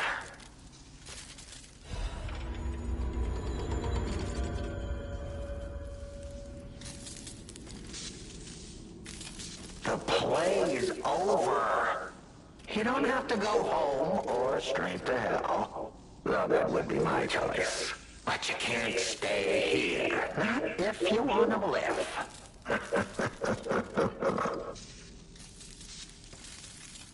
And that's what I'm saying. They spend so long building Arlecchino up. Wait, the riddles? With him gradually getting more sinister throughout the riddles, with you reading things about serial killers, him being a serial killer, with you hearing that he killed fucking Vanini's parents. So they build him up so much, and so there's a lot of expectation for when you finally meet him, and this conversation is fucking perfect. They successfully build on all of that buildup. They capitalize on all of it. And like I said, it's such a scene that a lot of people will probably never see the scene, because you have to do all the riddles correctly. But fuck, this whole villain monologue that he gives is one of my favorite moments in any game, and one of my favorite villain monologues fucking ever. And like I said, everything about it, the slow buildup of seeing him go from goofy riddles to learning him, seeing him get more and more sinister and learning he's fucked up, to finally meeting him face to face and seeing him, how fucking evil he really is. He's like, the desire that I have to kill every waking moment is just awesome. And like I said, I don't know what actor they got for this. I don't think the guy has had a lot of video game experience, but he completely covers the gamut from goofy at the beginning to seriously fucking creepy at the end. Aren't you curious, huh? Don't you want to know? How? Of course you do. Delicious. Time is all I have left.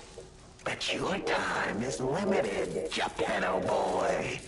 I will gladly waste every moment you have if you like. It's your life. So, come on. Now or never. This tower is absorbing all the ergo in Krat. It was built in this precise location because it's the most efficient place in the world to study and use ergo wavelengths.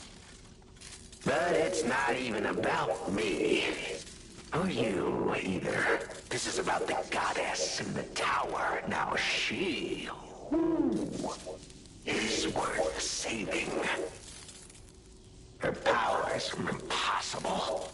Her knowledge is endless. She is more, well, awakened than any of us. And you see, she has so much power. It's not like she'll miss just a little. So, I have simply been sharing. Why bother? Well, I was bored.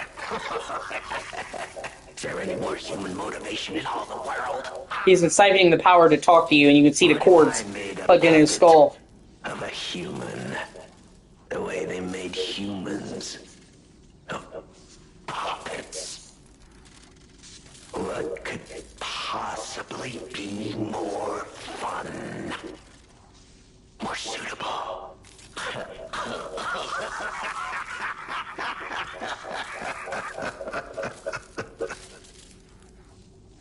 The play is over. Ah, your eyes are sharper than your wit. You found the gift I left behind. Wasn't it a sight to behold, huh? I learned from an alchemist when I served him. Thanks to him and his surprisingly low pain threshold, I learned the location of their secret island. Humanity sullied its own sanctum long before I found it, blasphemed against itself, against us, by playing God. But I'm an artist. Murderer is a word the humans use to restrain us, to make us refuse our strength and power. I'm an artist. An artist of blood. I have to admit, sullying that particular sanctum was, well, fun. Even now, the memory is enough to make me shudder with something approaching joy. If only I could relive that triumph.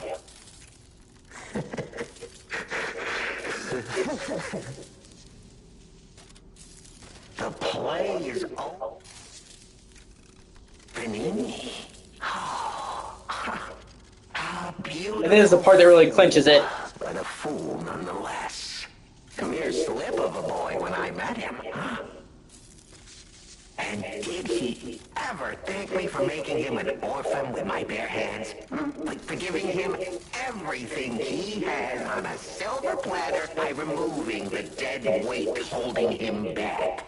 Of course I'm not sorry. It was a delectable murder. Of the many I have committed since, the Beninis, they have to be my personal favorites. They engineered the very first automated puppets. Enslaved puppets without even understanding what they'd done. I didn't go there to take revenge for what his parents did. I mainly just wanted to slaughter them because they were so damn happy. What a great memory. In their last moments, they begged me not to kill their child. So I didn't. I'm not a machine. I have free will. I made a choice in the heat of the moment. And it was a choice driven by that most human of emotions. Curiosity. If the child survived, would he be traumatized for life? Become a coward? A vengeful puppet-hating bigot? A despairing wretch? Would he fling himself into the sea? Would he remember the devil that orphaned him before his eyes was a puppet? Would he remember Arlecchino? Not surprisingly, the alchemists and people of the workshop were as artless as I expected, concealing the truth. Thanks to them, I get to see Manini endure twice as much pain. I cannot control myself. Oh, it's so satisfying. Manini is one of my greatest accomplishments. Perhaps even my masterpiece. I suppose I can return this. I've held on to my little souvenir for quite some time. Tell him it's a little something to remember me by. The play is over. The play...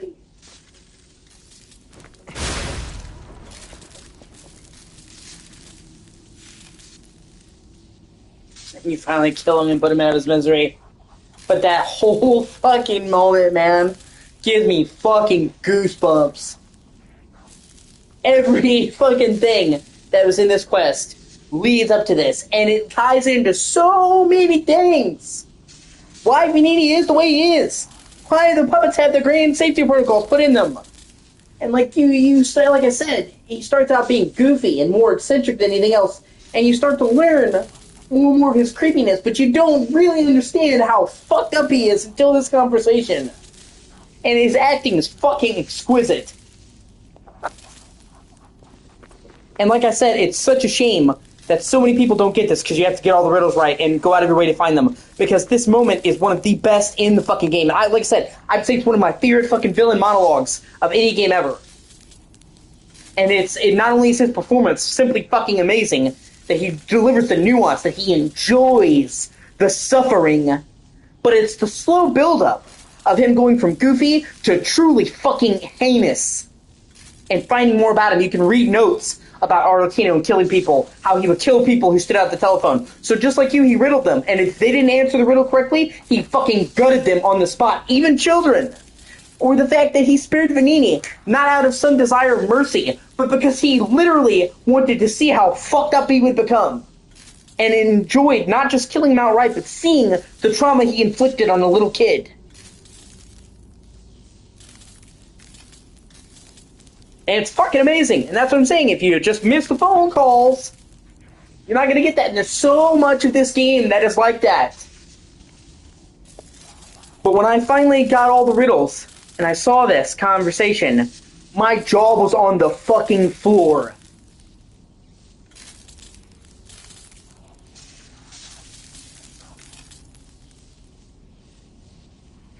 And the DLC takes it a step further, because this is a pitiful wretch. This is him after he's all fucked up.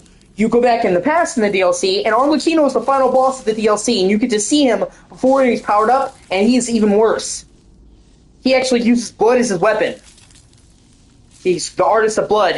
He has a giant fucking trench coat that he carries, a boiler hat, and a fucking twisted smile put on his face. And he has his super long claws, and uses fucking blood. So this, as creepy as this is basically his withered husk after he got the shit beat out of him and was dismantled. He's so much worse.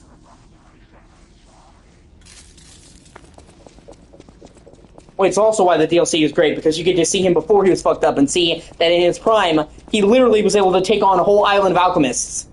Like, he came to this island, and he killed a shit ton of the alchemists before they could stop him. He was that powerful that you see this island crawling with these alchemists, crawling with these creatures. He killed nearly everyone here before they were actually able to subdue him. Before he was taken down, he was shockingly fucking powerful.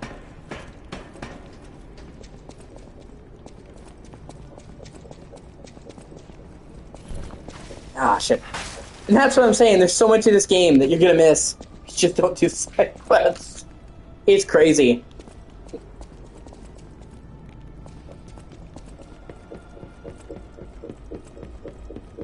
And they actually go away in his backstory in the DLC and make him even more despicable. The DLC is really fucking great, by the way. I'll be playing it next.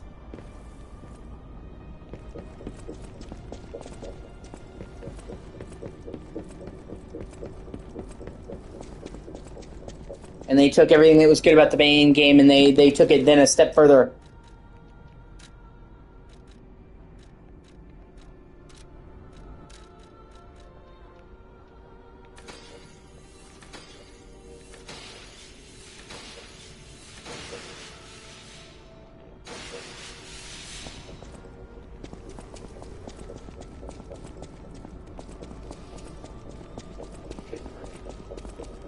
Like, there's so much of this game that you'll miss if you're not paying attention. That's what I'm saying. If you just run through this game and don't do any of the side stuff, you're missing a lot of what makes this game so fucking great.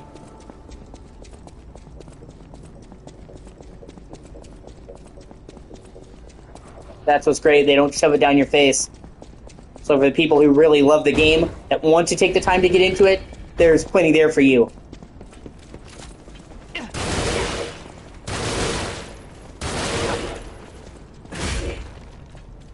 Oh my god, no. I'm right there, I don't give a shit.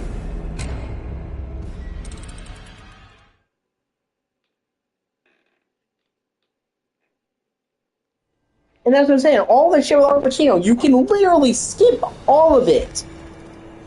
Of course, you don't want to do that, because aside from the fact that, you know, a lot of cool shit happens, you get rewards every step of the way. Every riddle you answer gives you a key that then unlocks a upgrade or a weapon or an outfit.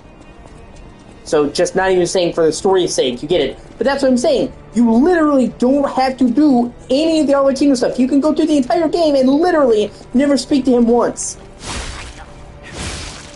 And, like, on the one hand, it's, like, sucks because I know there's a bunch of people who play this game who just rushed through it and missed one of the best fucking villains I've ever seen.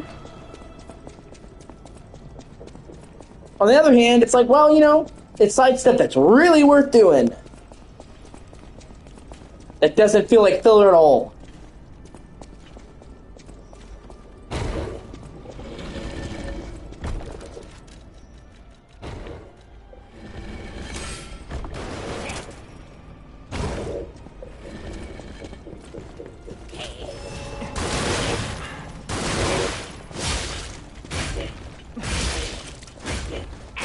And like I said, we're in the, that's what I'm saying.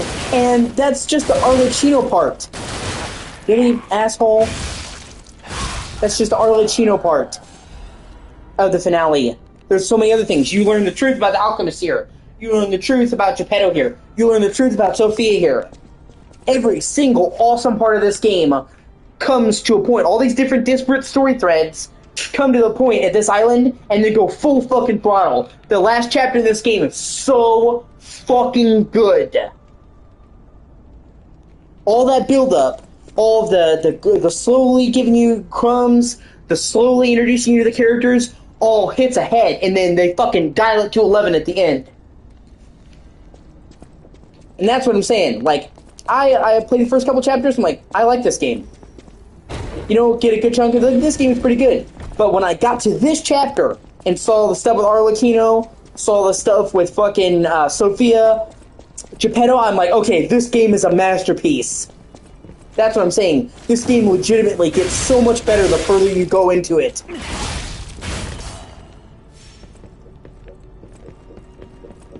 And that's why most of the people I've talked to who are like, man, I love Lies of P, they've beaten it. When I talk to somebody, and I'm not saying some people just don't like it, I admit that. But usually when I talk to somebody who's like, oh, it's just okay, I'm like, how much did you play? Like the first 2 chapters? Oh, like before it gets really good. Okay. And that's usually how it goes. Most of the people are like, this is meh. They didn't do the side shit. They didn't play past the beginning. That's what I'm saying. This game does not immediately throw you into the best of it. It slowly builds its way up, and it gets better, and it gets better, and it gets better and better, and that's what I'm saying. Once I actually got to the end, I'm like, oh my god, this game is great.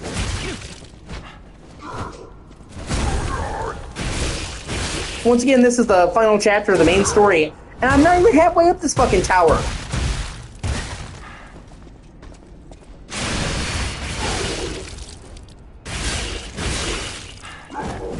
And that's what's so great about this game, right? When most games would be wearing out their welcome or wrapping it up, this game throws out all the fucking stops and hits its peak in the last chapter.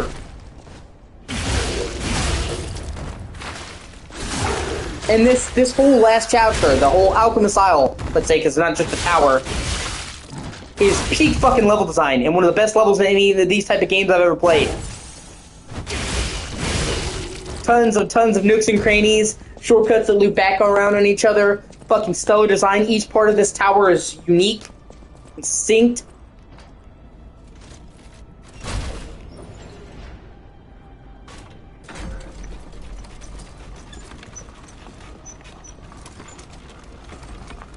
Ah, shit, fuck.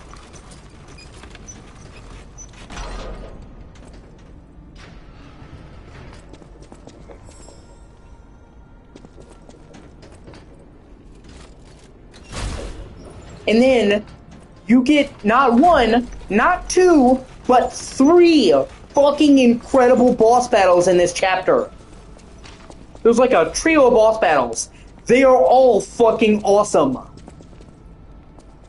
Okay, so story-wise, environment-wise, boss battle-wise, the last chapter in this game delivers so fucking hard.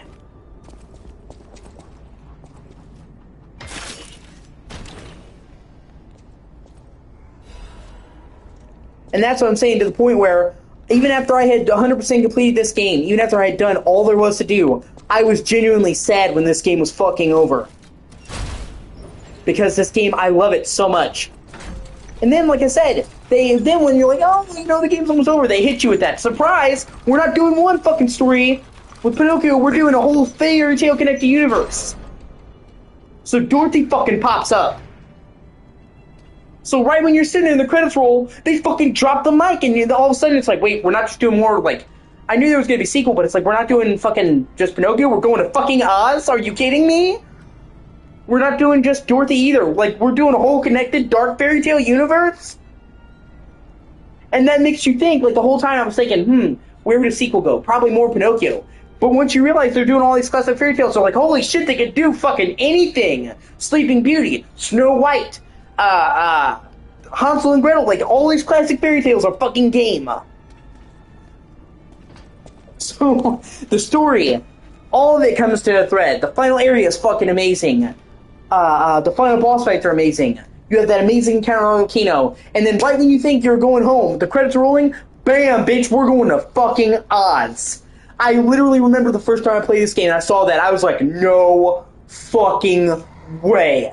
And that's the post-credit scene.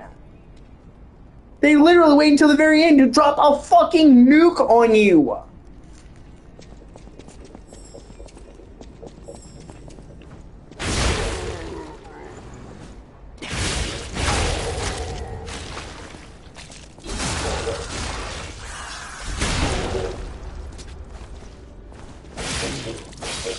Because they're like, what about Dorothy? I'm like, wait a minute, they're not talking about who I think they are. And then you see a little girl with red slippers, and I was like, no fucking way. Ruby, red slippers. Okay, it's fucking Dorothy.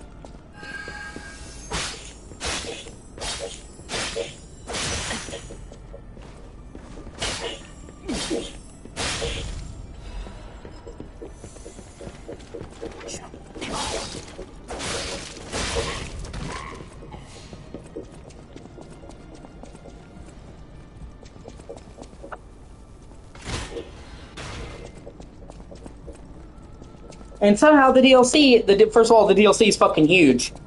The DLC is about half the size of the base game. So it's quite a big DLC.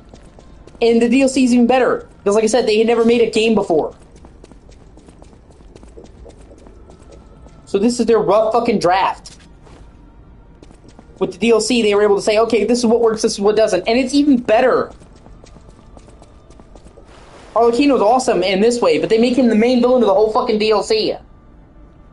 So he gets even more screen time. Like I said, Lies of P, dude, is so fucking great. The most slept-on fucking Souls-like, man.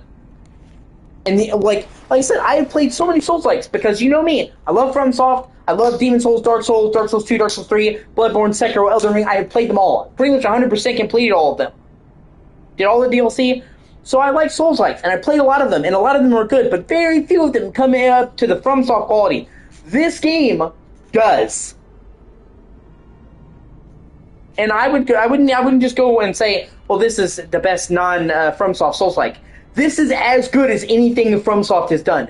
This fucking meets them in quality. And storytelling-wise, I think I actually like this game more. Which I know it's hard to say, but goddamn, the fucking story in this game hits you so hard when it gets to going. Like, there are parts of this game that made me fucking tear up. And as much as I love the Souls games, I never cared about a character in the Souls games so much that it actually made me misty-eyed. This game fucking did. And the way that they took this classic fairy tale and they spun it into something new while still being respectful. This doesn't feel like we're doing it for a modern audience, we're wiping our ass. This is actually more true to the original story than fucking anything Disney has done. They managed to take this and make it into something new while still paying respect to the original fucking story. It's beautiful. Whoa! Is that you? Wow, you're really something. Seriously, that's impressive. How did you follow me all the way here? Fighting is always my last choice, you know? But you're not getting anywhere near my sister, friend. You'll have to go through me first. And I actually thought we were friends. Was any of that true? In the end, I really don't care. There's only one reason we were given a mission. I'll let you go if you give me gold coin fruit. I had a feeling we might eventually see eye to eye. I like you. Don't trust you yet, but I'm a cat. I'm slow to trust. I'm sick of it.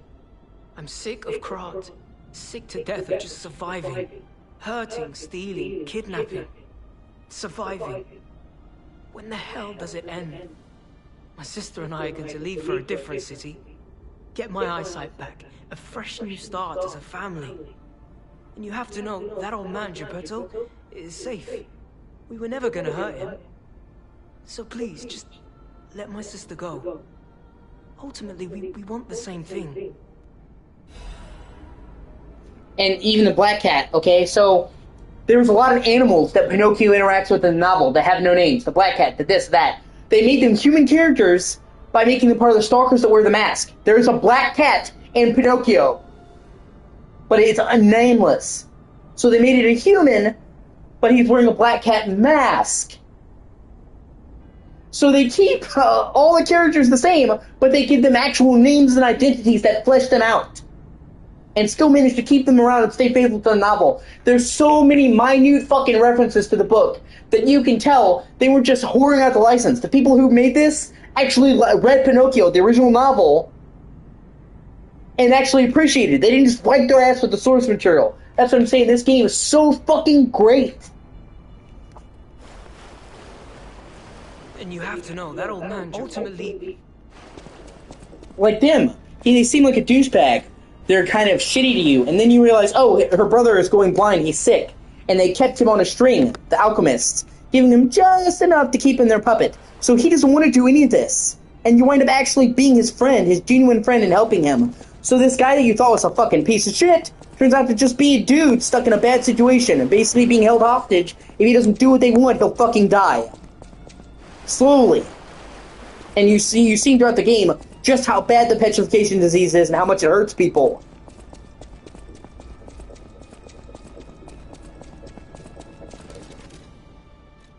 And you find out that he's not even really, the Blackhead isn't really his blood sister. And, you know, it has an internal device that supports fading eyesight, which shows the truth he wasn't lying. Before the boy had lost his sight, closed his eyes for the last time, he thought of how he had lied that he was her lost younger brother and how much he wished it had been the truth. But you find out from her, the Black Cat, that she knew he wasn't her actual brother. She didn't care. She loved him anyway like a brother. So suddenly, what just could be two dickhead characters has a ton of nuance and depth, and all of the fucking characters are like that.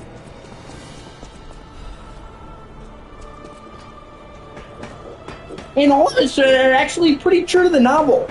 It's actually kind of crazy.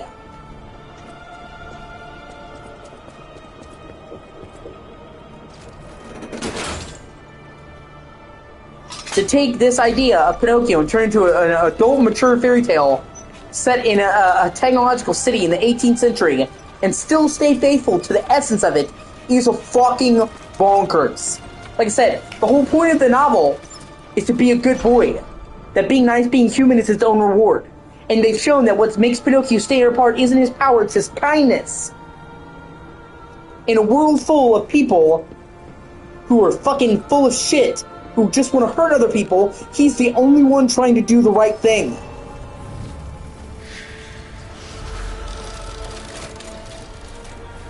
So they still stayed faithful to the original fucking novel. And I don't even think we're halfway up this tower now. Now we're in the massive jail cells, by the way. Which, once again, is fucking bonkers.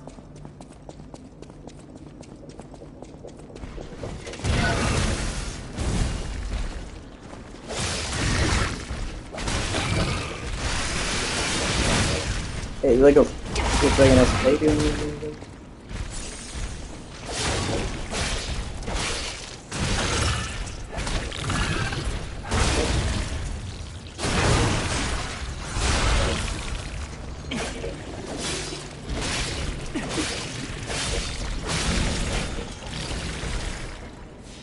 I unequivocally would rank this as one of my favorite games of all time ever.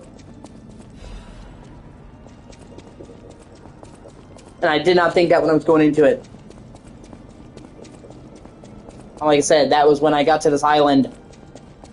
Then I'm like, wow, this went from, like, I like this to, oh my god, I fucking love this game.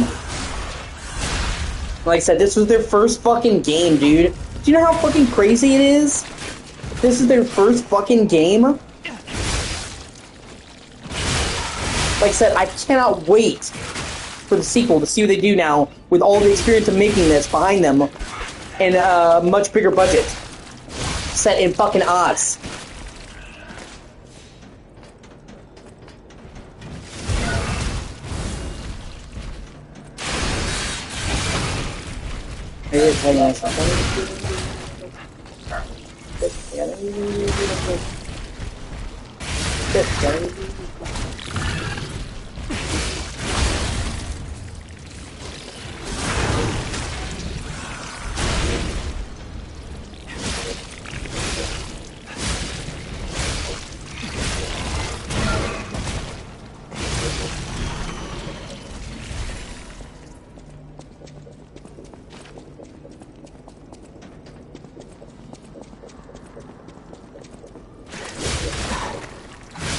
I mean, this world is so rich and textured and beautiful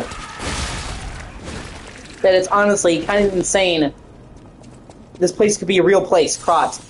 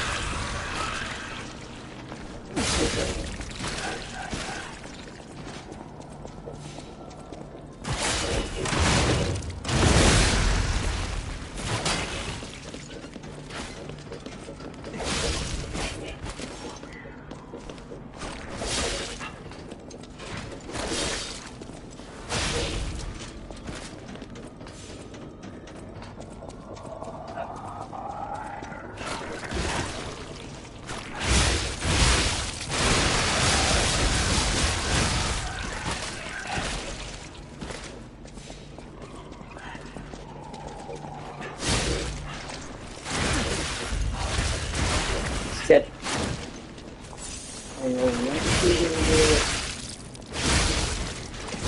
Even New Game Plus, you actually unlock two new phases to the arm, to your upgrade, the P organ. In New Game Plus, unlocks a bunch of new abilities, and you unlock new records in New Game Plus. They have new songs, so like you gain like a gold version of the records, and they actually sound different.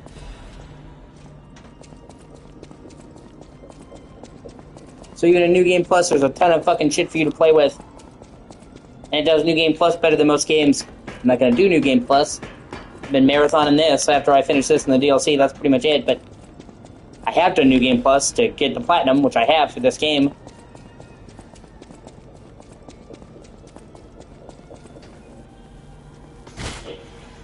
Shortcut! Bloop, bloop, bloop.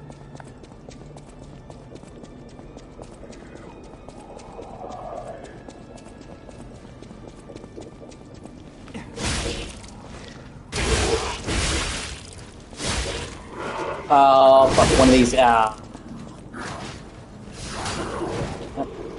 gonna be a problem. Well, at least he's killing that dude.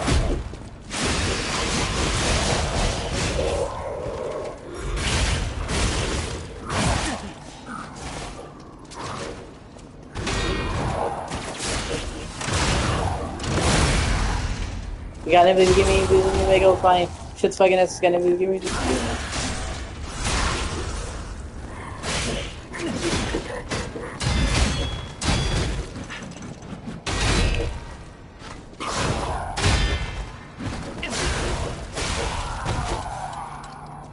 Punk ass bitch.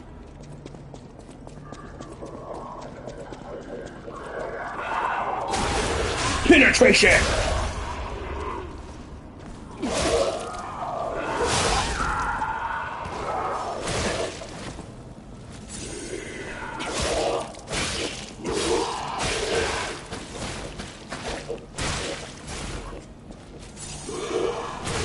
Really, bro? He likes a bitch. Fine.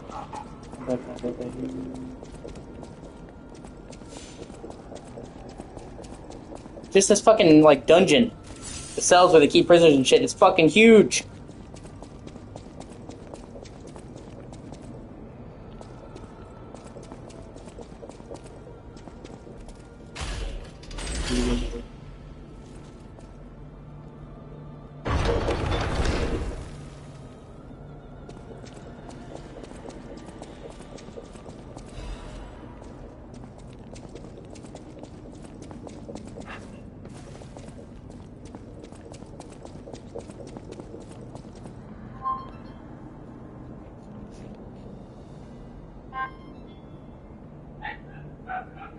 What up?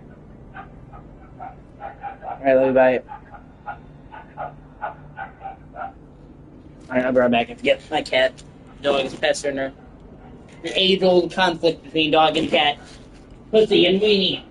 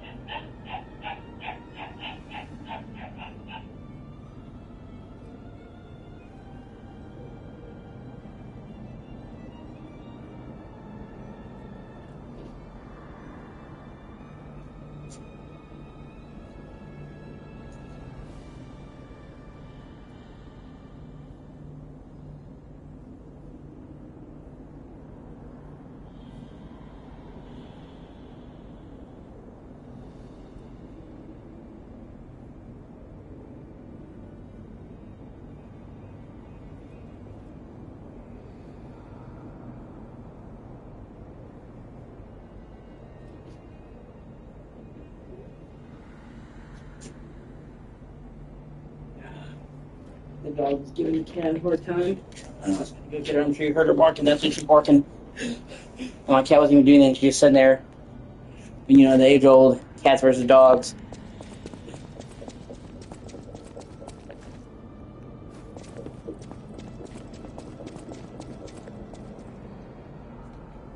I know. And my cat was just sitting there like chilling, and the dog comes up barking at her. And so my cat's like, "What the fuck, man?" It's like, I'm just sitting here.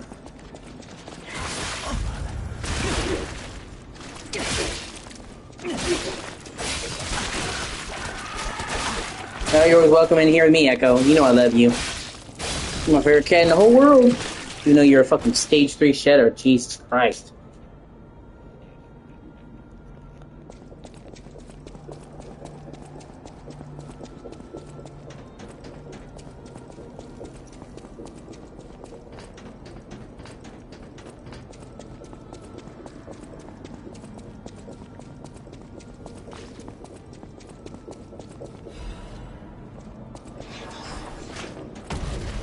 Oh, fuck, not this guy.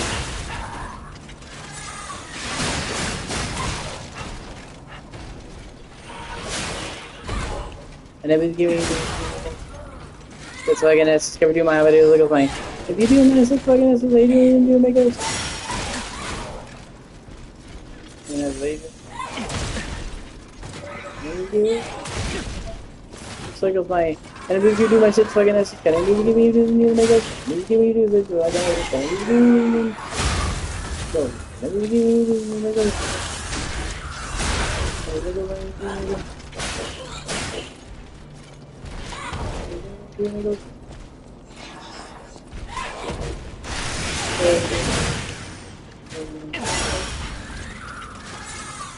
I think these fuckers are one-time spawns. Ah, shit, he got me. Yep, throw me around like a rag doll.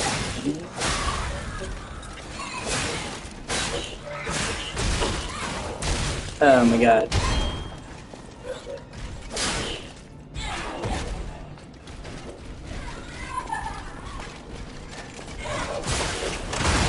And then we do Lego Finance, it's like an SS.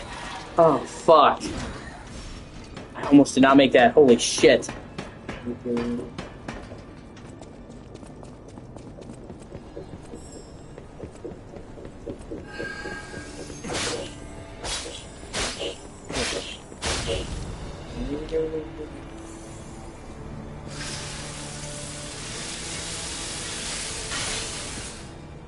Like I said, like, see, we're not close to the top of this tower.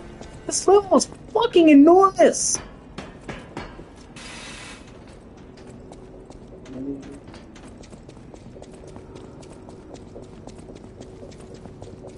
I haven't got all the treasure here yet, so that's why I'm not progressing.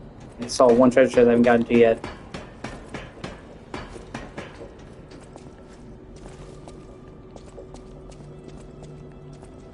That's a shortcut, which I need to remember that next time.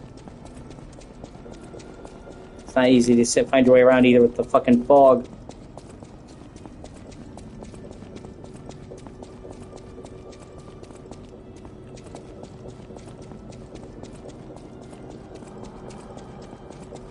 Yeah, this is where I jumped over before. Okay. That's the second half of this place. I'm not going here. I will explore that. But there's a treasure chest. I've seen it over there on the left-hand side. I couldn't get to.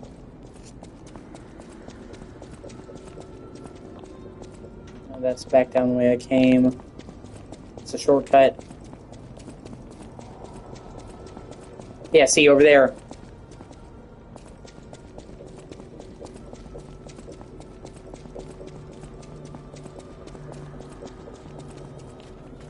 Shit.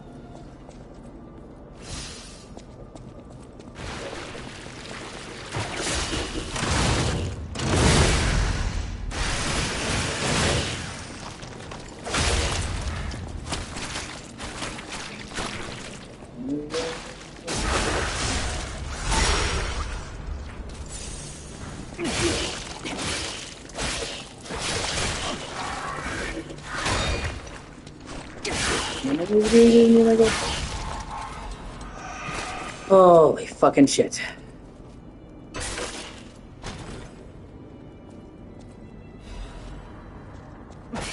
And a cryptic vessel, which leads you to other. Like, there's so many layers in this last area, man.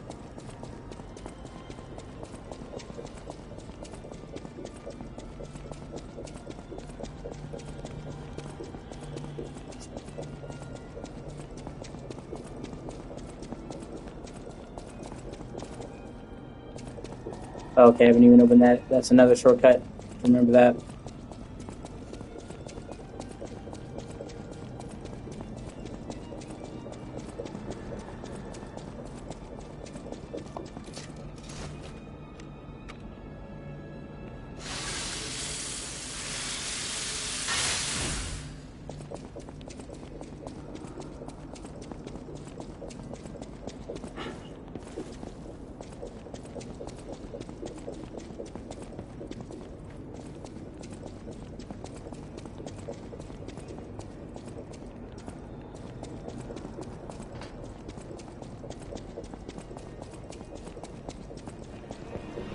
Yeah, that's where I came from. Oh, okay, open up that gate.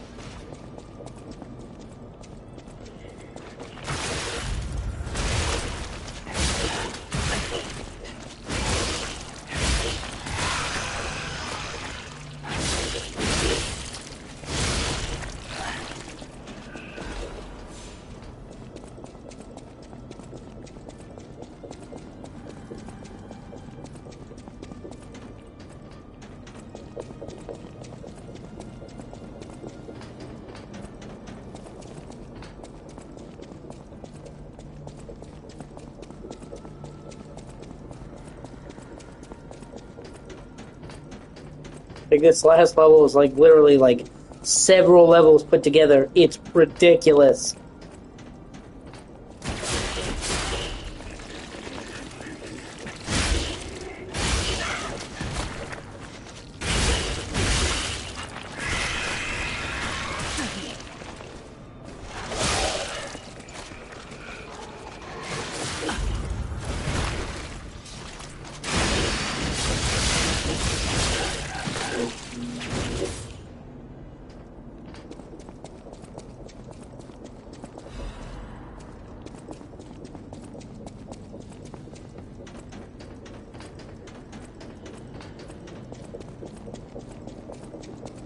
There's still quite a lot to go, by the way.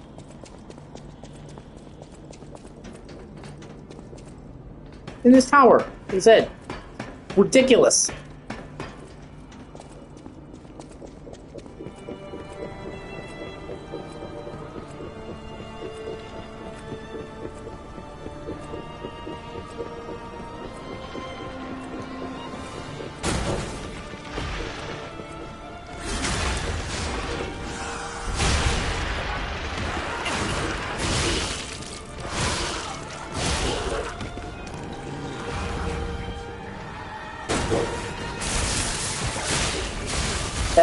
No, I don't. No biggie. Give me the ball, give me the ball, give me the ball. I'm sorry that dog was hassling you. You beautiful kitty. I love you.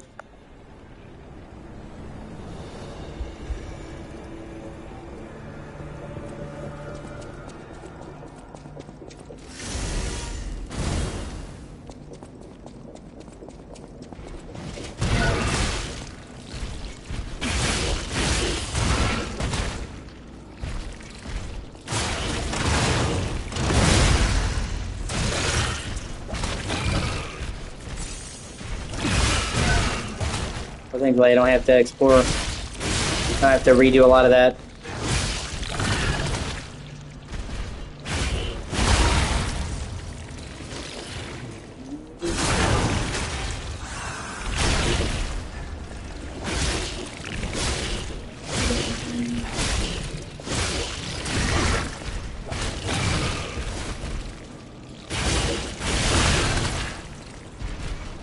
I wonder if the fuck.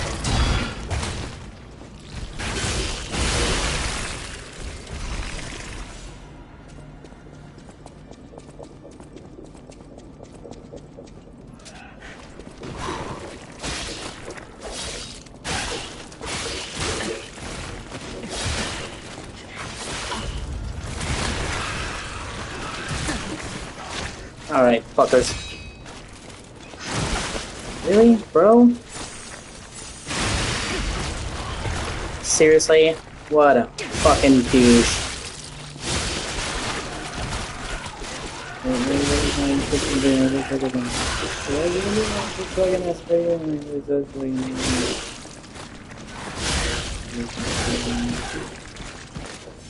Yeah, should say it's a fucking enemy here it is a doom.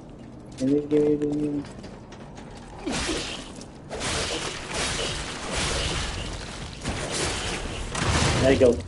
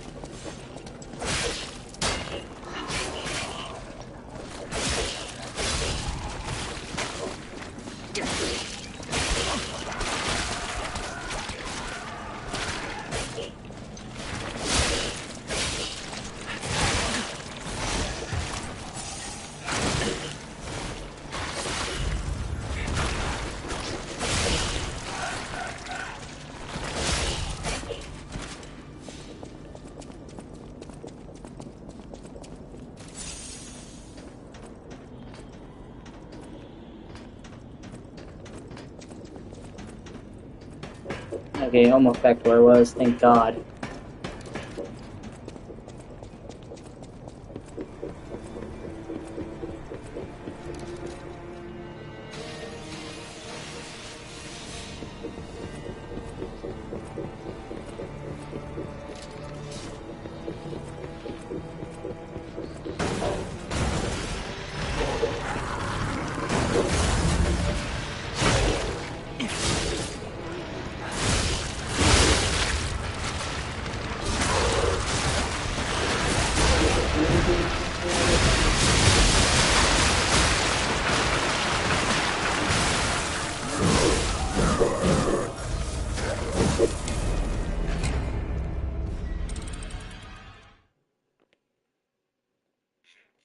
Get it, pussy. I'm gonna get it, pussy.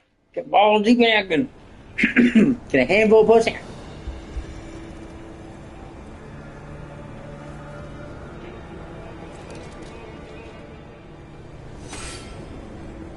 Alright, fuck, I'm just gonna run past these cocksuckers, honestly. Just gonna get back my shiz.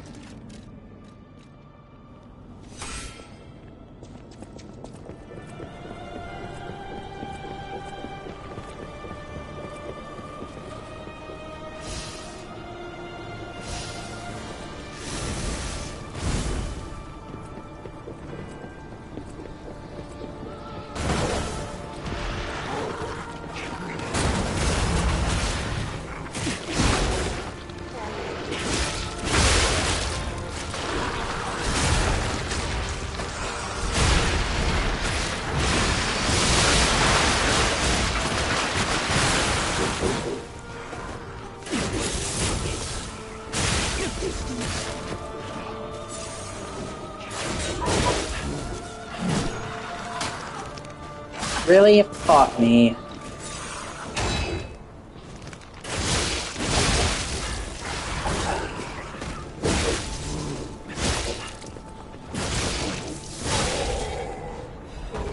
Fuck.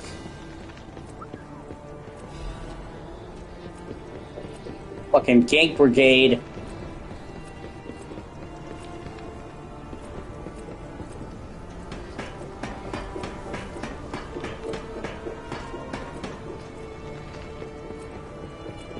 And it's still going!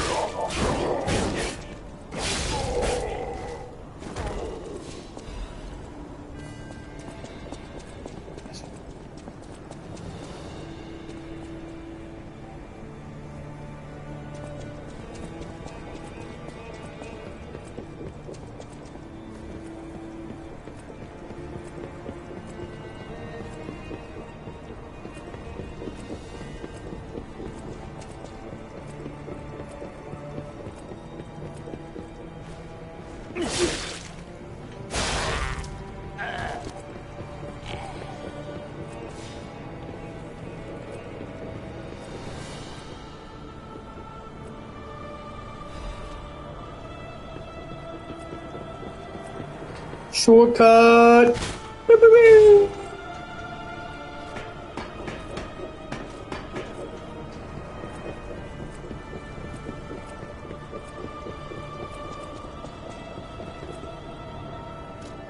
Actually, I do have shit to do now. I need to go back to the hotel. And now that I have that shortcut, that checkpoint, I'm gonna come back because I have a cryptic vessel I got that I want to give to Aladora. I have enough quartz to make an upgrade and other stuff to go through.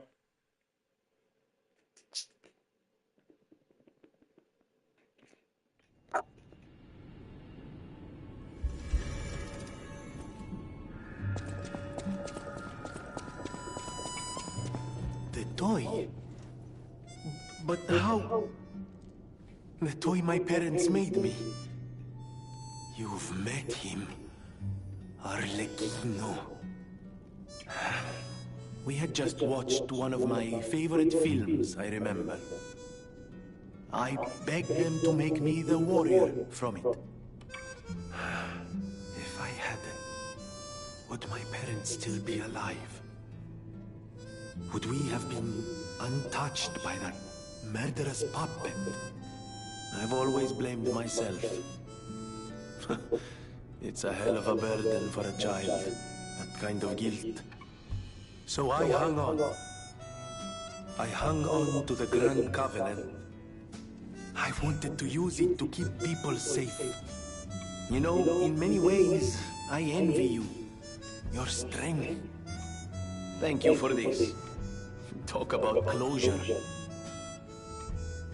I always welcome. Ooh, how long do you think it would take me to decipher it? Time me.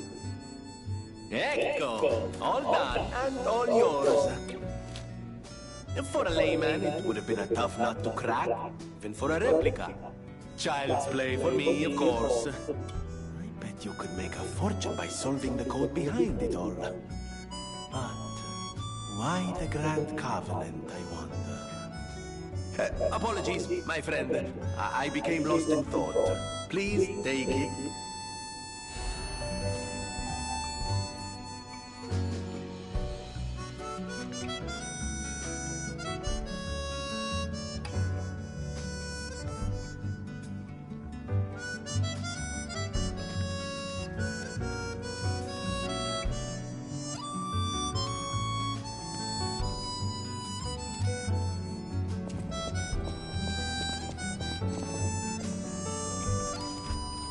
The House of Any.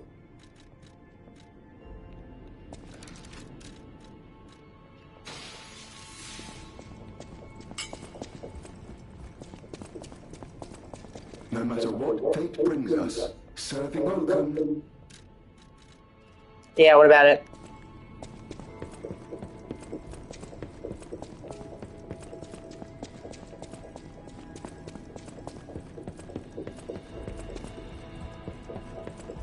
Yeah, and most of it does.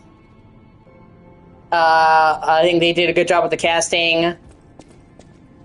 I think that Jared Leto as Skeletor is really cool. And I like how they're not trying to like make it something it's not, make it modern, it's just fucking He-Man. I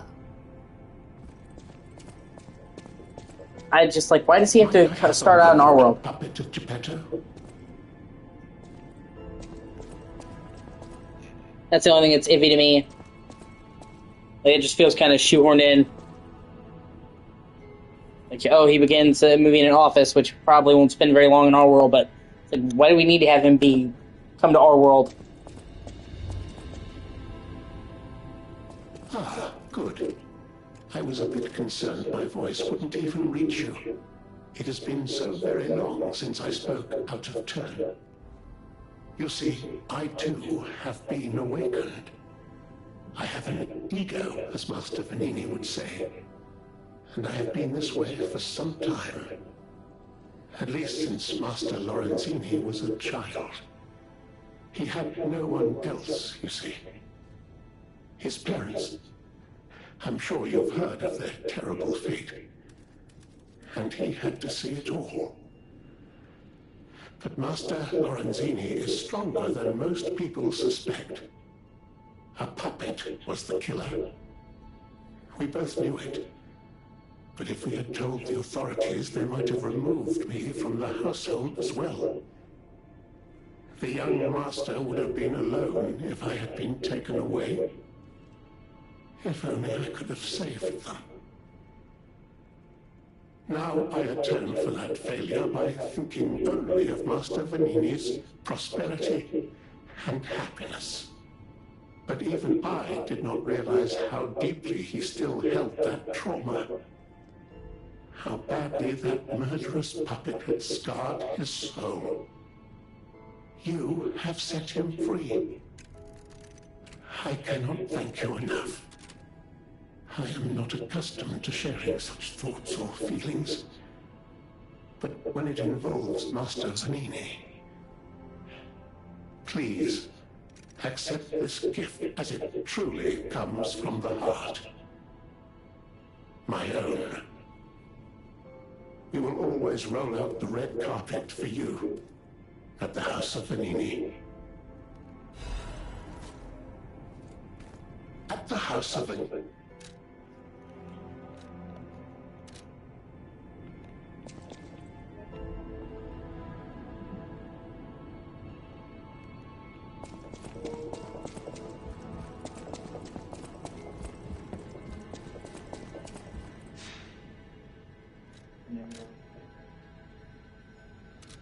Let me see where that.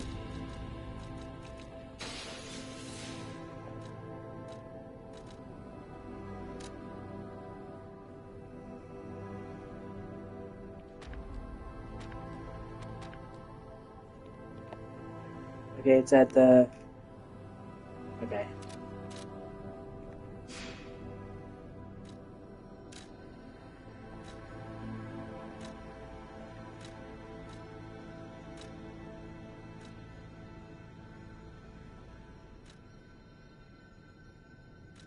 Abandoned apartment, collapsed trade. Here we go.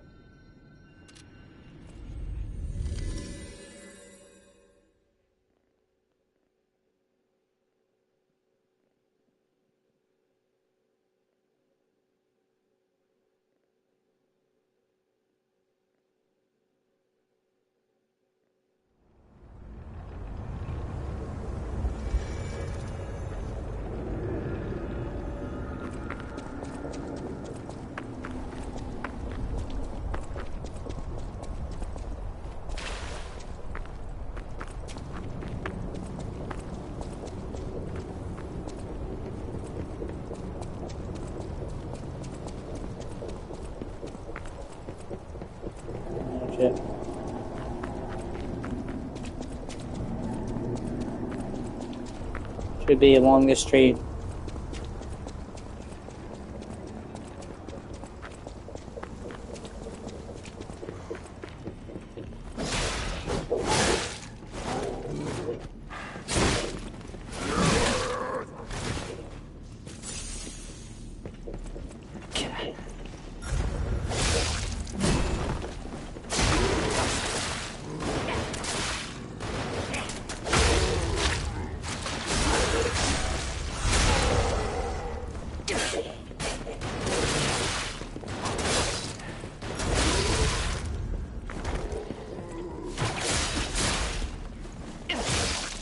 Fucking douche.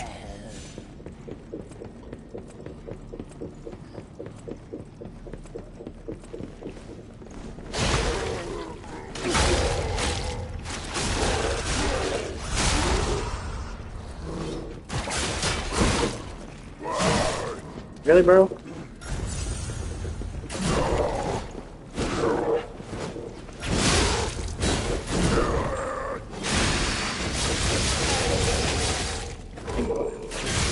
It's like it's money shit like this. It's like it's money. It's like really nice. It's like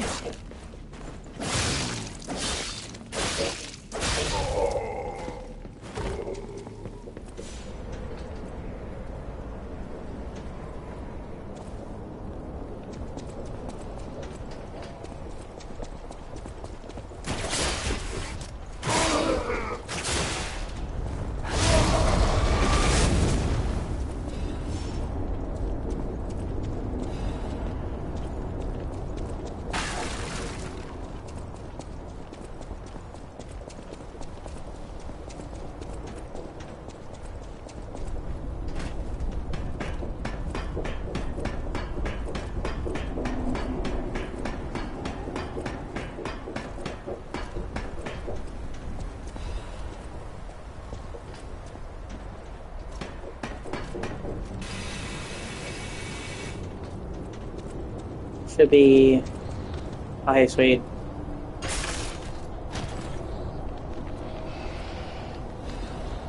Oh, hey, a special supply box. Fucking A.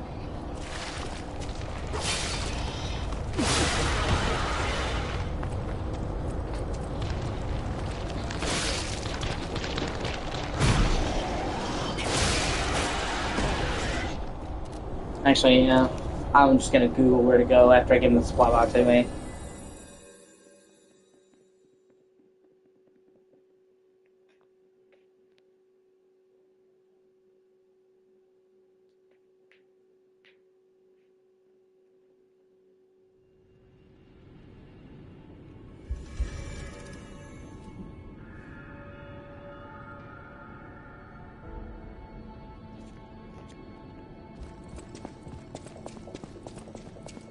No matter what serving welcome.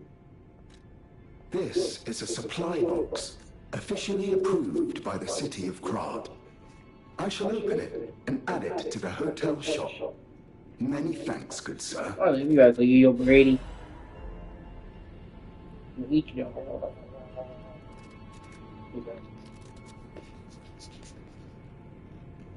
matter what serving welcome. Nice, and another quartz. And a rusty cryptic vessel.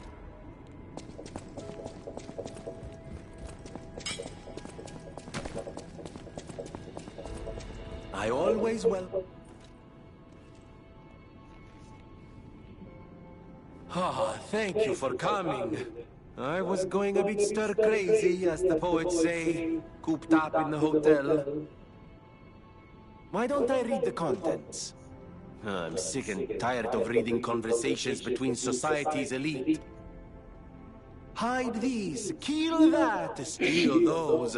It's all the same. And the people who want them deciphered act as if it's the end of the world if they can't read them immediately. Tiresome. I am a simple, albeit brilliant man. Solving the code is what makes me happy. And with a friend at my side, what more is there to wish for? Perhaps sometimes I share too much. Thank you for listening. A little extra for you in there, my friend.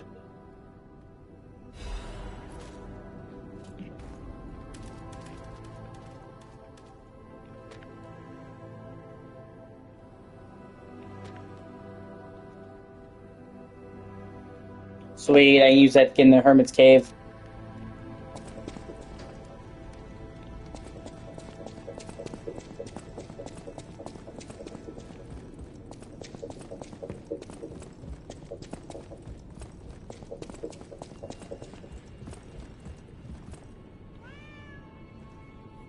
Yeah.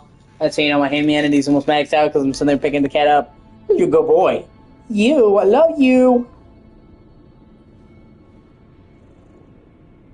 Look at the little floof. That's so fucking cute.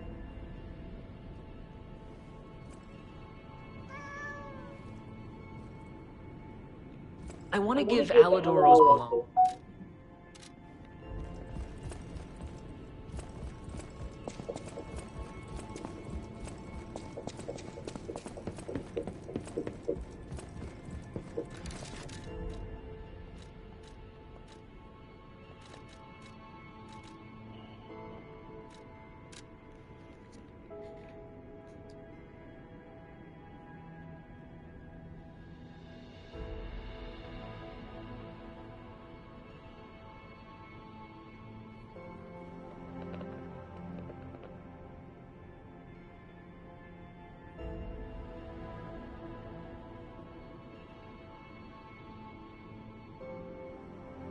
Alright, 1 second. It's 7 p.m. I wonder if I'm gonna go to bed. Part of me is tired, but then part of me also wants to see this game through. And that's what's sitting there. I'll be back after the bathroom regardless. Alright, Echo, come on. So you can go back out.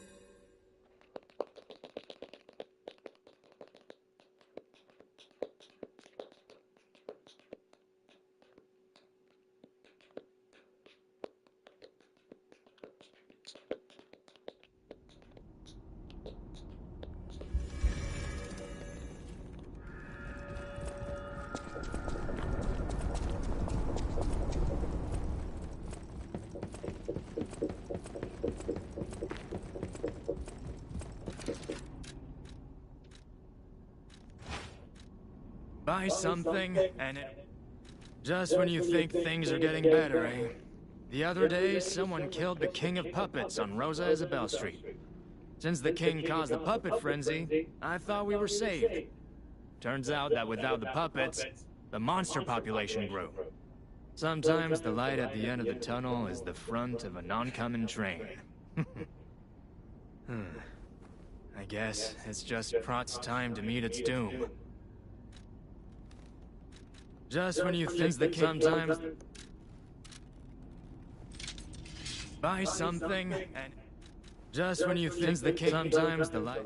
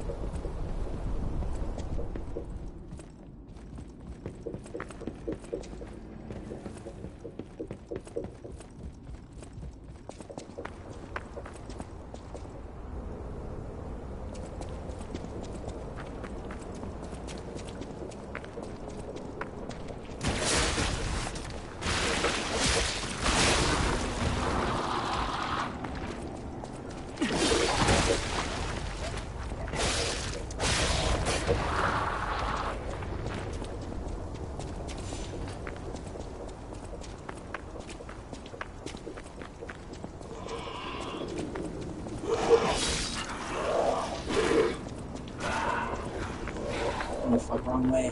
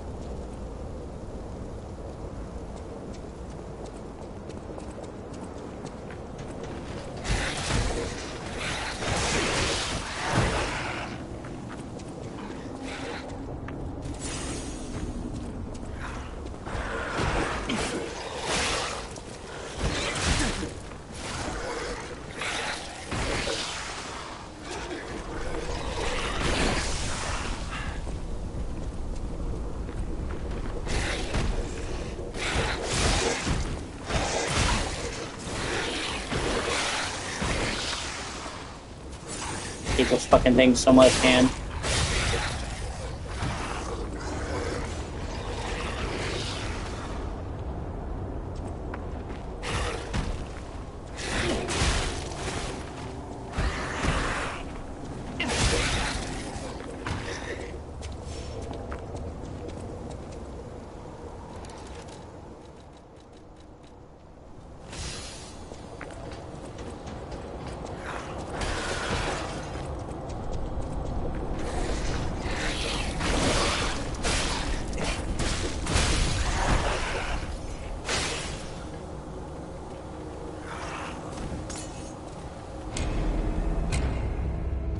Oh.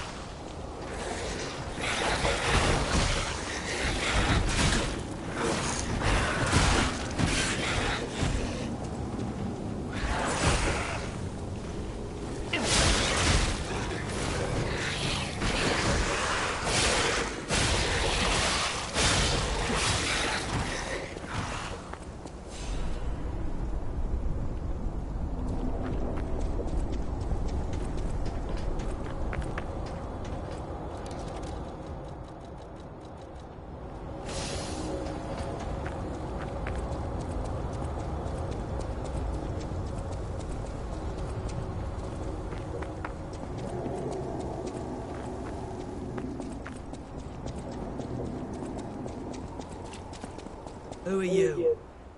I make deals only with established clients as a rule. What? Why are you showing me that? That's too suspicious for me. I'm not interested in third-rate stalkers like you. Piss off!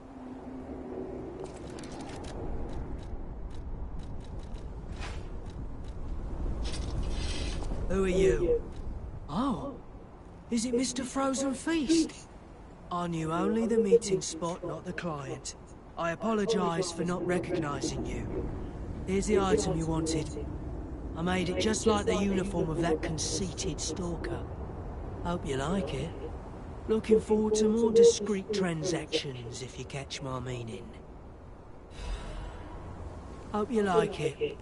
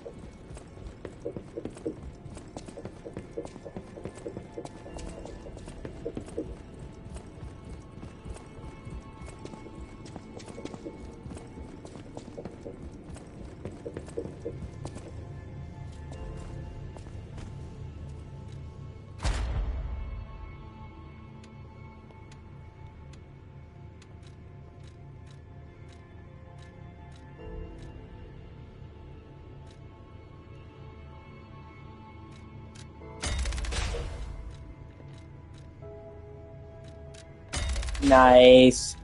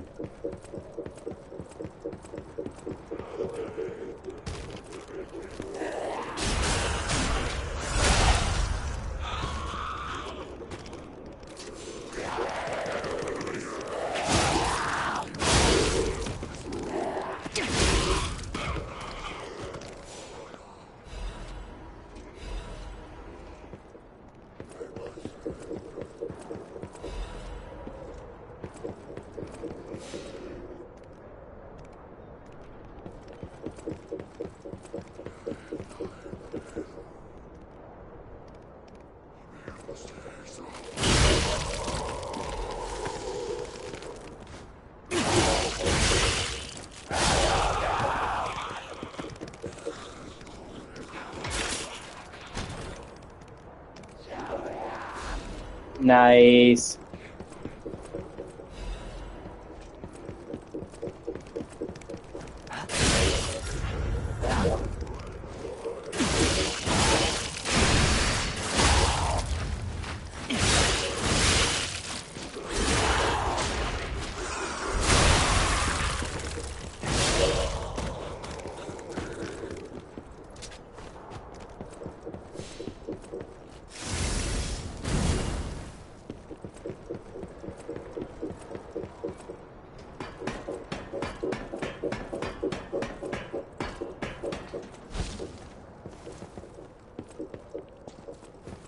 Sounds fun.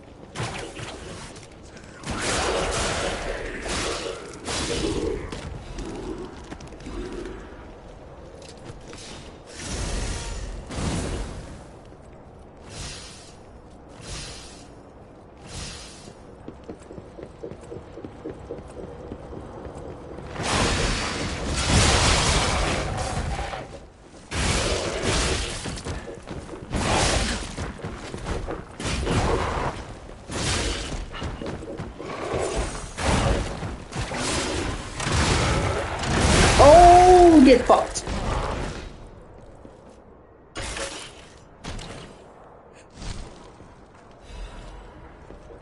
Ooh, nice.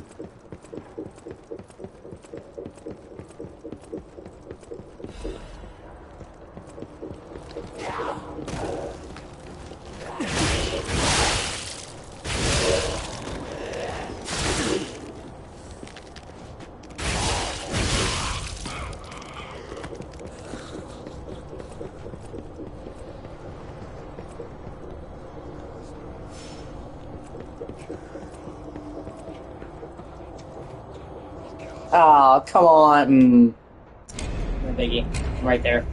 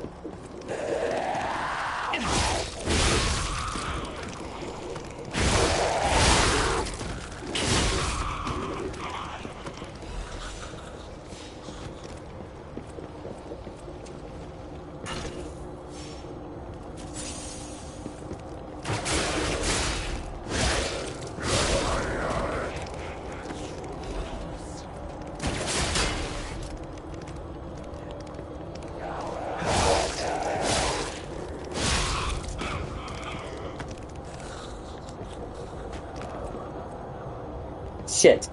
I think it was that triggered. Ah, god damn it.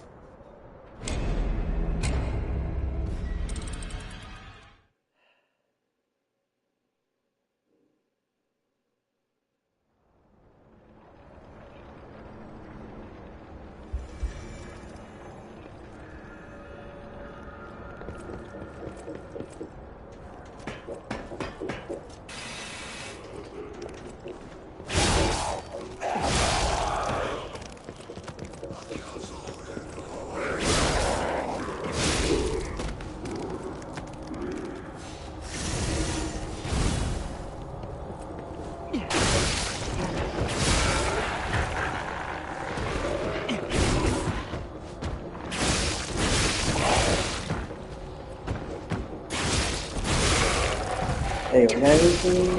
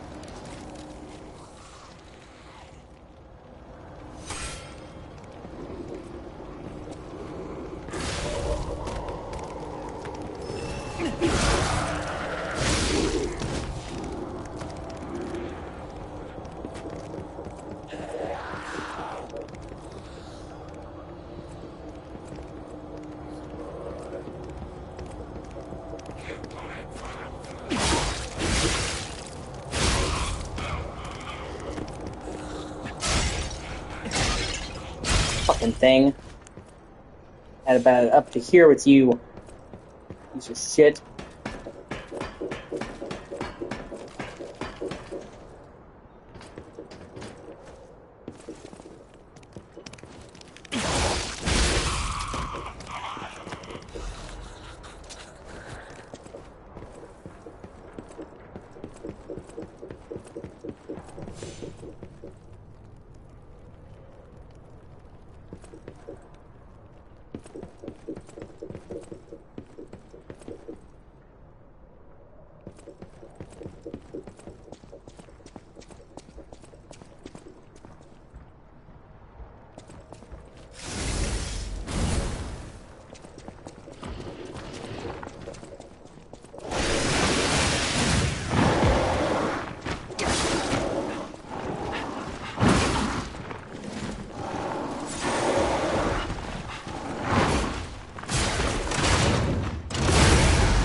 Go.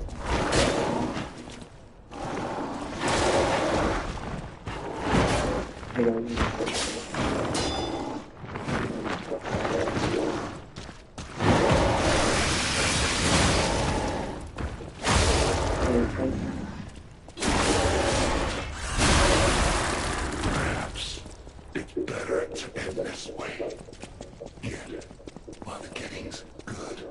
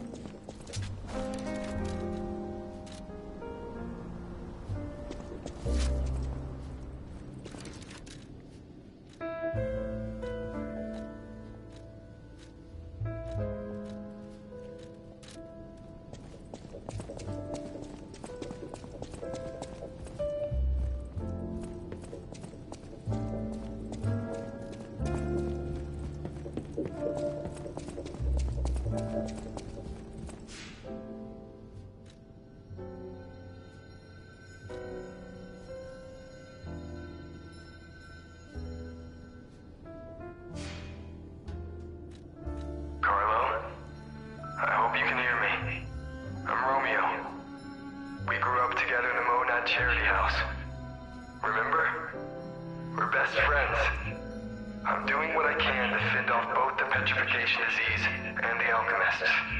My puppets and I are taking a stand against death itself. That's why I tried sending you messengers. But you got rid of them all. You're still an unstoppable fellow. I remember you.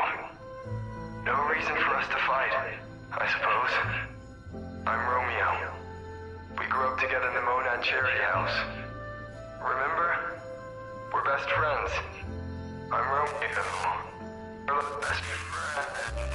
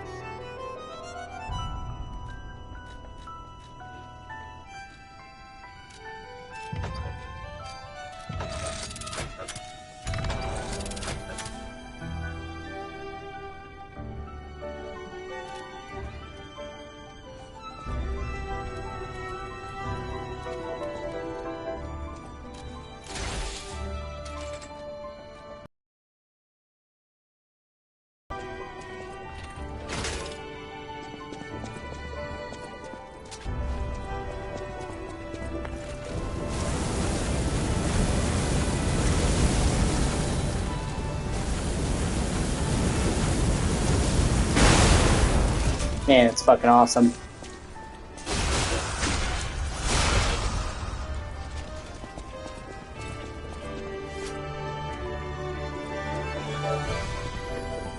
You're here.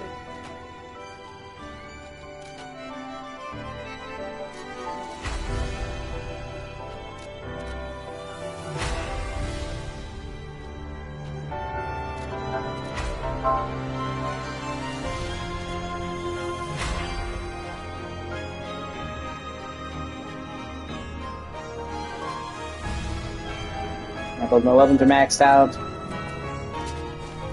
And let me try out some of the new weapons I've gotten subsequently.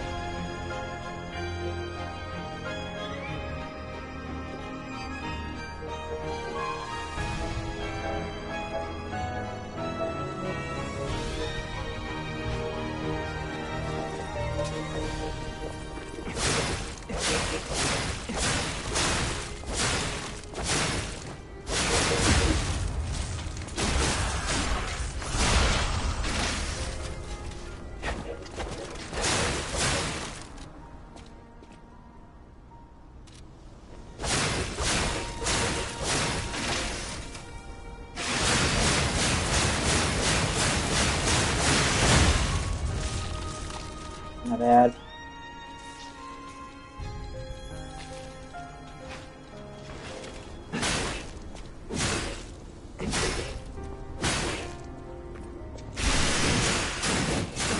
Ah. That's dope.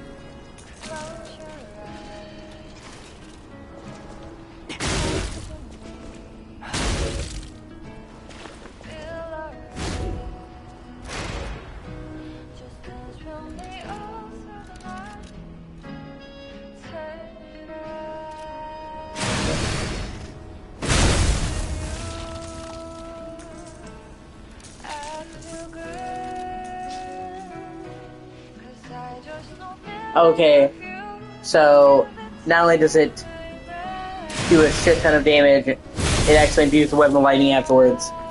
More lightning than normal. That's cool. It's slow for me. There's still a lot of good weapons in this game.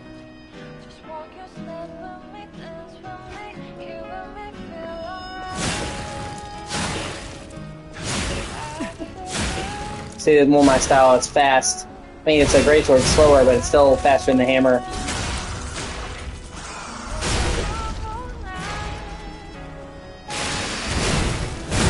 And I guess that imbues it with poison. Acid, yeah. That's cool.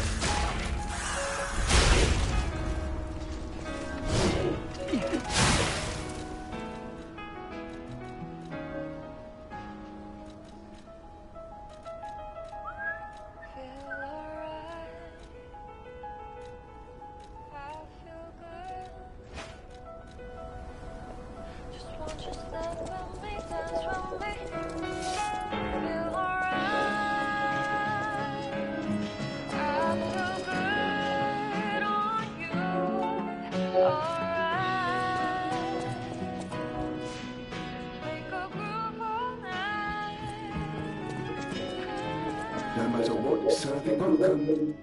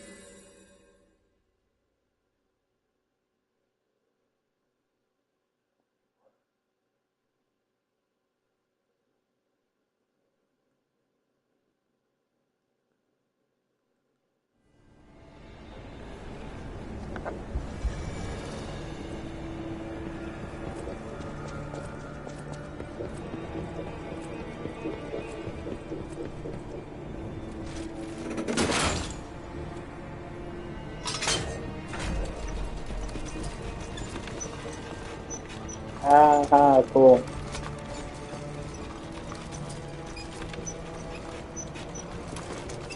Okay, yeah.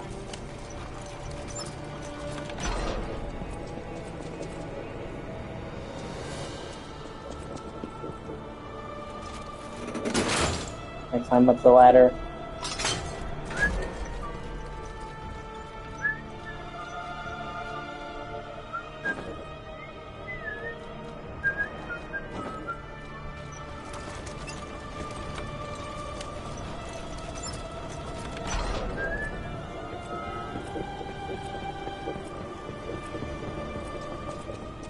Oh, it's, yeah, here we go.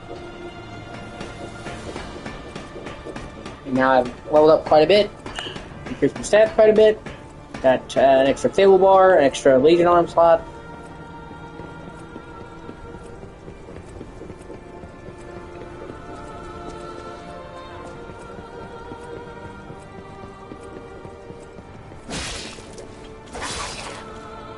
Bye!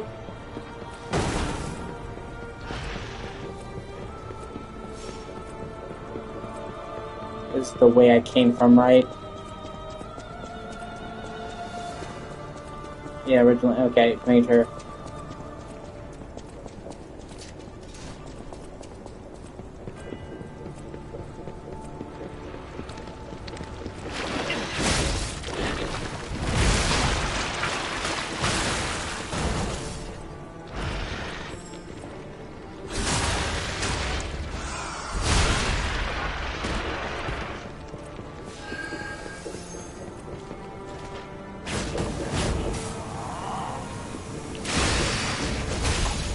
Well, shit.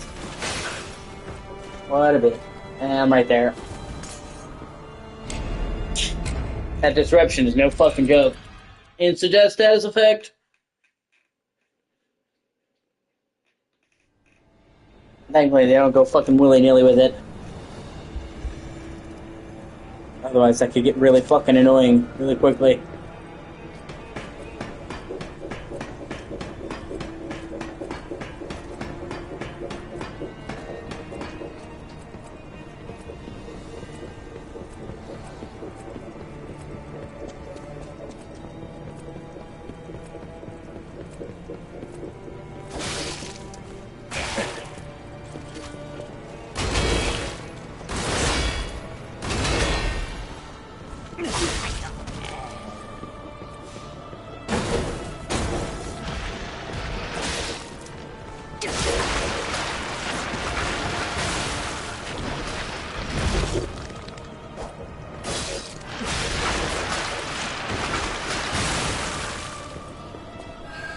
Oh, shit. I lost like 2,000 there. I don't really care. I mean, I literally just had 250,000 that I just spent, so losing 2,000 now at this point in the game doesn't really matter. I'll get that back in like 3 monsters.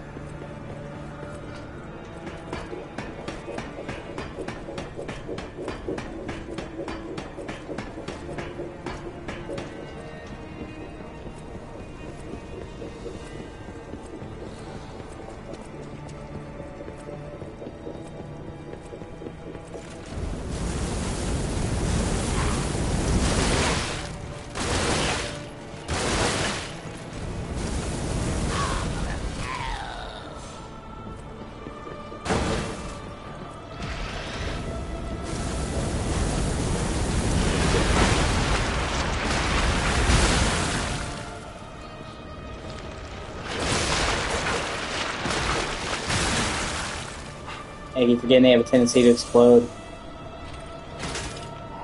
Assholes.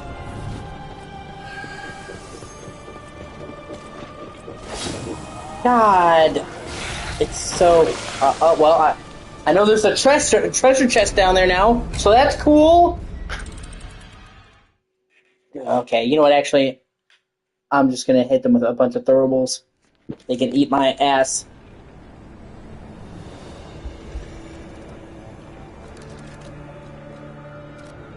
But you expect me to chase you around this platform, and I know, fuck you, bro!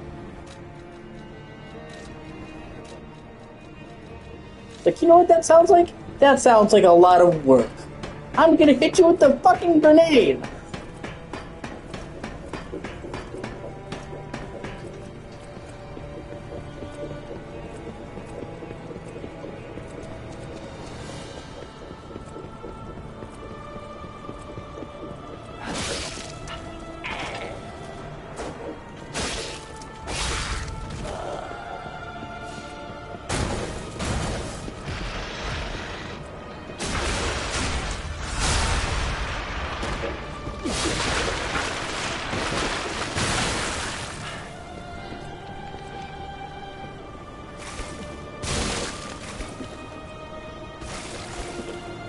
Seriously?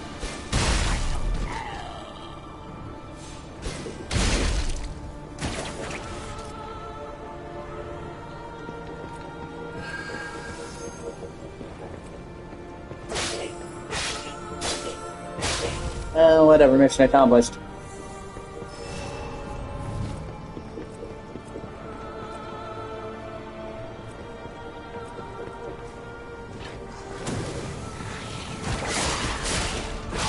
Yeah, that's what you get for being a little bitch.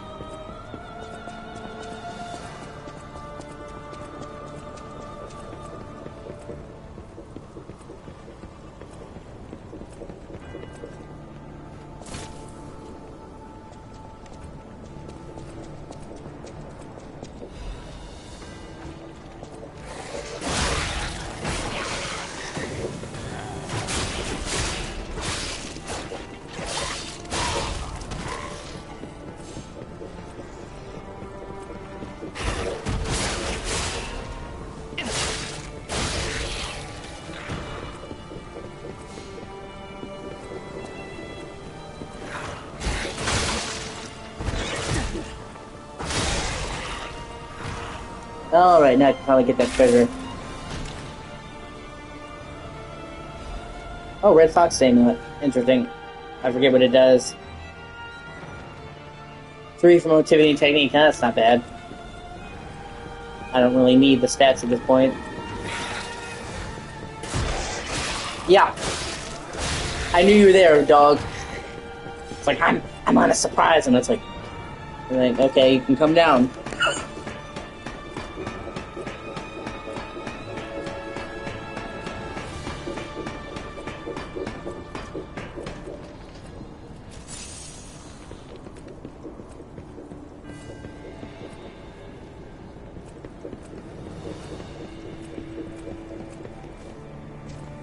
Like, I know somebody's not going to win the award for hide and seek this year.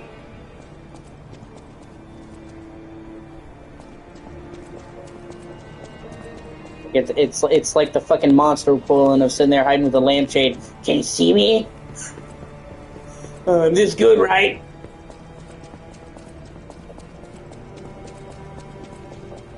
I am lamp.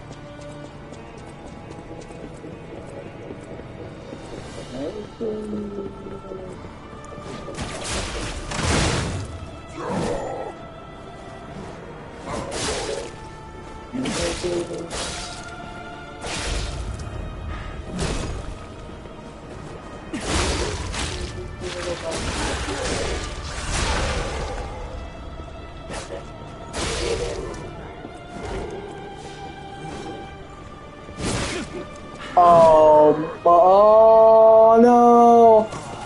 Oh man! And the worst part about that was like I wily coded. Like I sat there in the air for a second.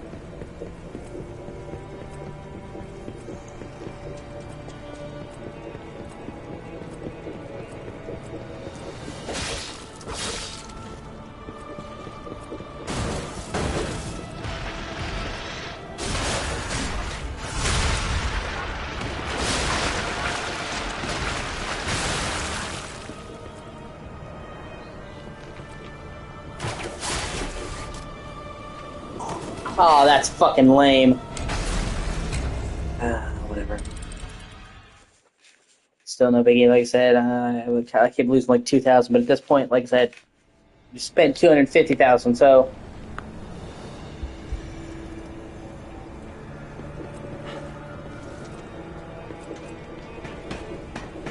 If I could do without having to navigate the fucking metaphorical tightrope.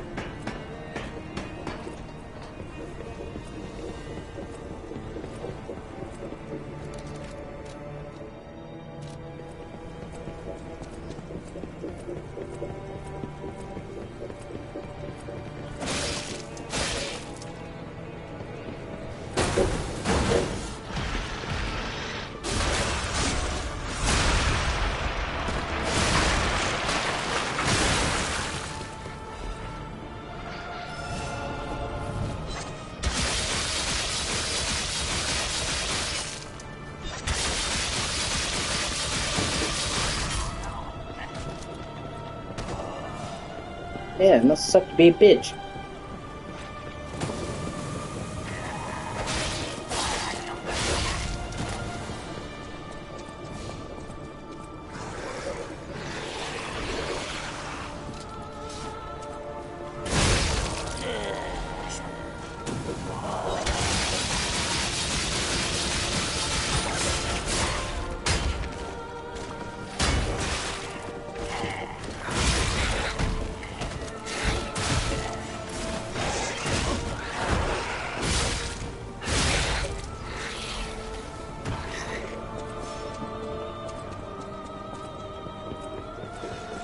Pretty much discovered everything there anyway, so.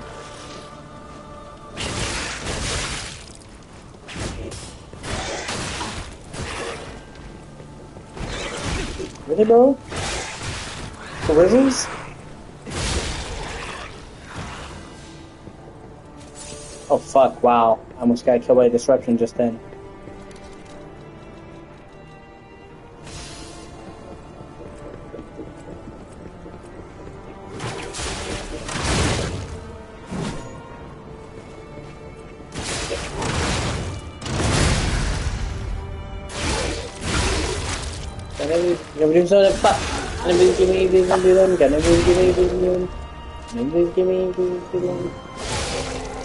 What a bitch.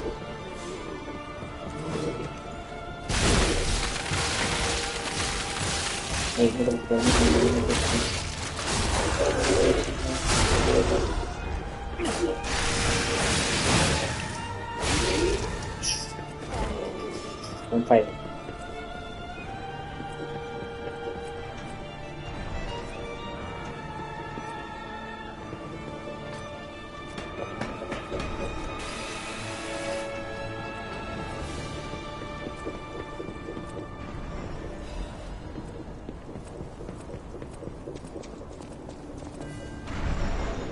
Oh no, this looks great.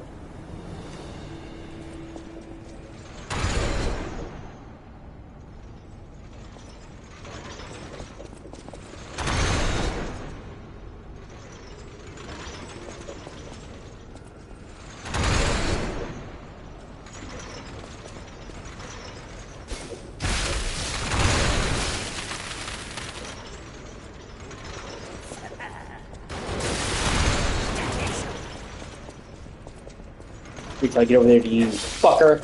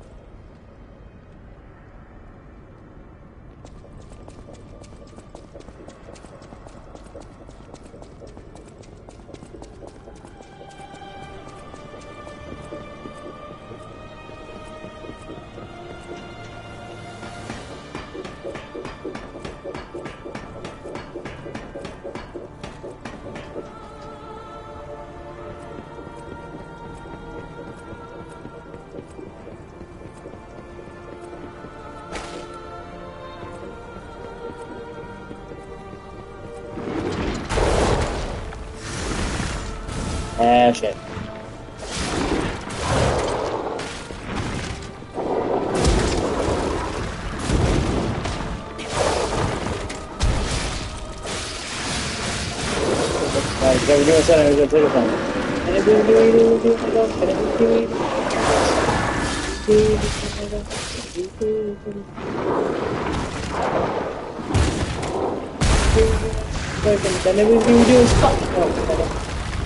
Hey, Mike, she's being a whore. I never see you do the make us.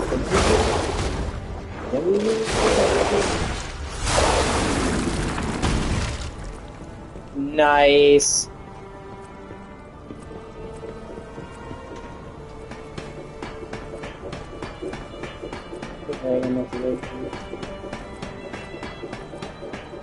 I said this flash chapter is still going!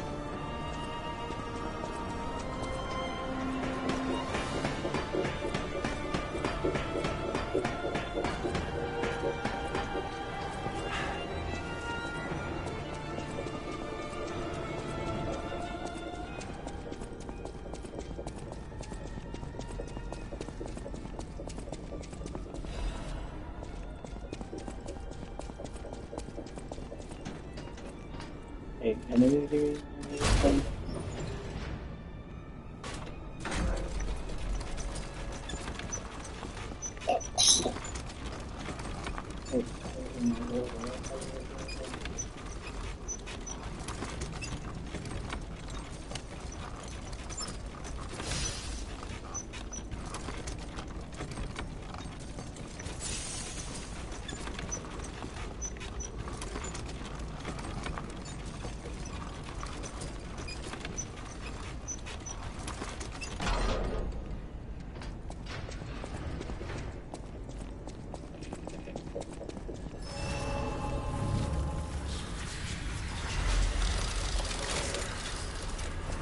Yeah, we're about to get a real fucking boss fight.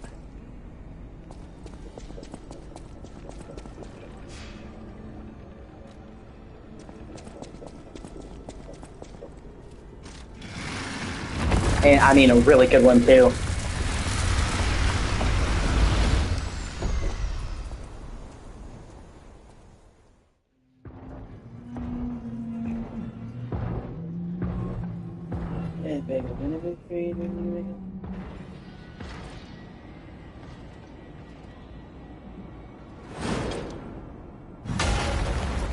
Okay.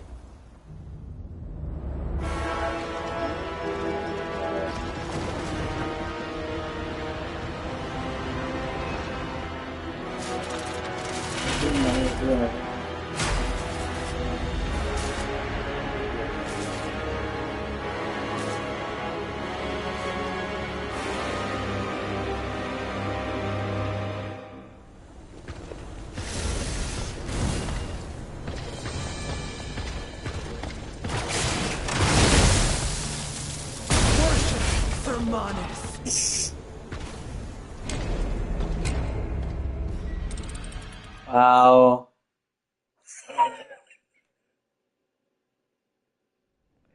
That's my bad. I forgot just how brutal this fight can be. It's a really fun fight, though.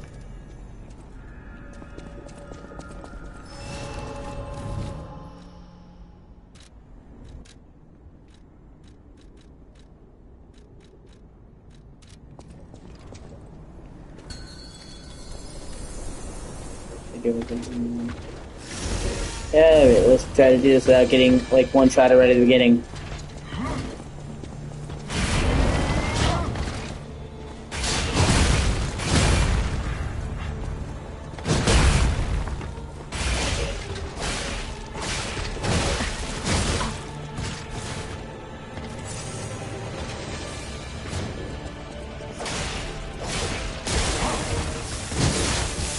Oh, no.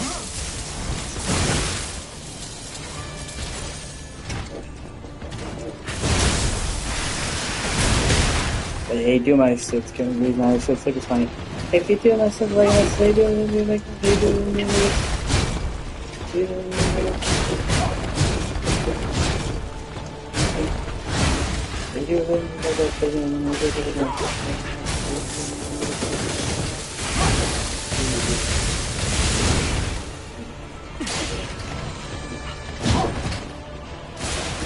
Hey, do us it's fucking up. It's crazy doing such like a new way or something.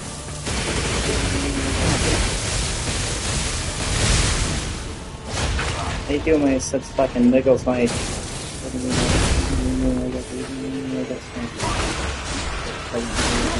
funny.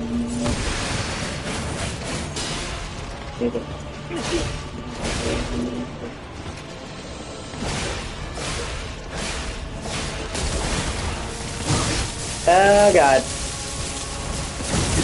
Yeah, just impale me, you know, casually impale another dude. Like, you know what, man? You don't even know me well enough to impale me, bro.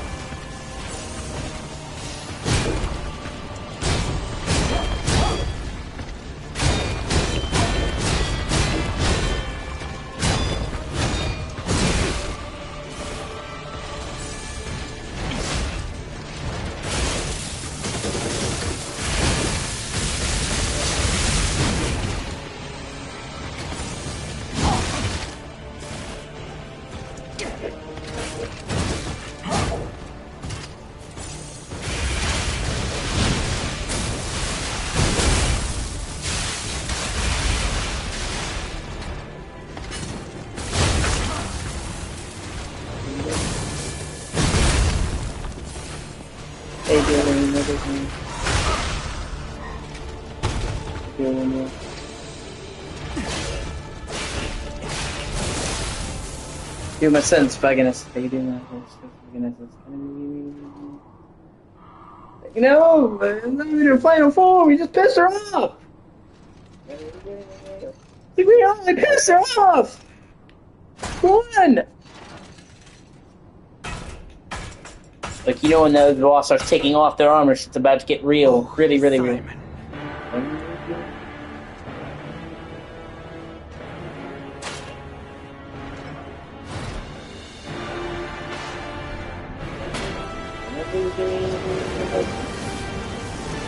Oh shit! That boss battle is pretty cool. Hey, it starts raining. Pulls down from heaven, dude. Like, oh no! Your sword, Vexasia, swears to protect this tower.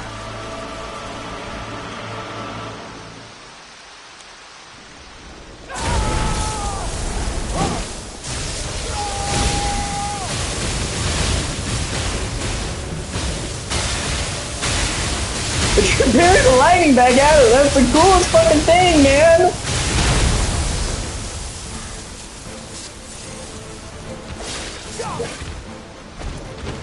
But you know, like, this boss battle is just really fucking awesome.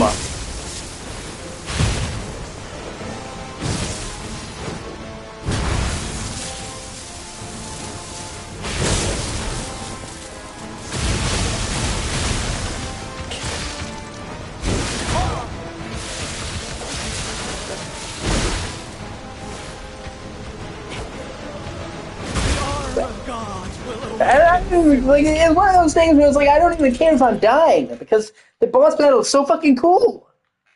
I'm literally sitting there fucking parrying lightning back and forth, man. This game fucking rules. Like, did you ever think you were gonna play hot potato with a ball of lightning? No? Probably not, but it's pretty cool.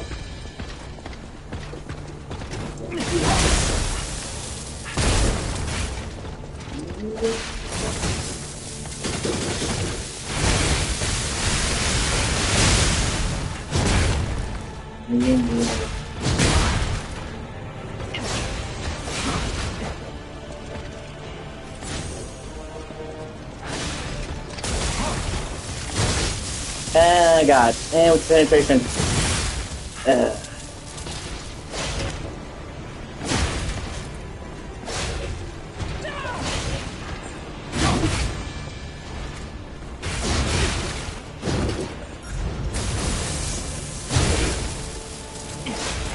My sets and doing that sets, look at my if you give me a turn, just look at my shits. If you do my sets, fucking nice, how you doing? How you doing? How you doing?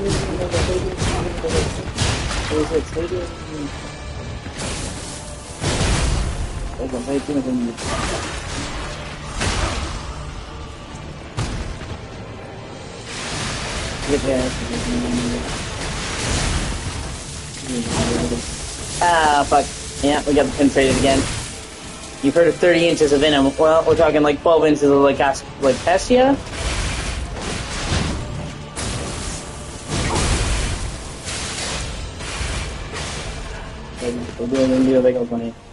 First time I found out you could actually parry the fucking lightning, man. I'm like, no way! I'm not erect, you're erect!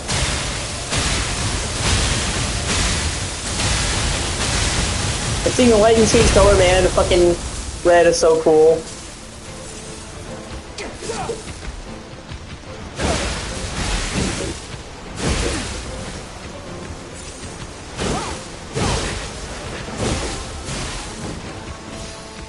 Like, you don't understand, the heavy armor was just slowing her down!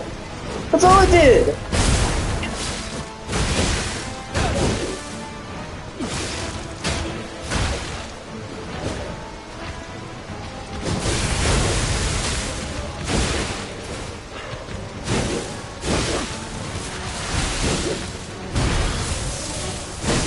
Ah, shit.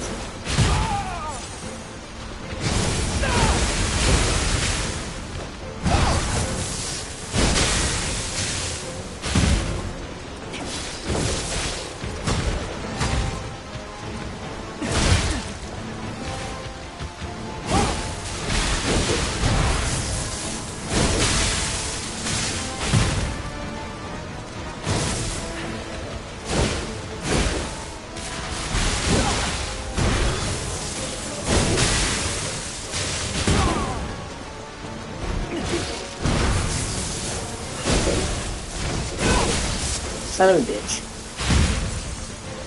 Fucking electric shock, man.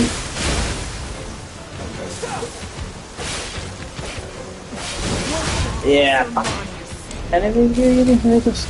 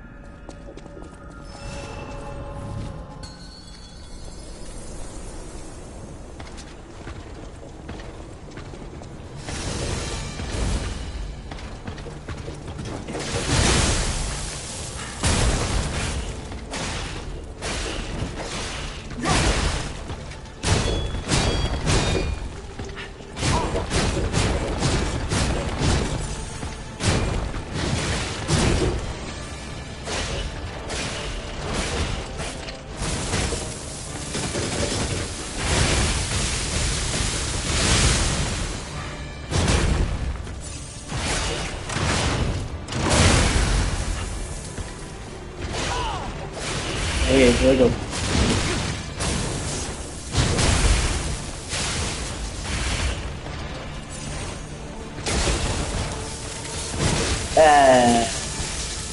Please don't penetrate my butthole.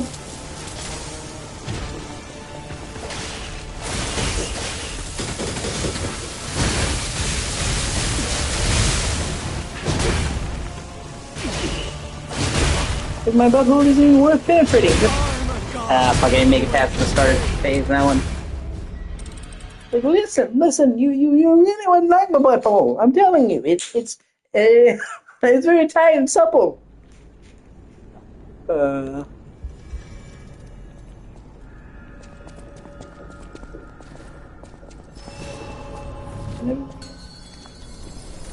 know, the dildo of consequences rarely arrives lubed.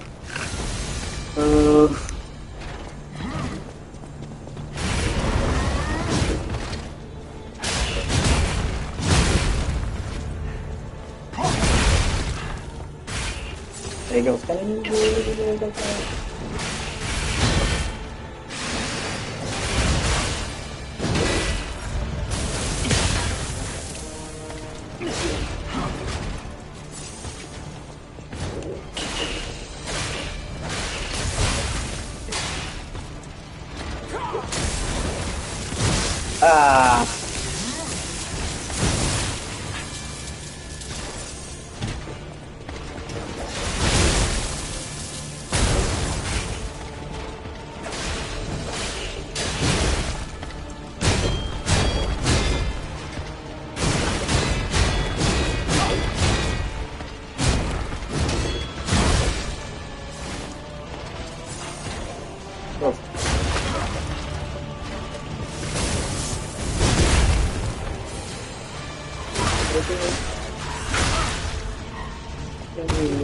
There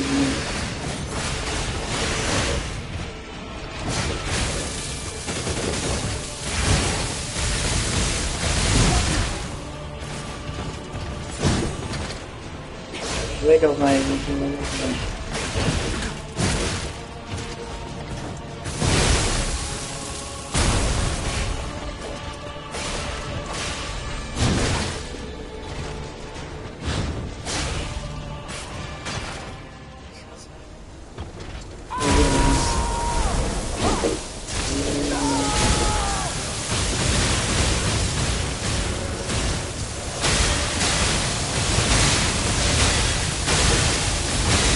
God, that's just so fucking cool, man.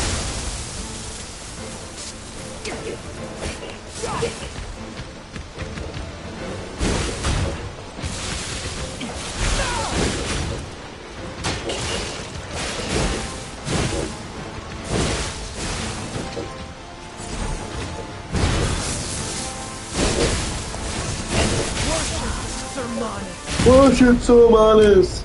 Why don't you suck his dick then if you like him so much? She probably has! Oh, man!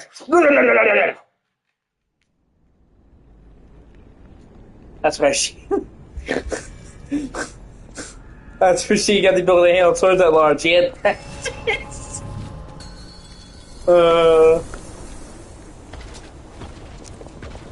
And I'm not just saying it because she's a girl, by the way. If anybody was sitting there saying worship somebody else, be like, why don't you suck his dick then? And another guy could say that and be like, okay, why don't you hop off his dick?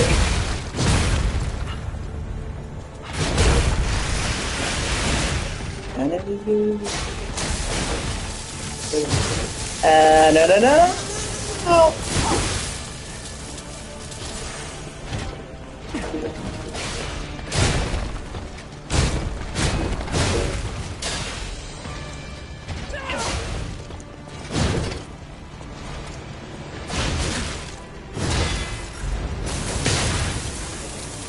Fuck, that's the guy having I go,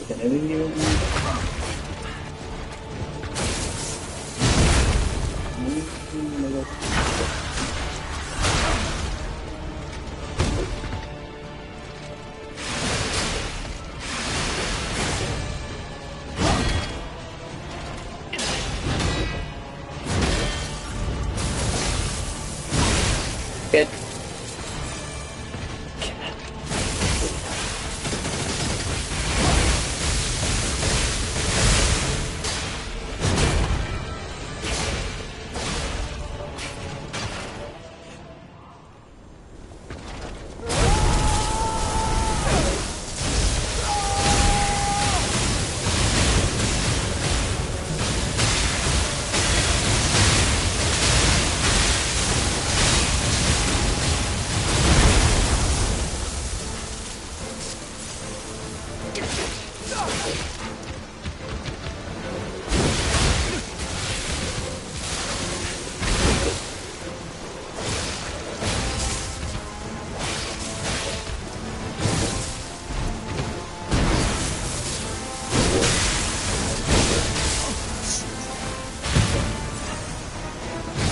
This boss battle is just so cool, man.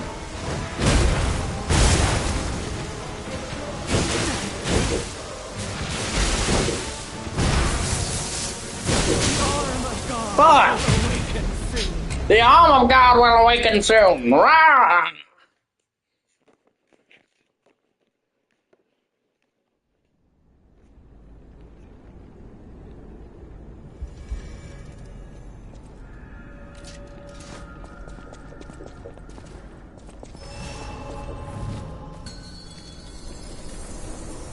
The wrath of God.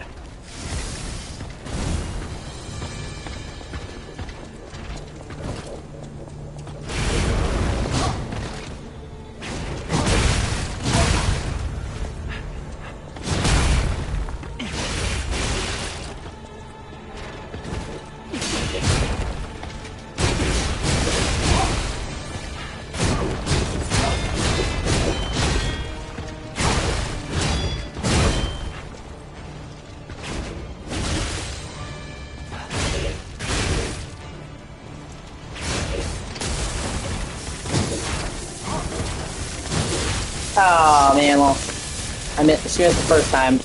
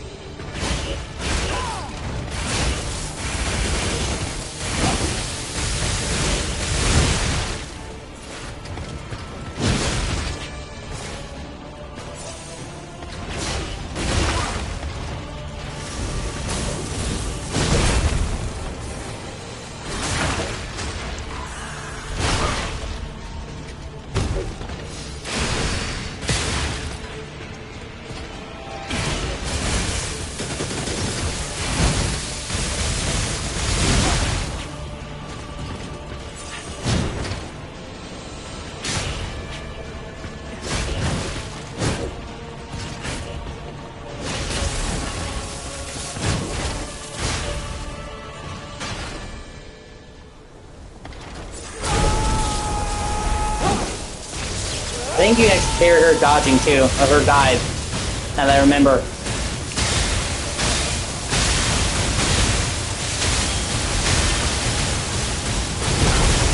You have to time it really well.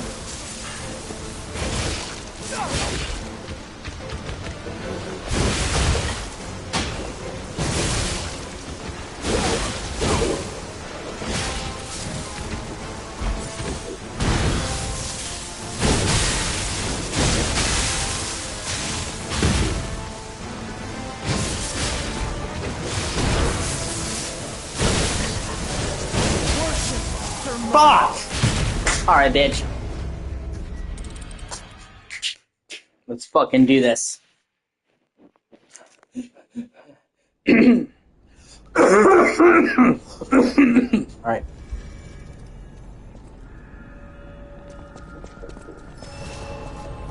Actually, hold on real quick. Let me...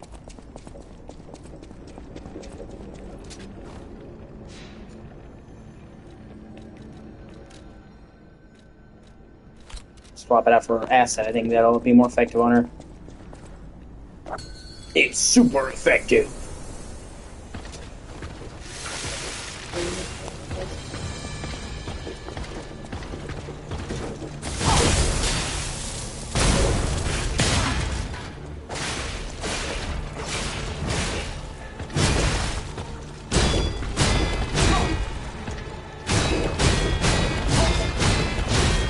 Oh, look at all the perfect blocks in a row. I got skills, bro.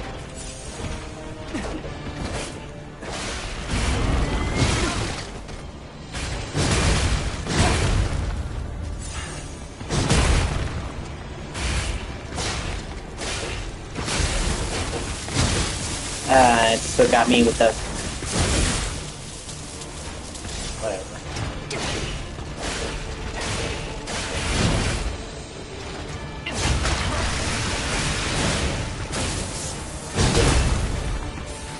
You go, they do it, it's fucking exit, baby.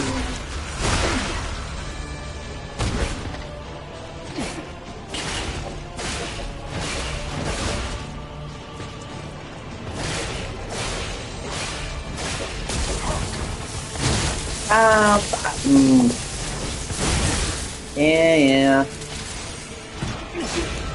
Kind of.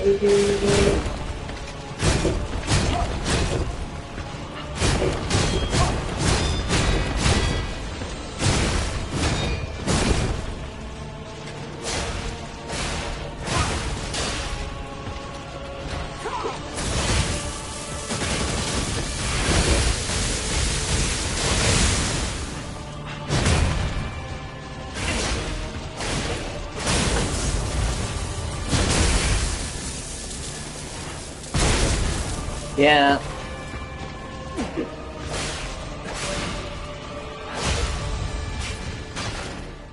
Eat a big old frothy bowl of dicks.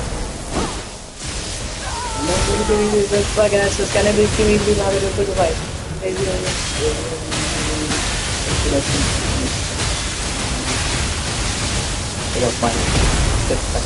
go, nice. There you go, nice. Hey, my friend's fucking up. There you go.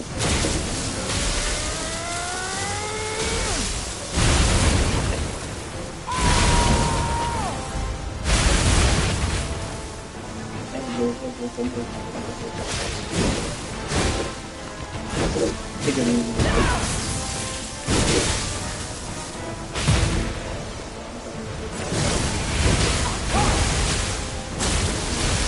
my god, she does so much damage.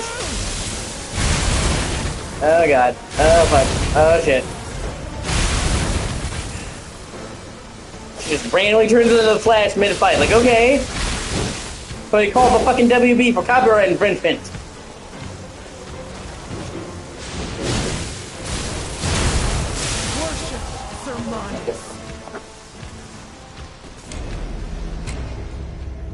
Like, oh, she starts moving real fast and leaving an orange lightning blur behind her. It's like, okay.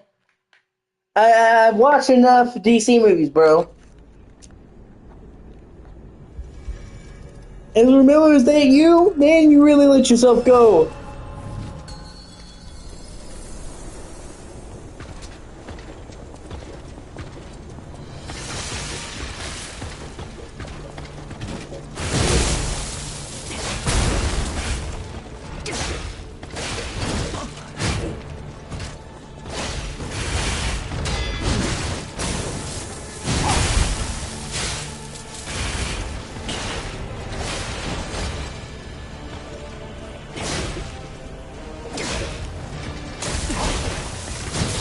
Ah, fuck. Okay, you know what'd be really great? You could stop fucking stabbing me!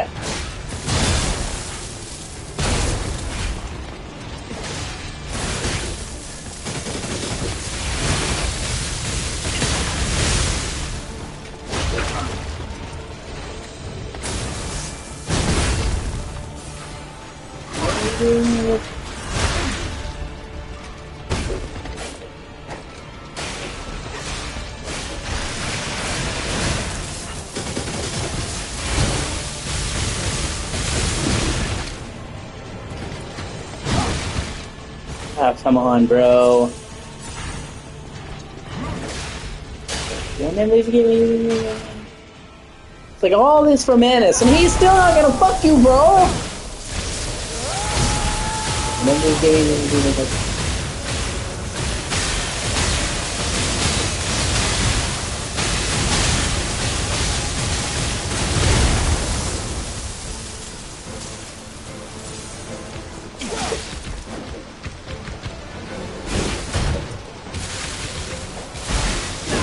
They always talk about games setting unreal expectations for women, and that's usually in regards to them being super hot and sexy.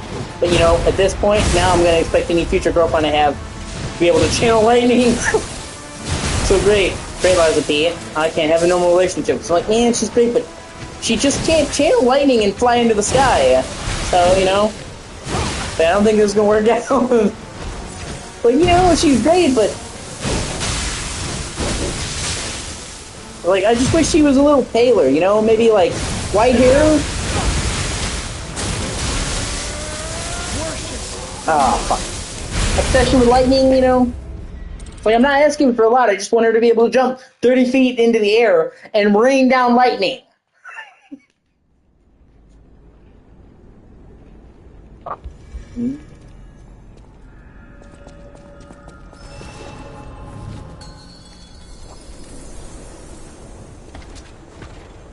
Don't just be like 7 foot tall, also.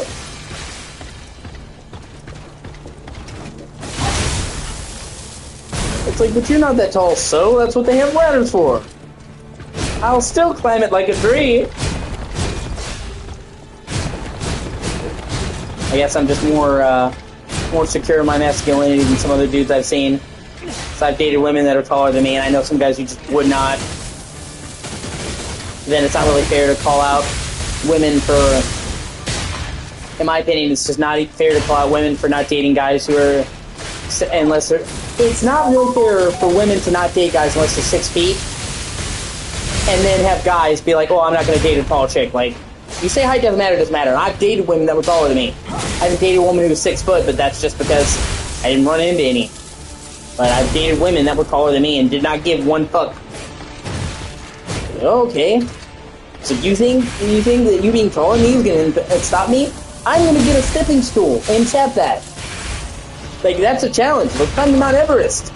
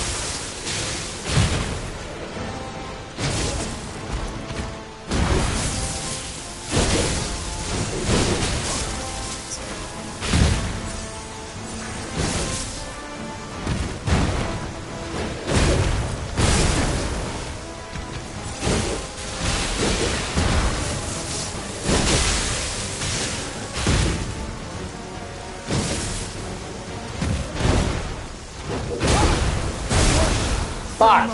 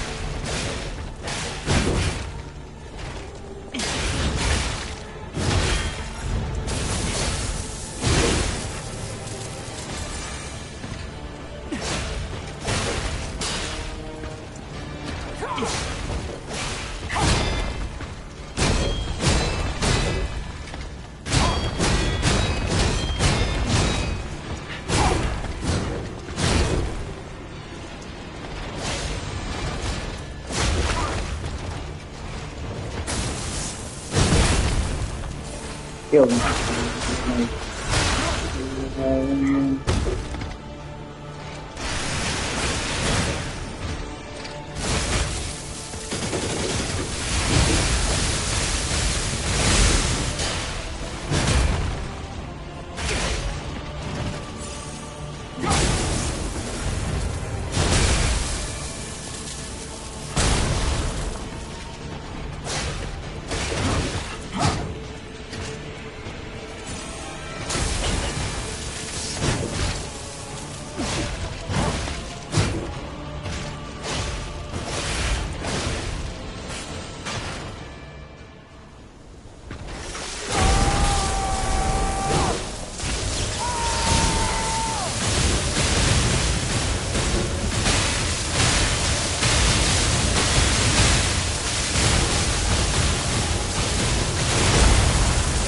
Yeah, I blocked it that time. Fuck yeah, I did.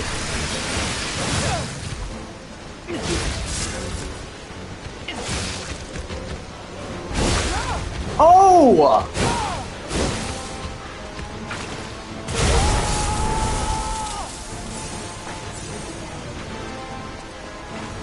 There you go, Hayden.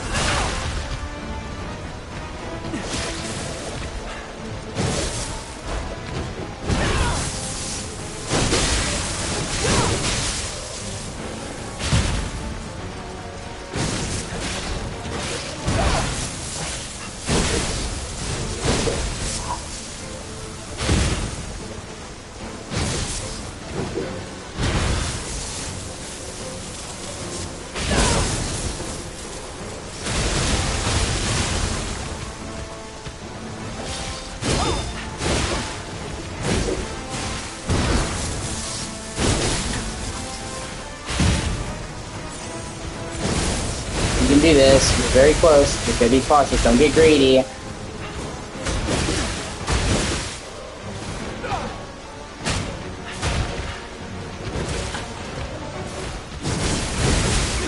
Oh. I guess we're going full dick or no dick.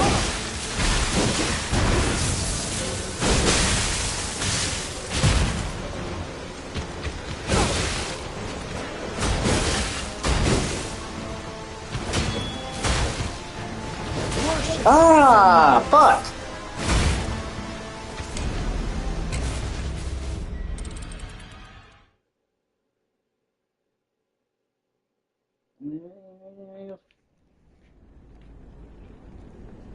Oh, so close, man.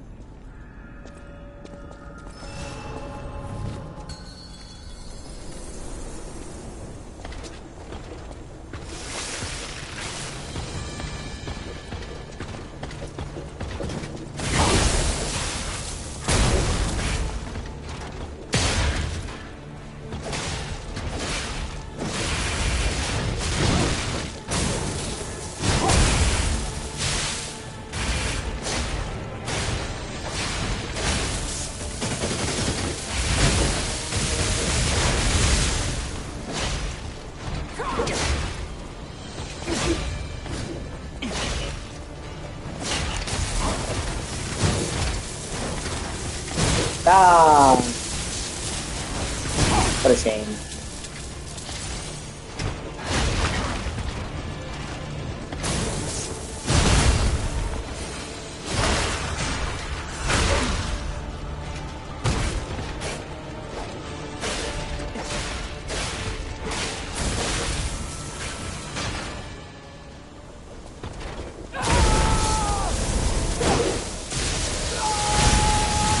bitch.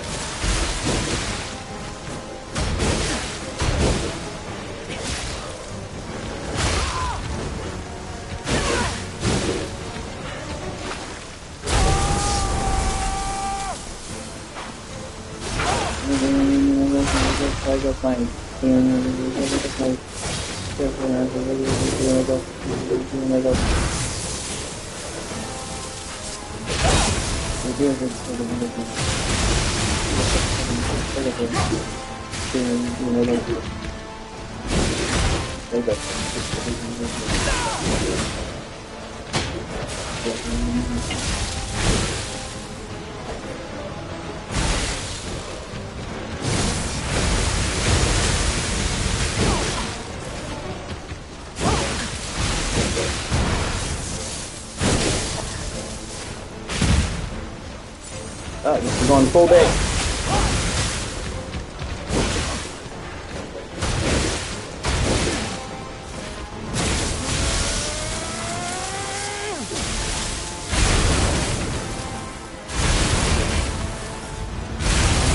Ah, you fucking...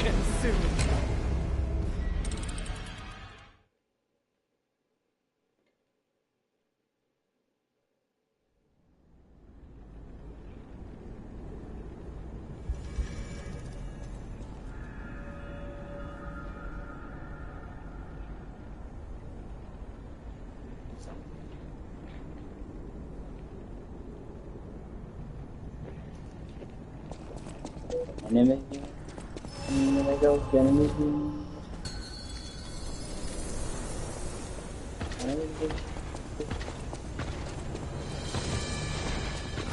you doing, my sense covered in my friends? How you doing, my sense fucking S's? How you doing, my sense fucking? How you doing, my sense fucking S's? How you doing, my sense fucking S's? How you doing, my sense?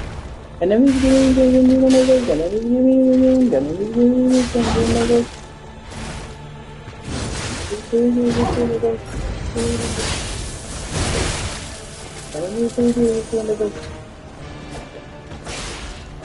that's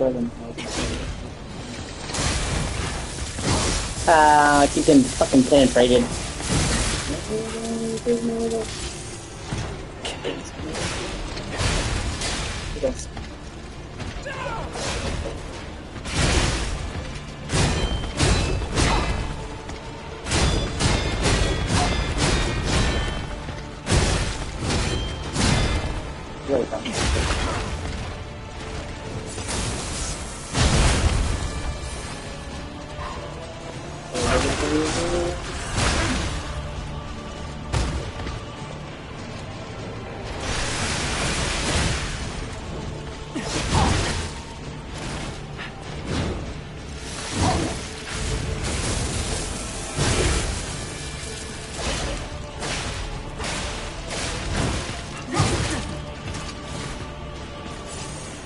Dude, fuck, enemy.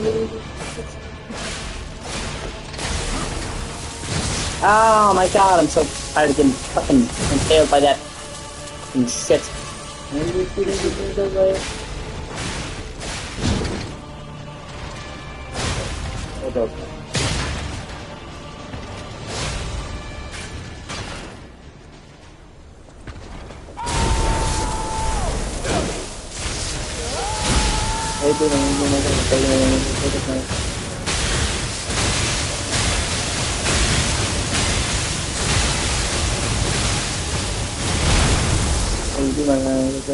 Just like another my shit.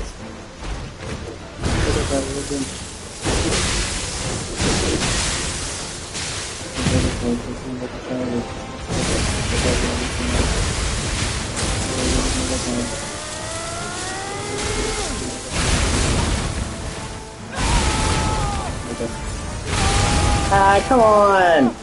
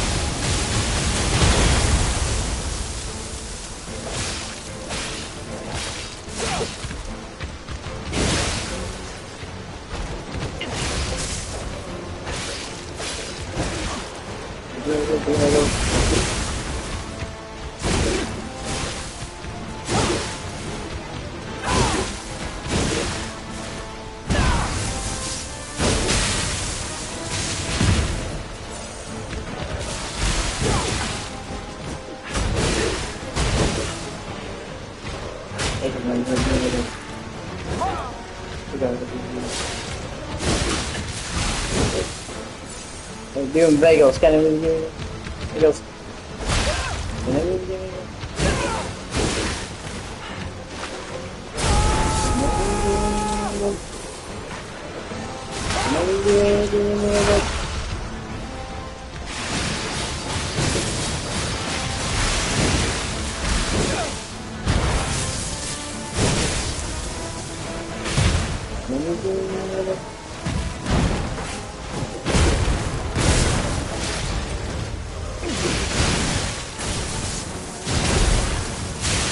Oh my god.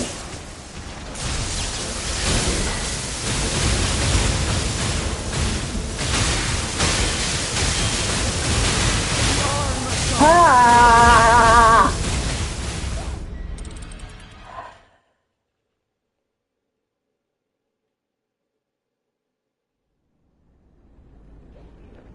What a big old bitch. I never giving you themselves fucking S's. I never giving you.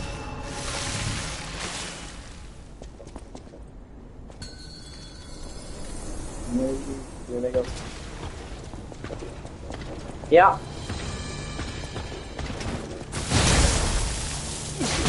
Still a fucking awesome boss battle though.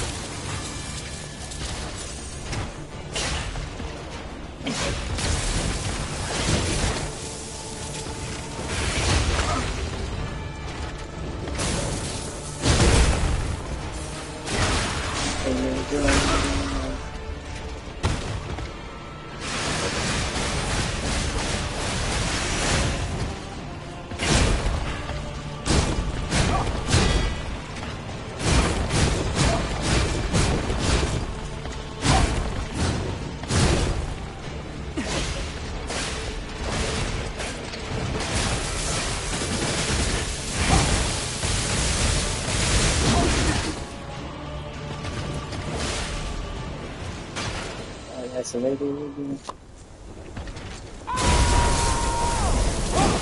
they do it now.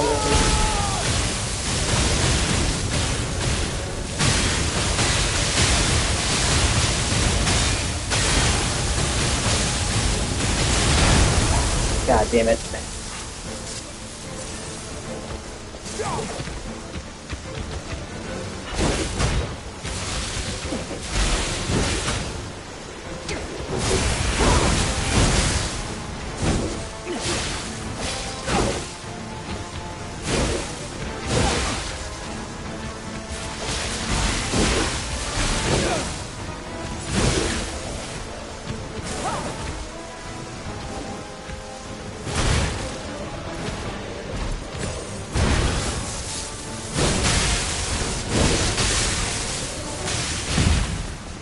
Tearing fucking lightning back at her, man.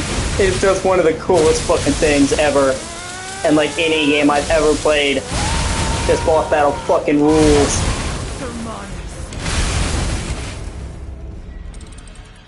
They're fucking summoning fucking lightning, jumping in the air and fucking throwing it and parrying it back at her, man.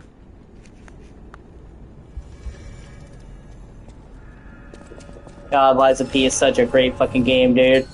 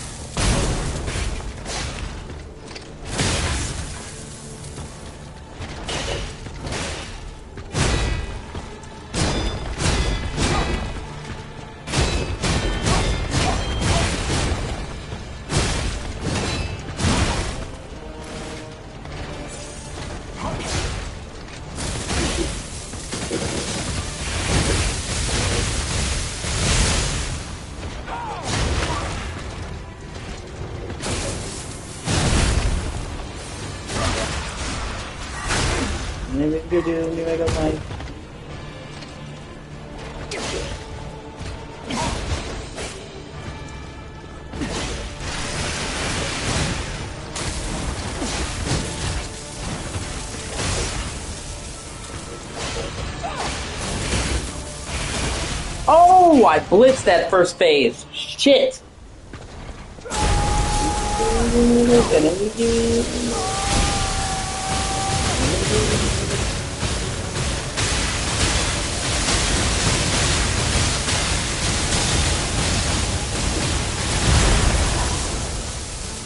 That's still cool as shit.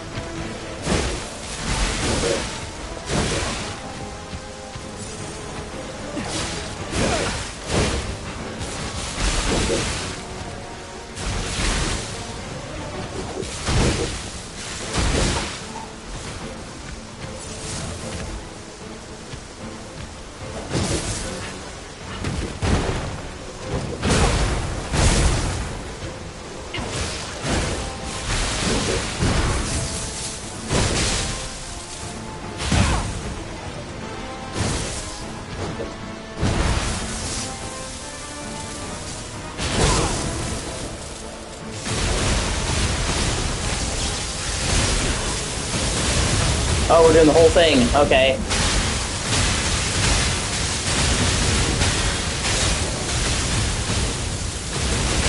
Oh, God.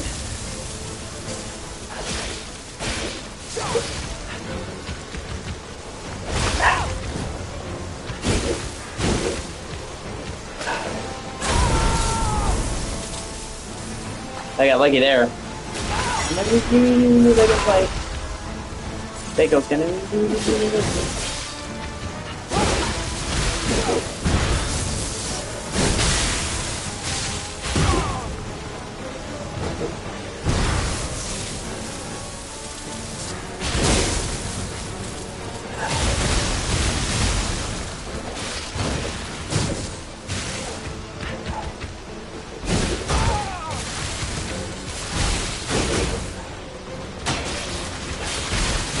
Oh my God! You gotta be kidding me! Come on, bro! Fuck!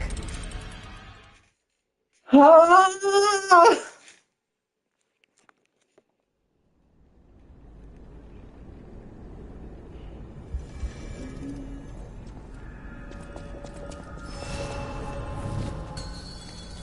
Alright, bitch. Let's do it. And then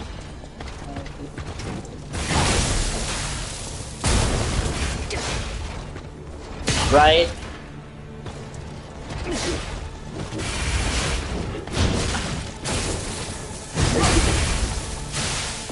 Oh, wow, I didn't even get out of the fucking front door with that one. Shit. Fuck. It's not playing around, man. She's not even fighting a boss, dude. There's like 2 fucking bosses after her. We're not even done climbing the tower.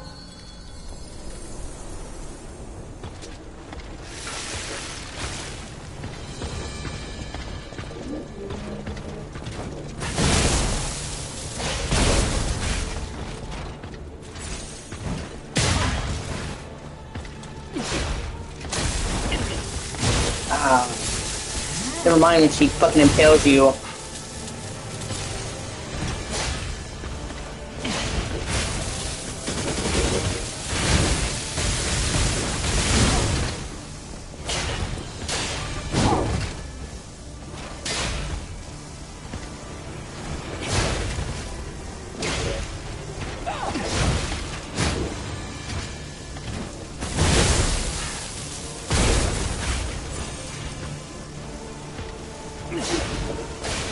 There you go, it's gonna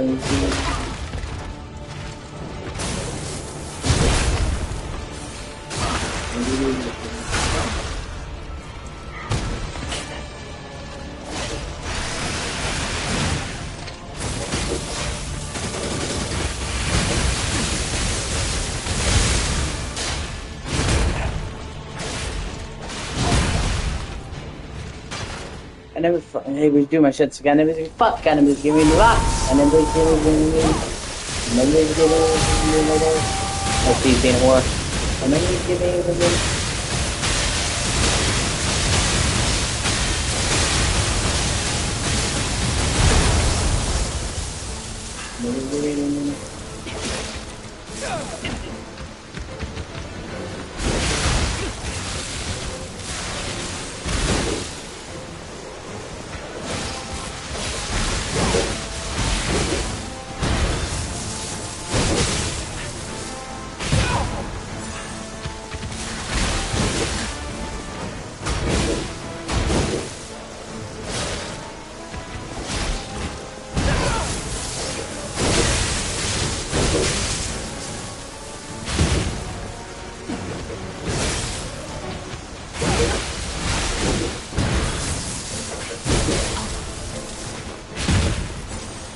that. It's going up full dick with this one.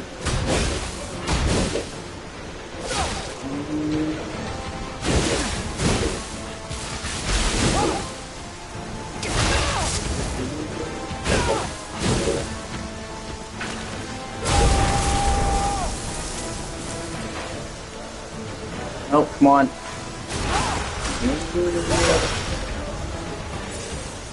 There you go.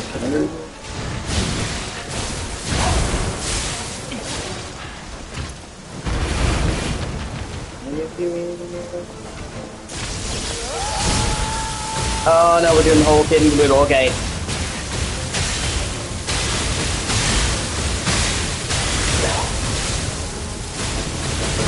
Oh my god. Oh my shit. Oh fuck.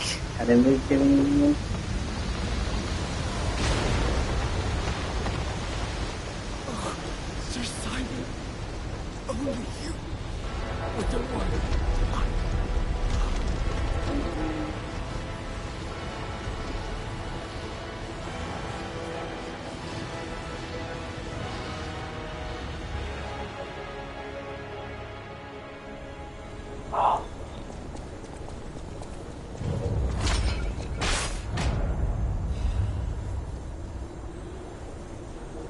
And now it's daytime. Doing is really cool. Right?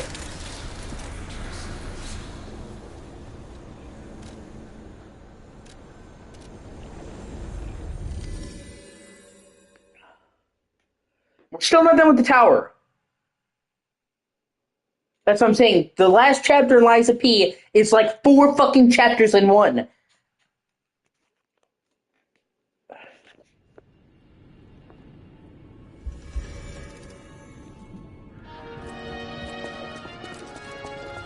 With unsurpassed sorrow, I must announce Lady Antonia has passed away. As she entered immortality, she seemed at peace. Her face was calm, and she wasn't in pain. It is all thanks to you. Without your most difficult of choices, she would never have found such peace. As for me, I am bereft of emotion. My life, or what passes for it, has lost meaning. It feels like pain has swallowed me whole. Thus I plan to erase my heart and become an ordinary puppet. This will be my last conversation with you as Polendina. Despite how it ended, I thank you for the kindness, bravery, and beautiful moments you showed me. Welcome to Hurt. This game actually really gets in my emotions.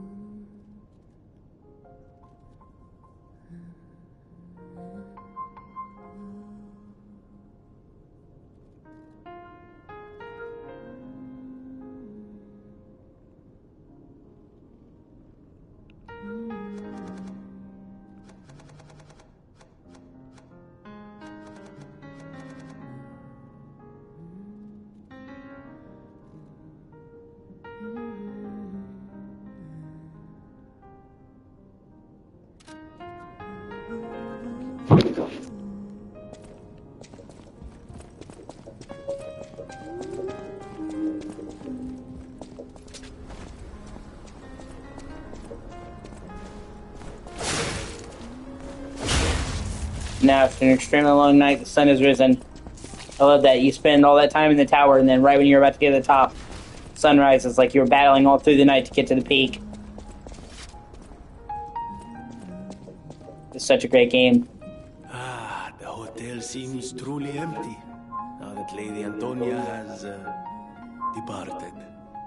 She was the closest person I had, you know? All that with my parents happened when I was just a child. These halls are truly cavernous now without her. And her music. She was a terrific pianist before she fell ill. Now it's up to us to protect this hotel. Her home and ours. Losing someone never gets easier. I always welcome. Yeah, parts of this game make me actually get emotional. Antonia is dead. It doesn't feel real. She was sick, but her personality was so formidable. The hotel feels empty without her. I would have done everything I could to help with weapons. Damn it. I'm so tired of people I know dying. So you'd better not die. If you can't stay alive, I'm gonna beat you up. You're here. This game has such a beautiful story that when something like this happened, I really cared and I got emotional. Strange. It feels like a portion of my memory has been cut away from me. It hurts so much. It's not like a real No, it's not. But still. Strange. It hurts. Like I said, this was made by a North Korean studio, Round 8. Under the publishing of, fuck, I can't remember the name, NeoWiz. And they had never made a single-player game. They had made a cell phone game. And they made this. This is coming from a team with no prior gameplay experience. Which makes how good this game wound up being so fucking insane.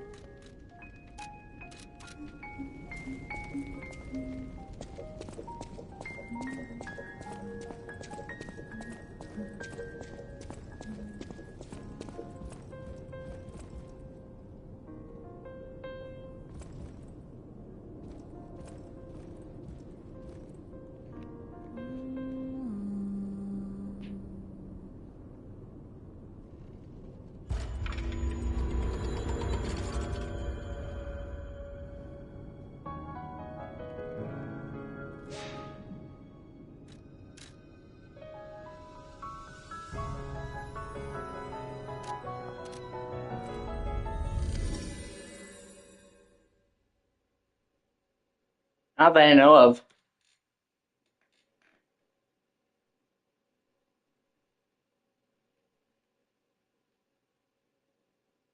And like I said, they would be traveling across the world from Soft to Japan.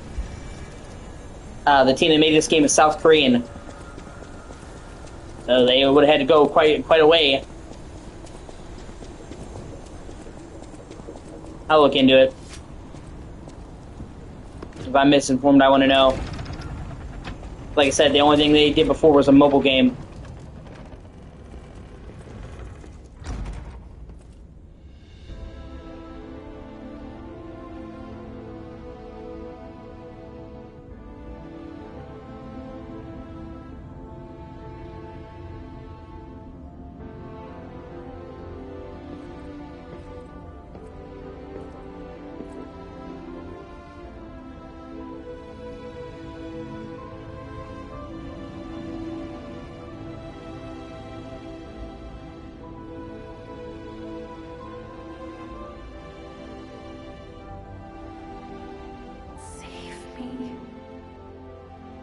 Oh, God.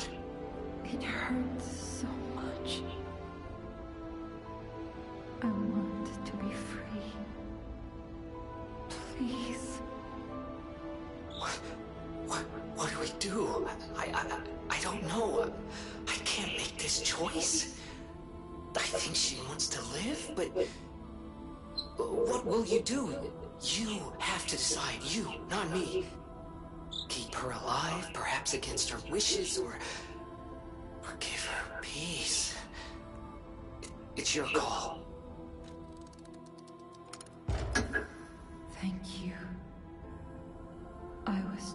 kept for so long. So much torment. So much pain. Take my ergo. I will be with you to the very end.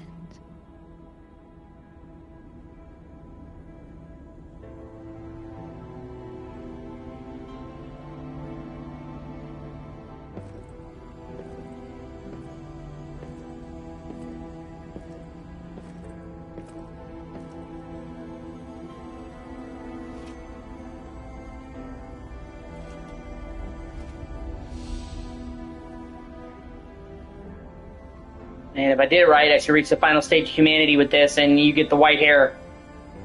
Because Ergo represents humanity, and it basically represents you have... That's why her hair is like that, because she has so much Ergo.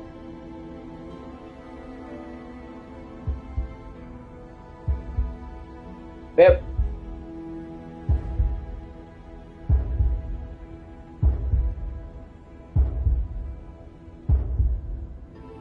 Yes. Certain quest lines, yeah.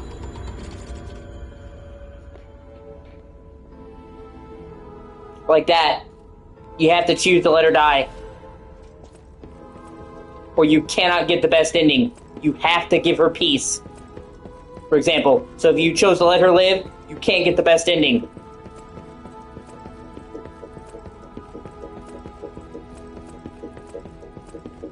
Same with the Arlecchino. If you want to get all of his shit, and do that, you have to get all of his riddles right and find all the locations. As I said, when I first mentioned you play this game, use a guide. Some things you can miss and it won't be that big a deal unless you have to get 100%. I do because I'm a completionist, but it won't matter. But certain things like that does. We did do the right thing, didn't we? I trust you. Let's keep going. And yeah, well, it's your first run, dude. Shit happens.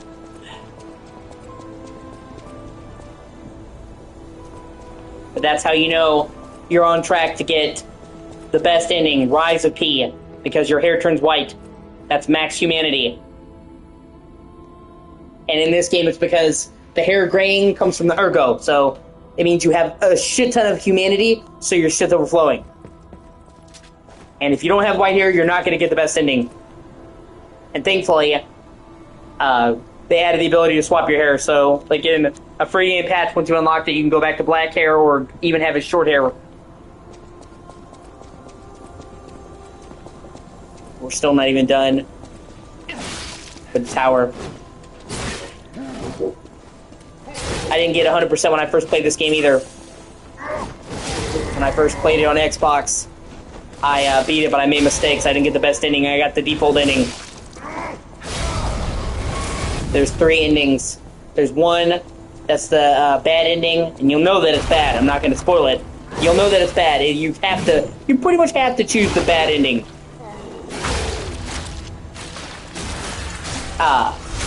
It's not like one of those you stumble into it accidentally.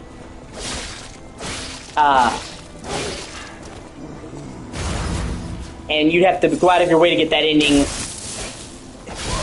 One is the default ending, free from the puppet strings. That's the ending that most people get. Shit, no.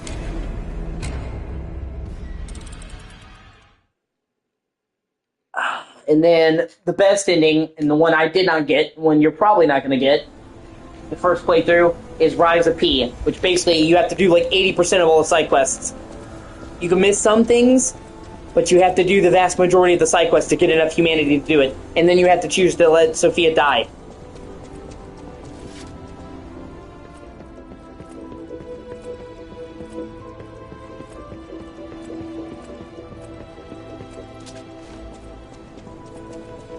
But the best ending is the best for a reason, and it's also canon.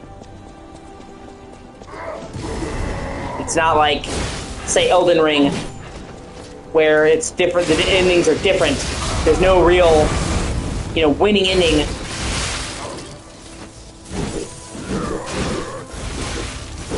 You know what I mean? Where it's like, what do you want to do in this game? Where the endings are, you know, up to you.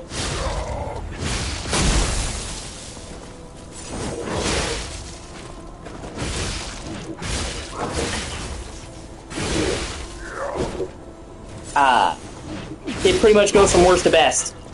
With the ending you get directly depending on the amount of side shit you do.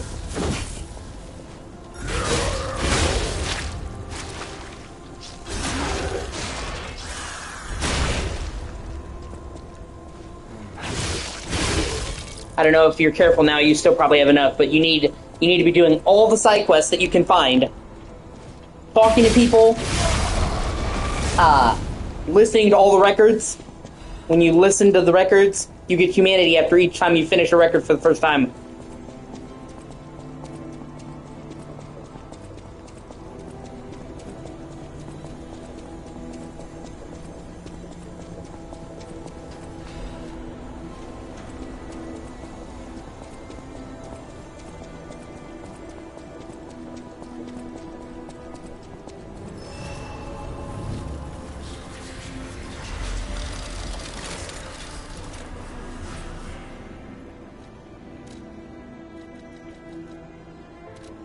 In all fairness, I have played this game a lot. So... like, the last chapter in this game is so long, man.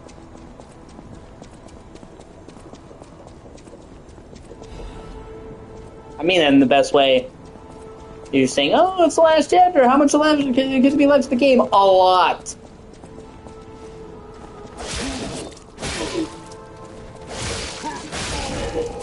Like, the last chapter is by far the longest chapter in the game. It's fucking huge.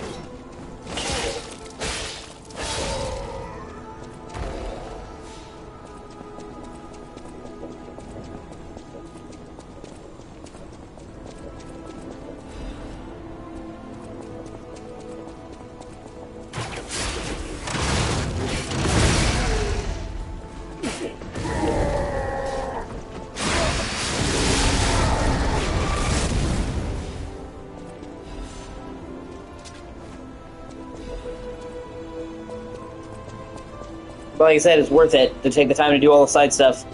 Narratively, gameplay-wise, you get a huge payoff for doing it.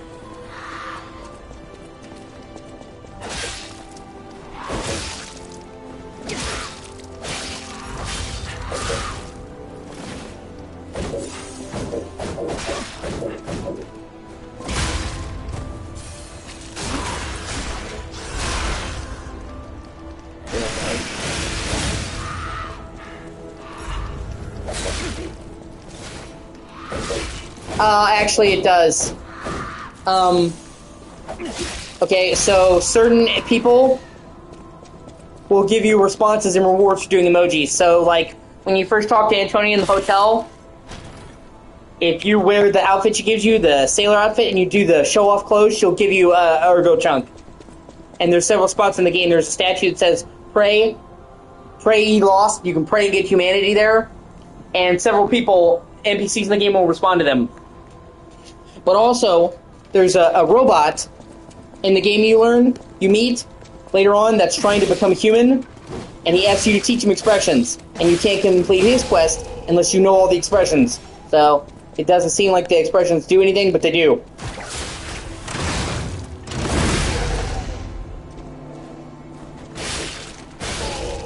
Because I thought the same thing, like, there's no multiplayer, so, you know what I mean? Like, I can understand, like, Bloodborne and shit having expressions to emote.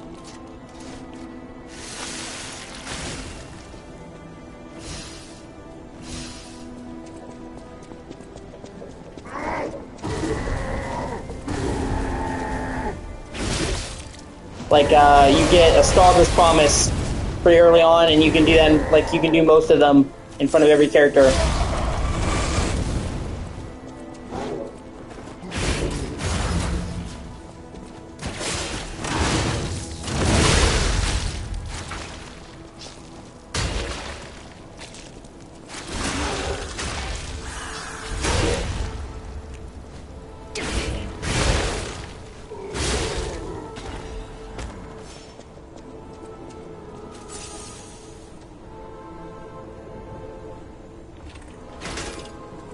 I honestly, I play this game so much, I know most of this game by heart.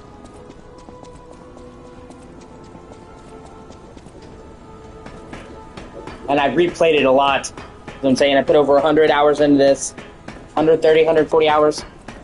Just on the PlayStation version. I don't even know how much I put back on Xbox when it first came out. Like I said, I first played it on Game Pass. It was a day one Game Pass game. I liked it so much that I bought it on PlayStation.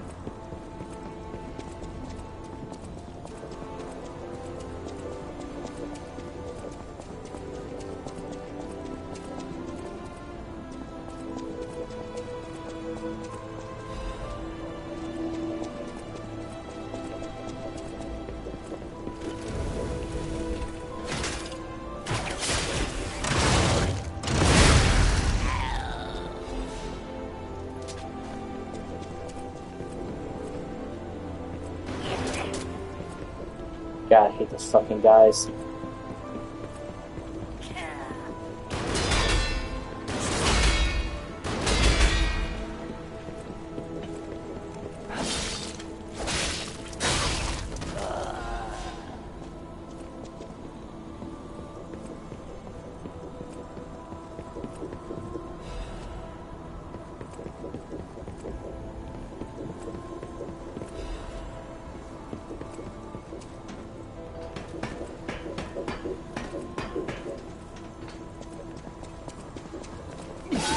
I also highly recommend the DLC, which I mean I wouldn't really worry about for you because you haven't even played the base game all the way through. But the DLC for this game is fucking incredible. It's really big. For starters, it's like half the size of the base game. So it's like literally 50% the size of the main game. For DLC is really large, and for 2, it's really fucking good. They were able to refine everything they did that was good in this game for the DLC. So the DLC actually surpasses the base game in quality. It's phenomenal. It's like one of my favorite DLCs ever.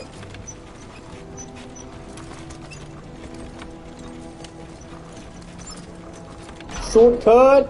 Bloop, bloop, bloop, bloop, bloop!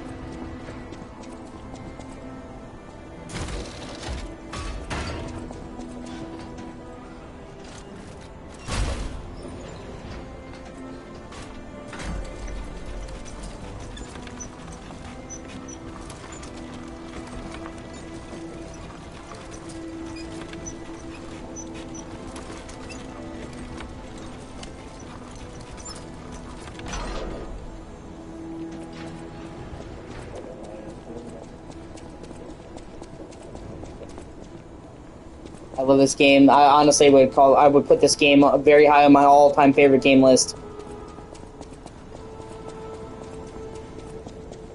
I'm playing PS5 version.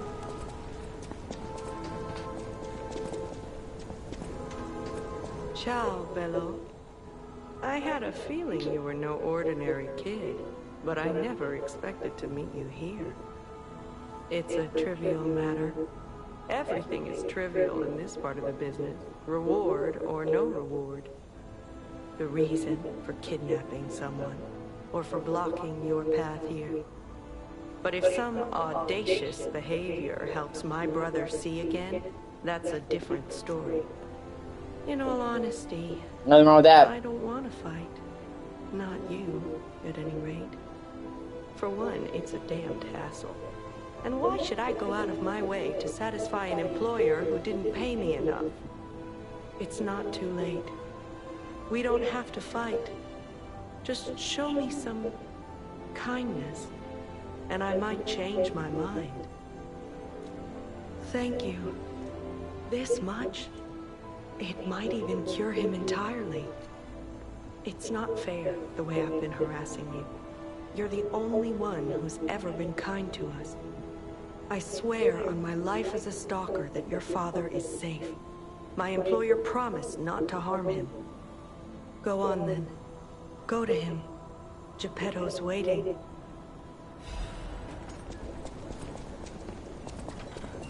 I never even introduced myself. I'm Claudia. If only we had been friends from the start. But I suppose it wasn't possible. We were both protecting something, and those things weren't compatible. We didn't fit together. Hurry. Please. Go to your family.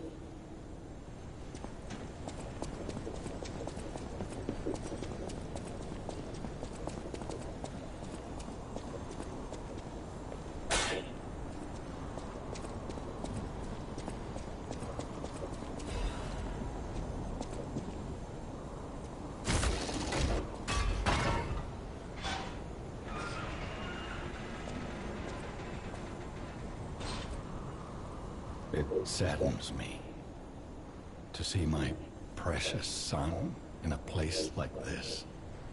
I wanted you to grow up as a good boy in a peaceful world. And yet, I think all I've taught you is blood and violence. This will be the last time I ask. I promise. Simon has gone completely mad. He's trying to become a god by using a tremendous amount of ergo. I don't know what kind of world he wants to build. Perhaps there's no stopping him. I trust you, my son, and I'm ready for any outcome. But I don't know what you think of me. Speak truthfully, for my sake. Was I a trustworthy father to you? I see. I have the courage to carry on because of you. Put an end to it all, and come back to your father's side. Remember the happy family we once were. We can become that again.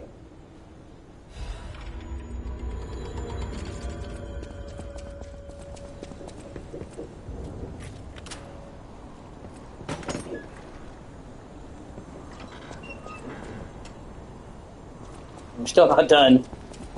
Still climbing.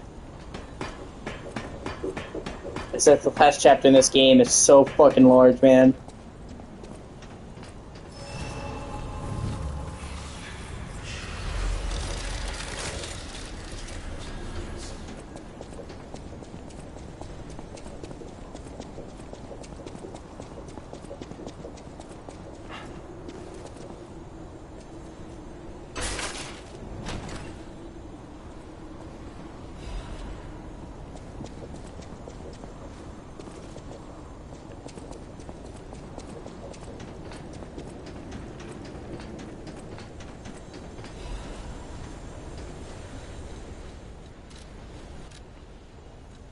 I mean that in the best way, though. This game is so great.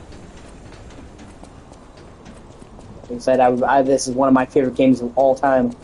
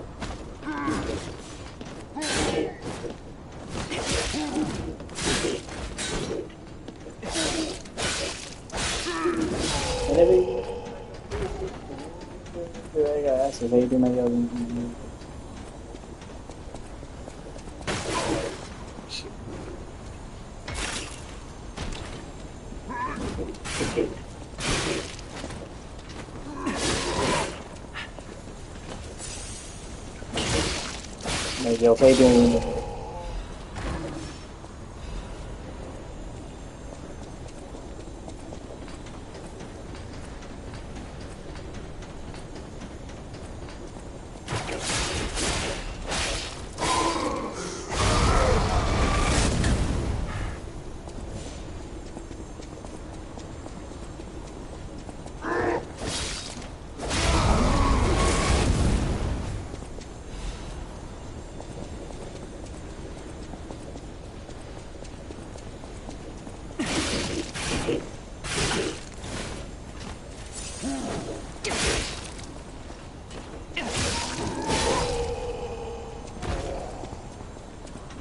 For the record, when this chapter started, it was all the way at the edge of that beach.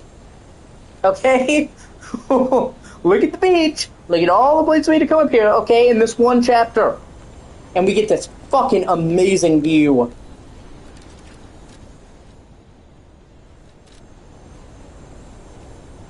Of the city. From all the way off in the distance, dude. I fucking love this game.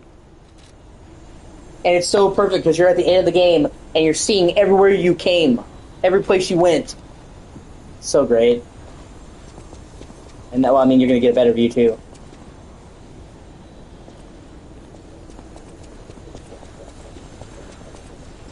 Did you feel that? It's like someone walked across my grave. I sensed ergo everywhere. I mean, this place is saturated with it. Like what you'd expect from a mountain of dead puppets.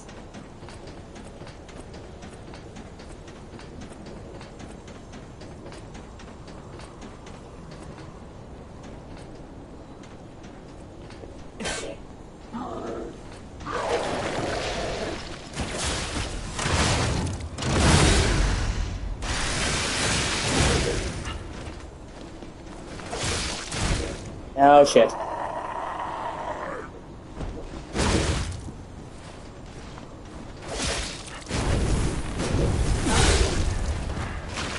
Seriously? Fuck you. Oh yeah, I got a quartz use one-time spawn. Nice.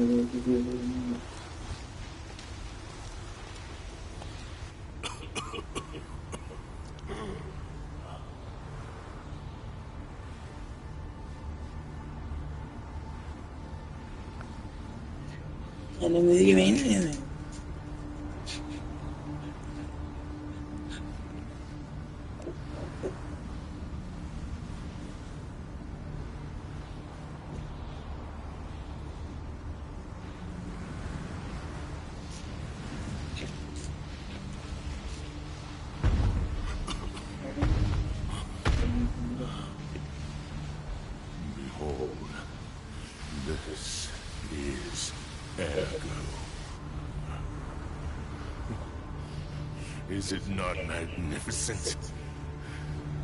Distilled immortality and a key that opens a world with no lies.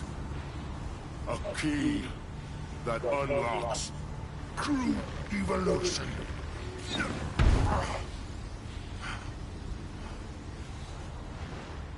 Give thanks. There goes a gift from me, Simon Martis, who will transgress even God.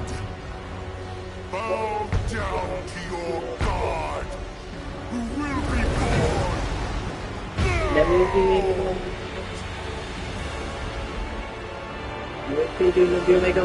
Show me everything you have, Puppet of Geppetto.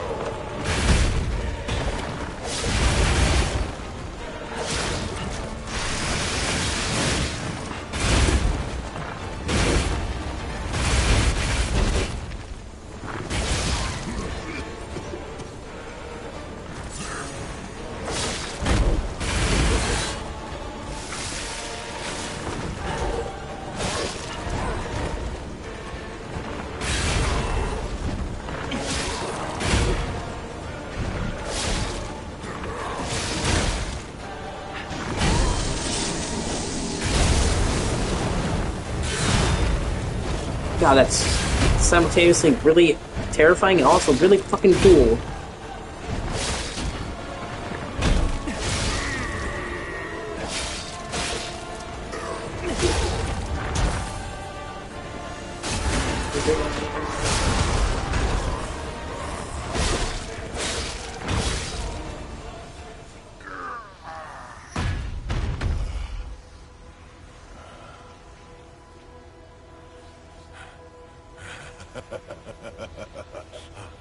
This is evolution.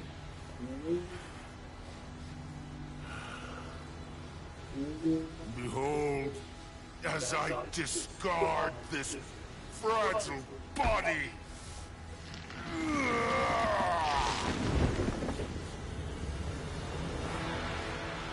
Witness me as I grasp the power of a true God.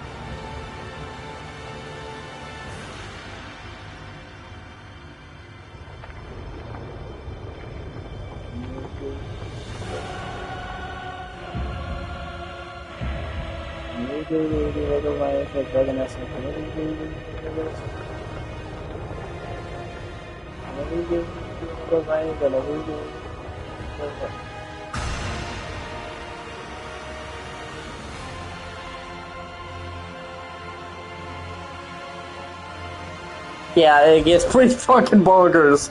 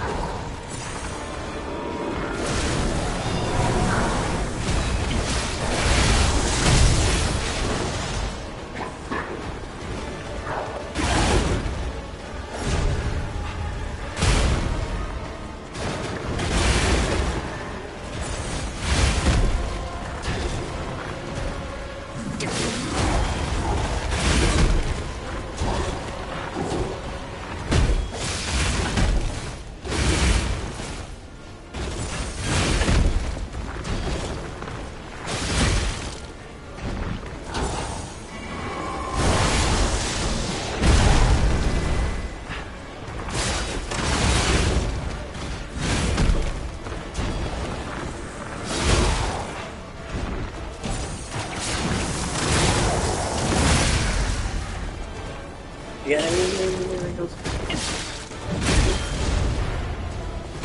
oh my god.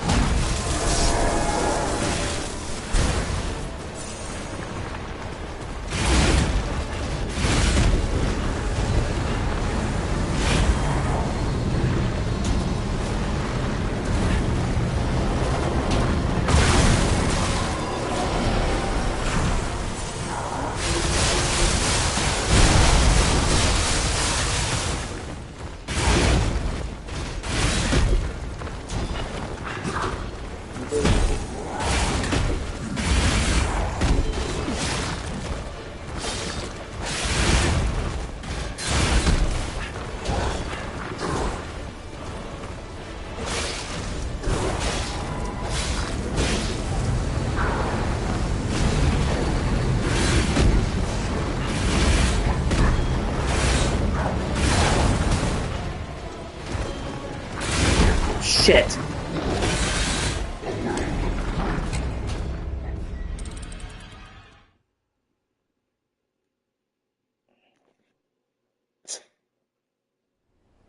Bitch.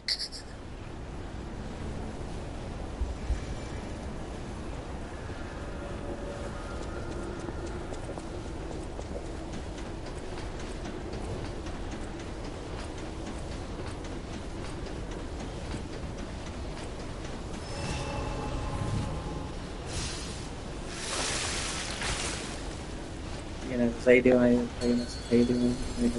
Show me everything you have, Upper of Geppetto.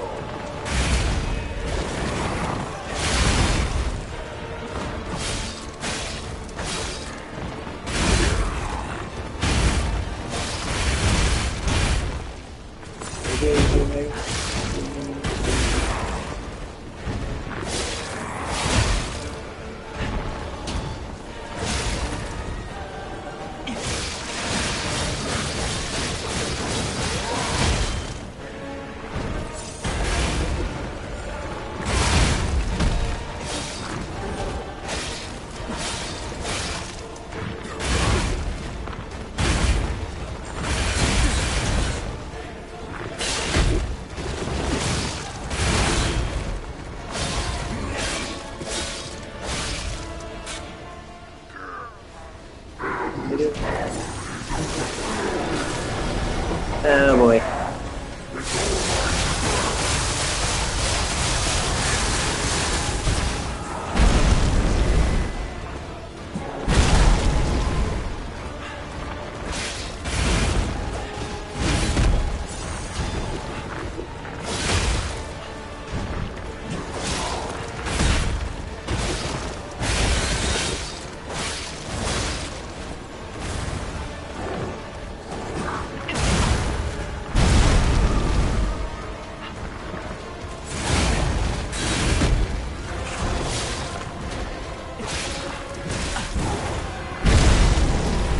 They doing?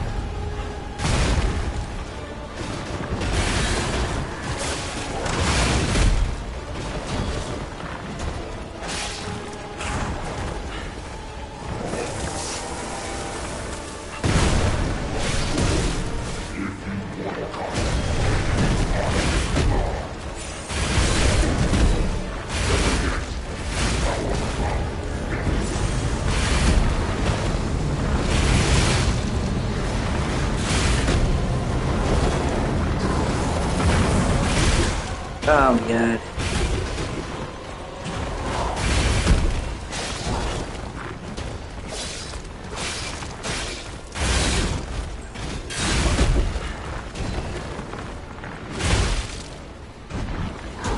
You amigo. I'll get you, Echo.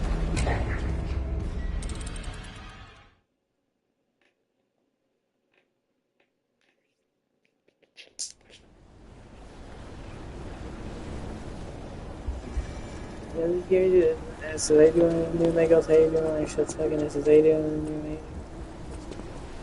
How you doing, man? I'm feeling. Do you love Megos? Shit's fucking, this is A doing new Megos, this is A doing new Megos, how you doing?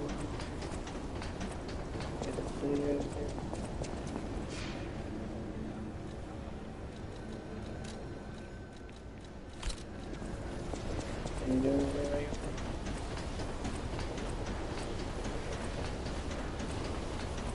Let me go find a good fucking mess that I remember making.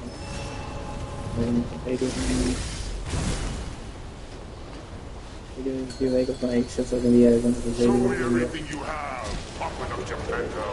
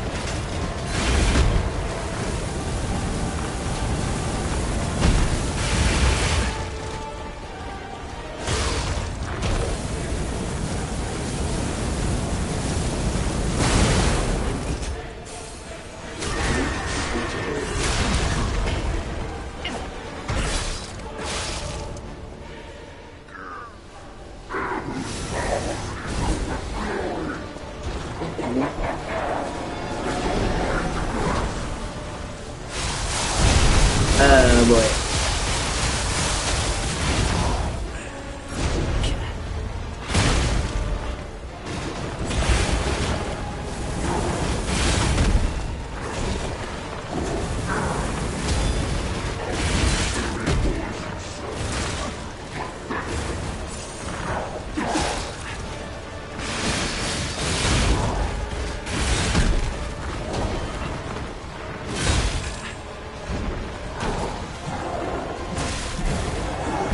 Oh my god, give me a break!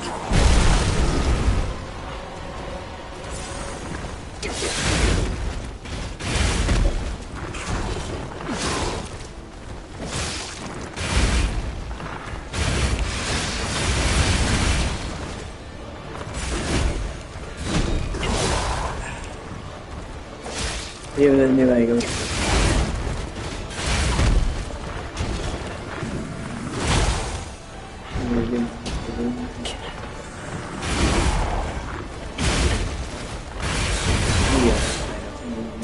New Legos.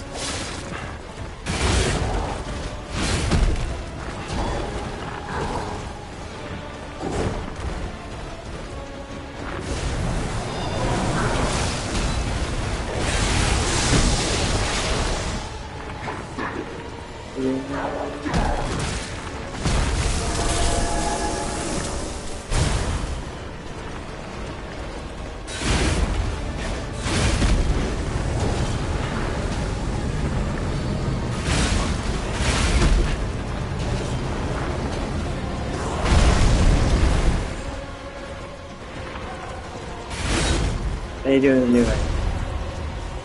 How you doing anyway?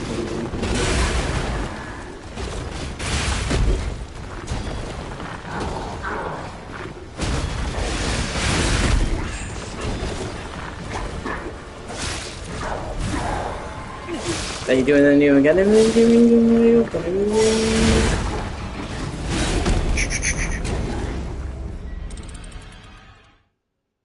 I'll try one more time. If I can't do it, I'll end the stream. I've been doing this for like 8 hours now. I didn't mean to stream nearly as long as I did. I need to take a break.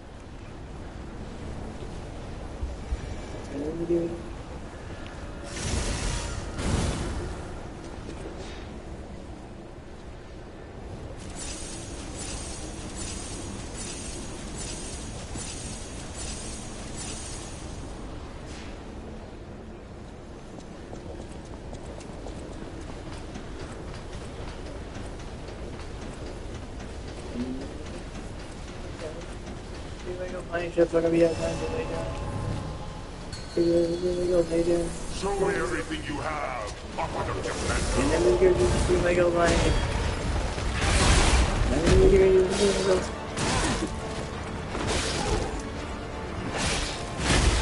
Keep going here.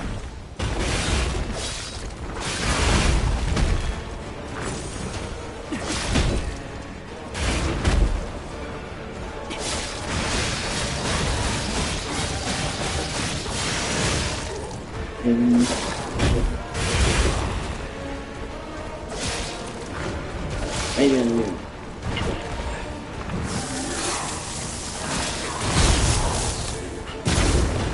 How you doing, Michael? How you doing?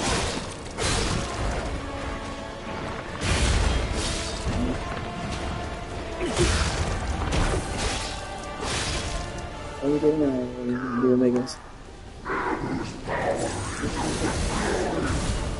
How you doing?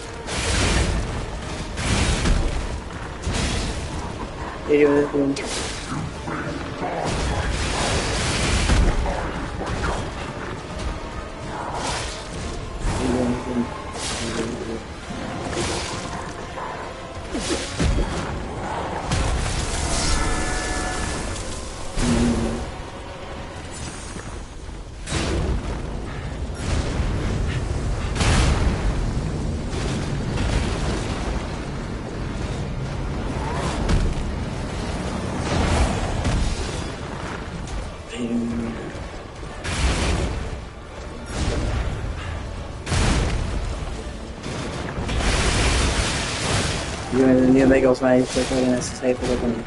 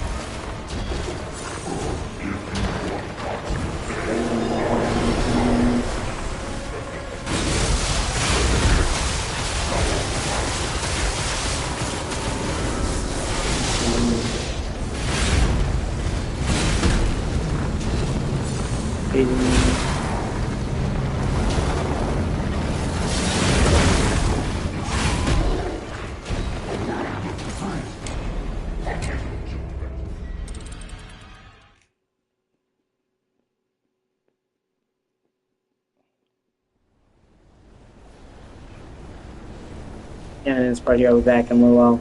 Or I might go to bed, I'm not sure.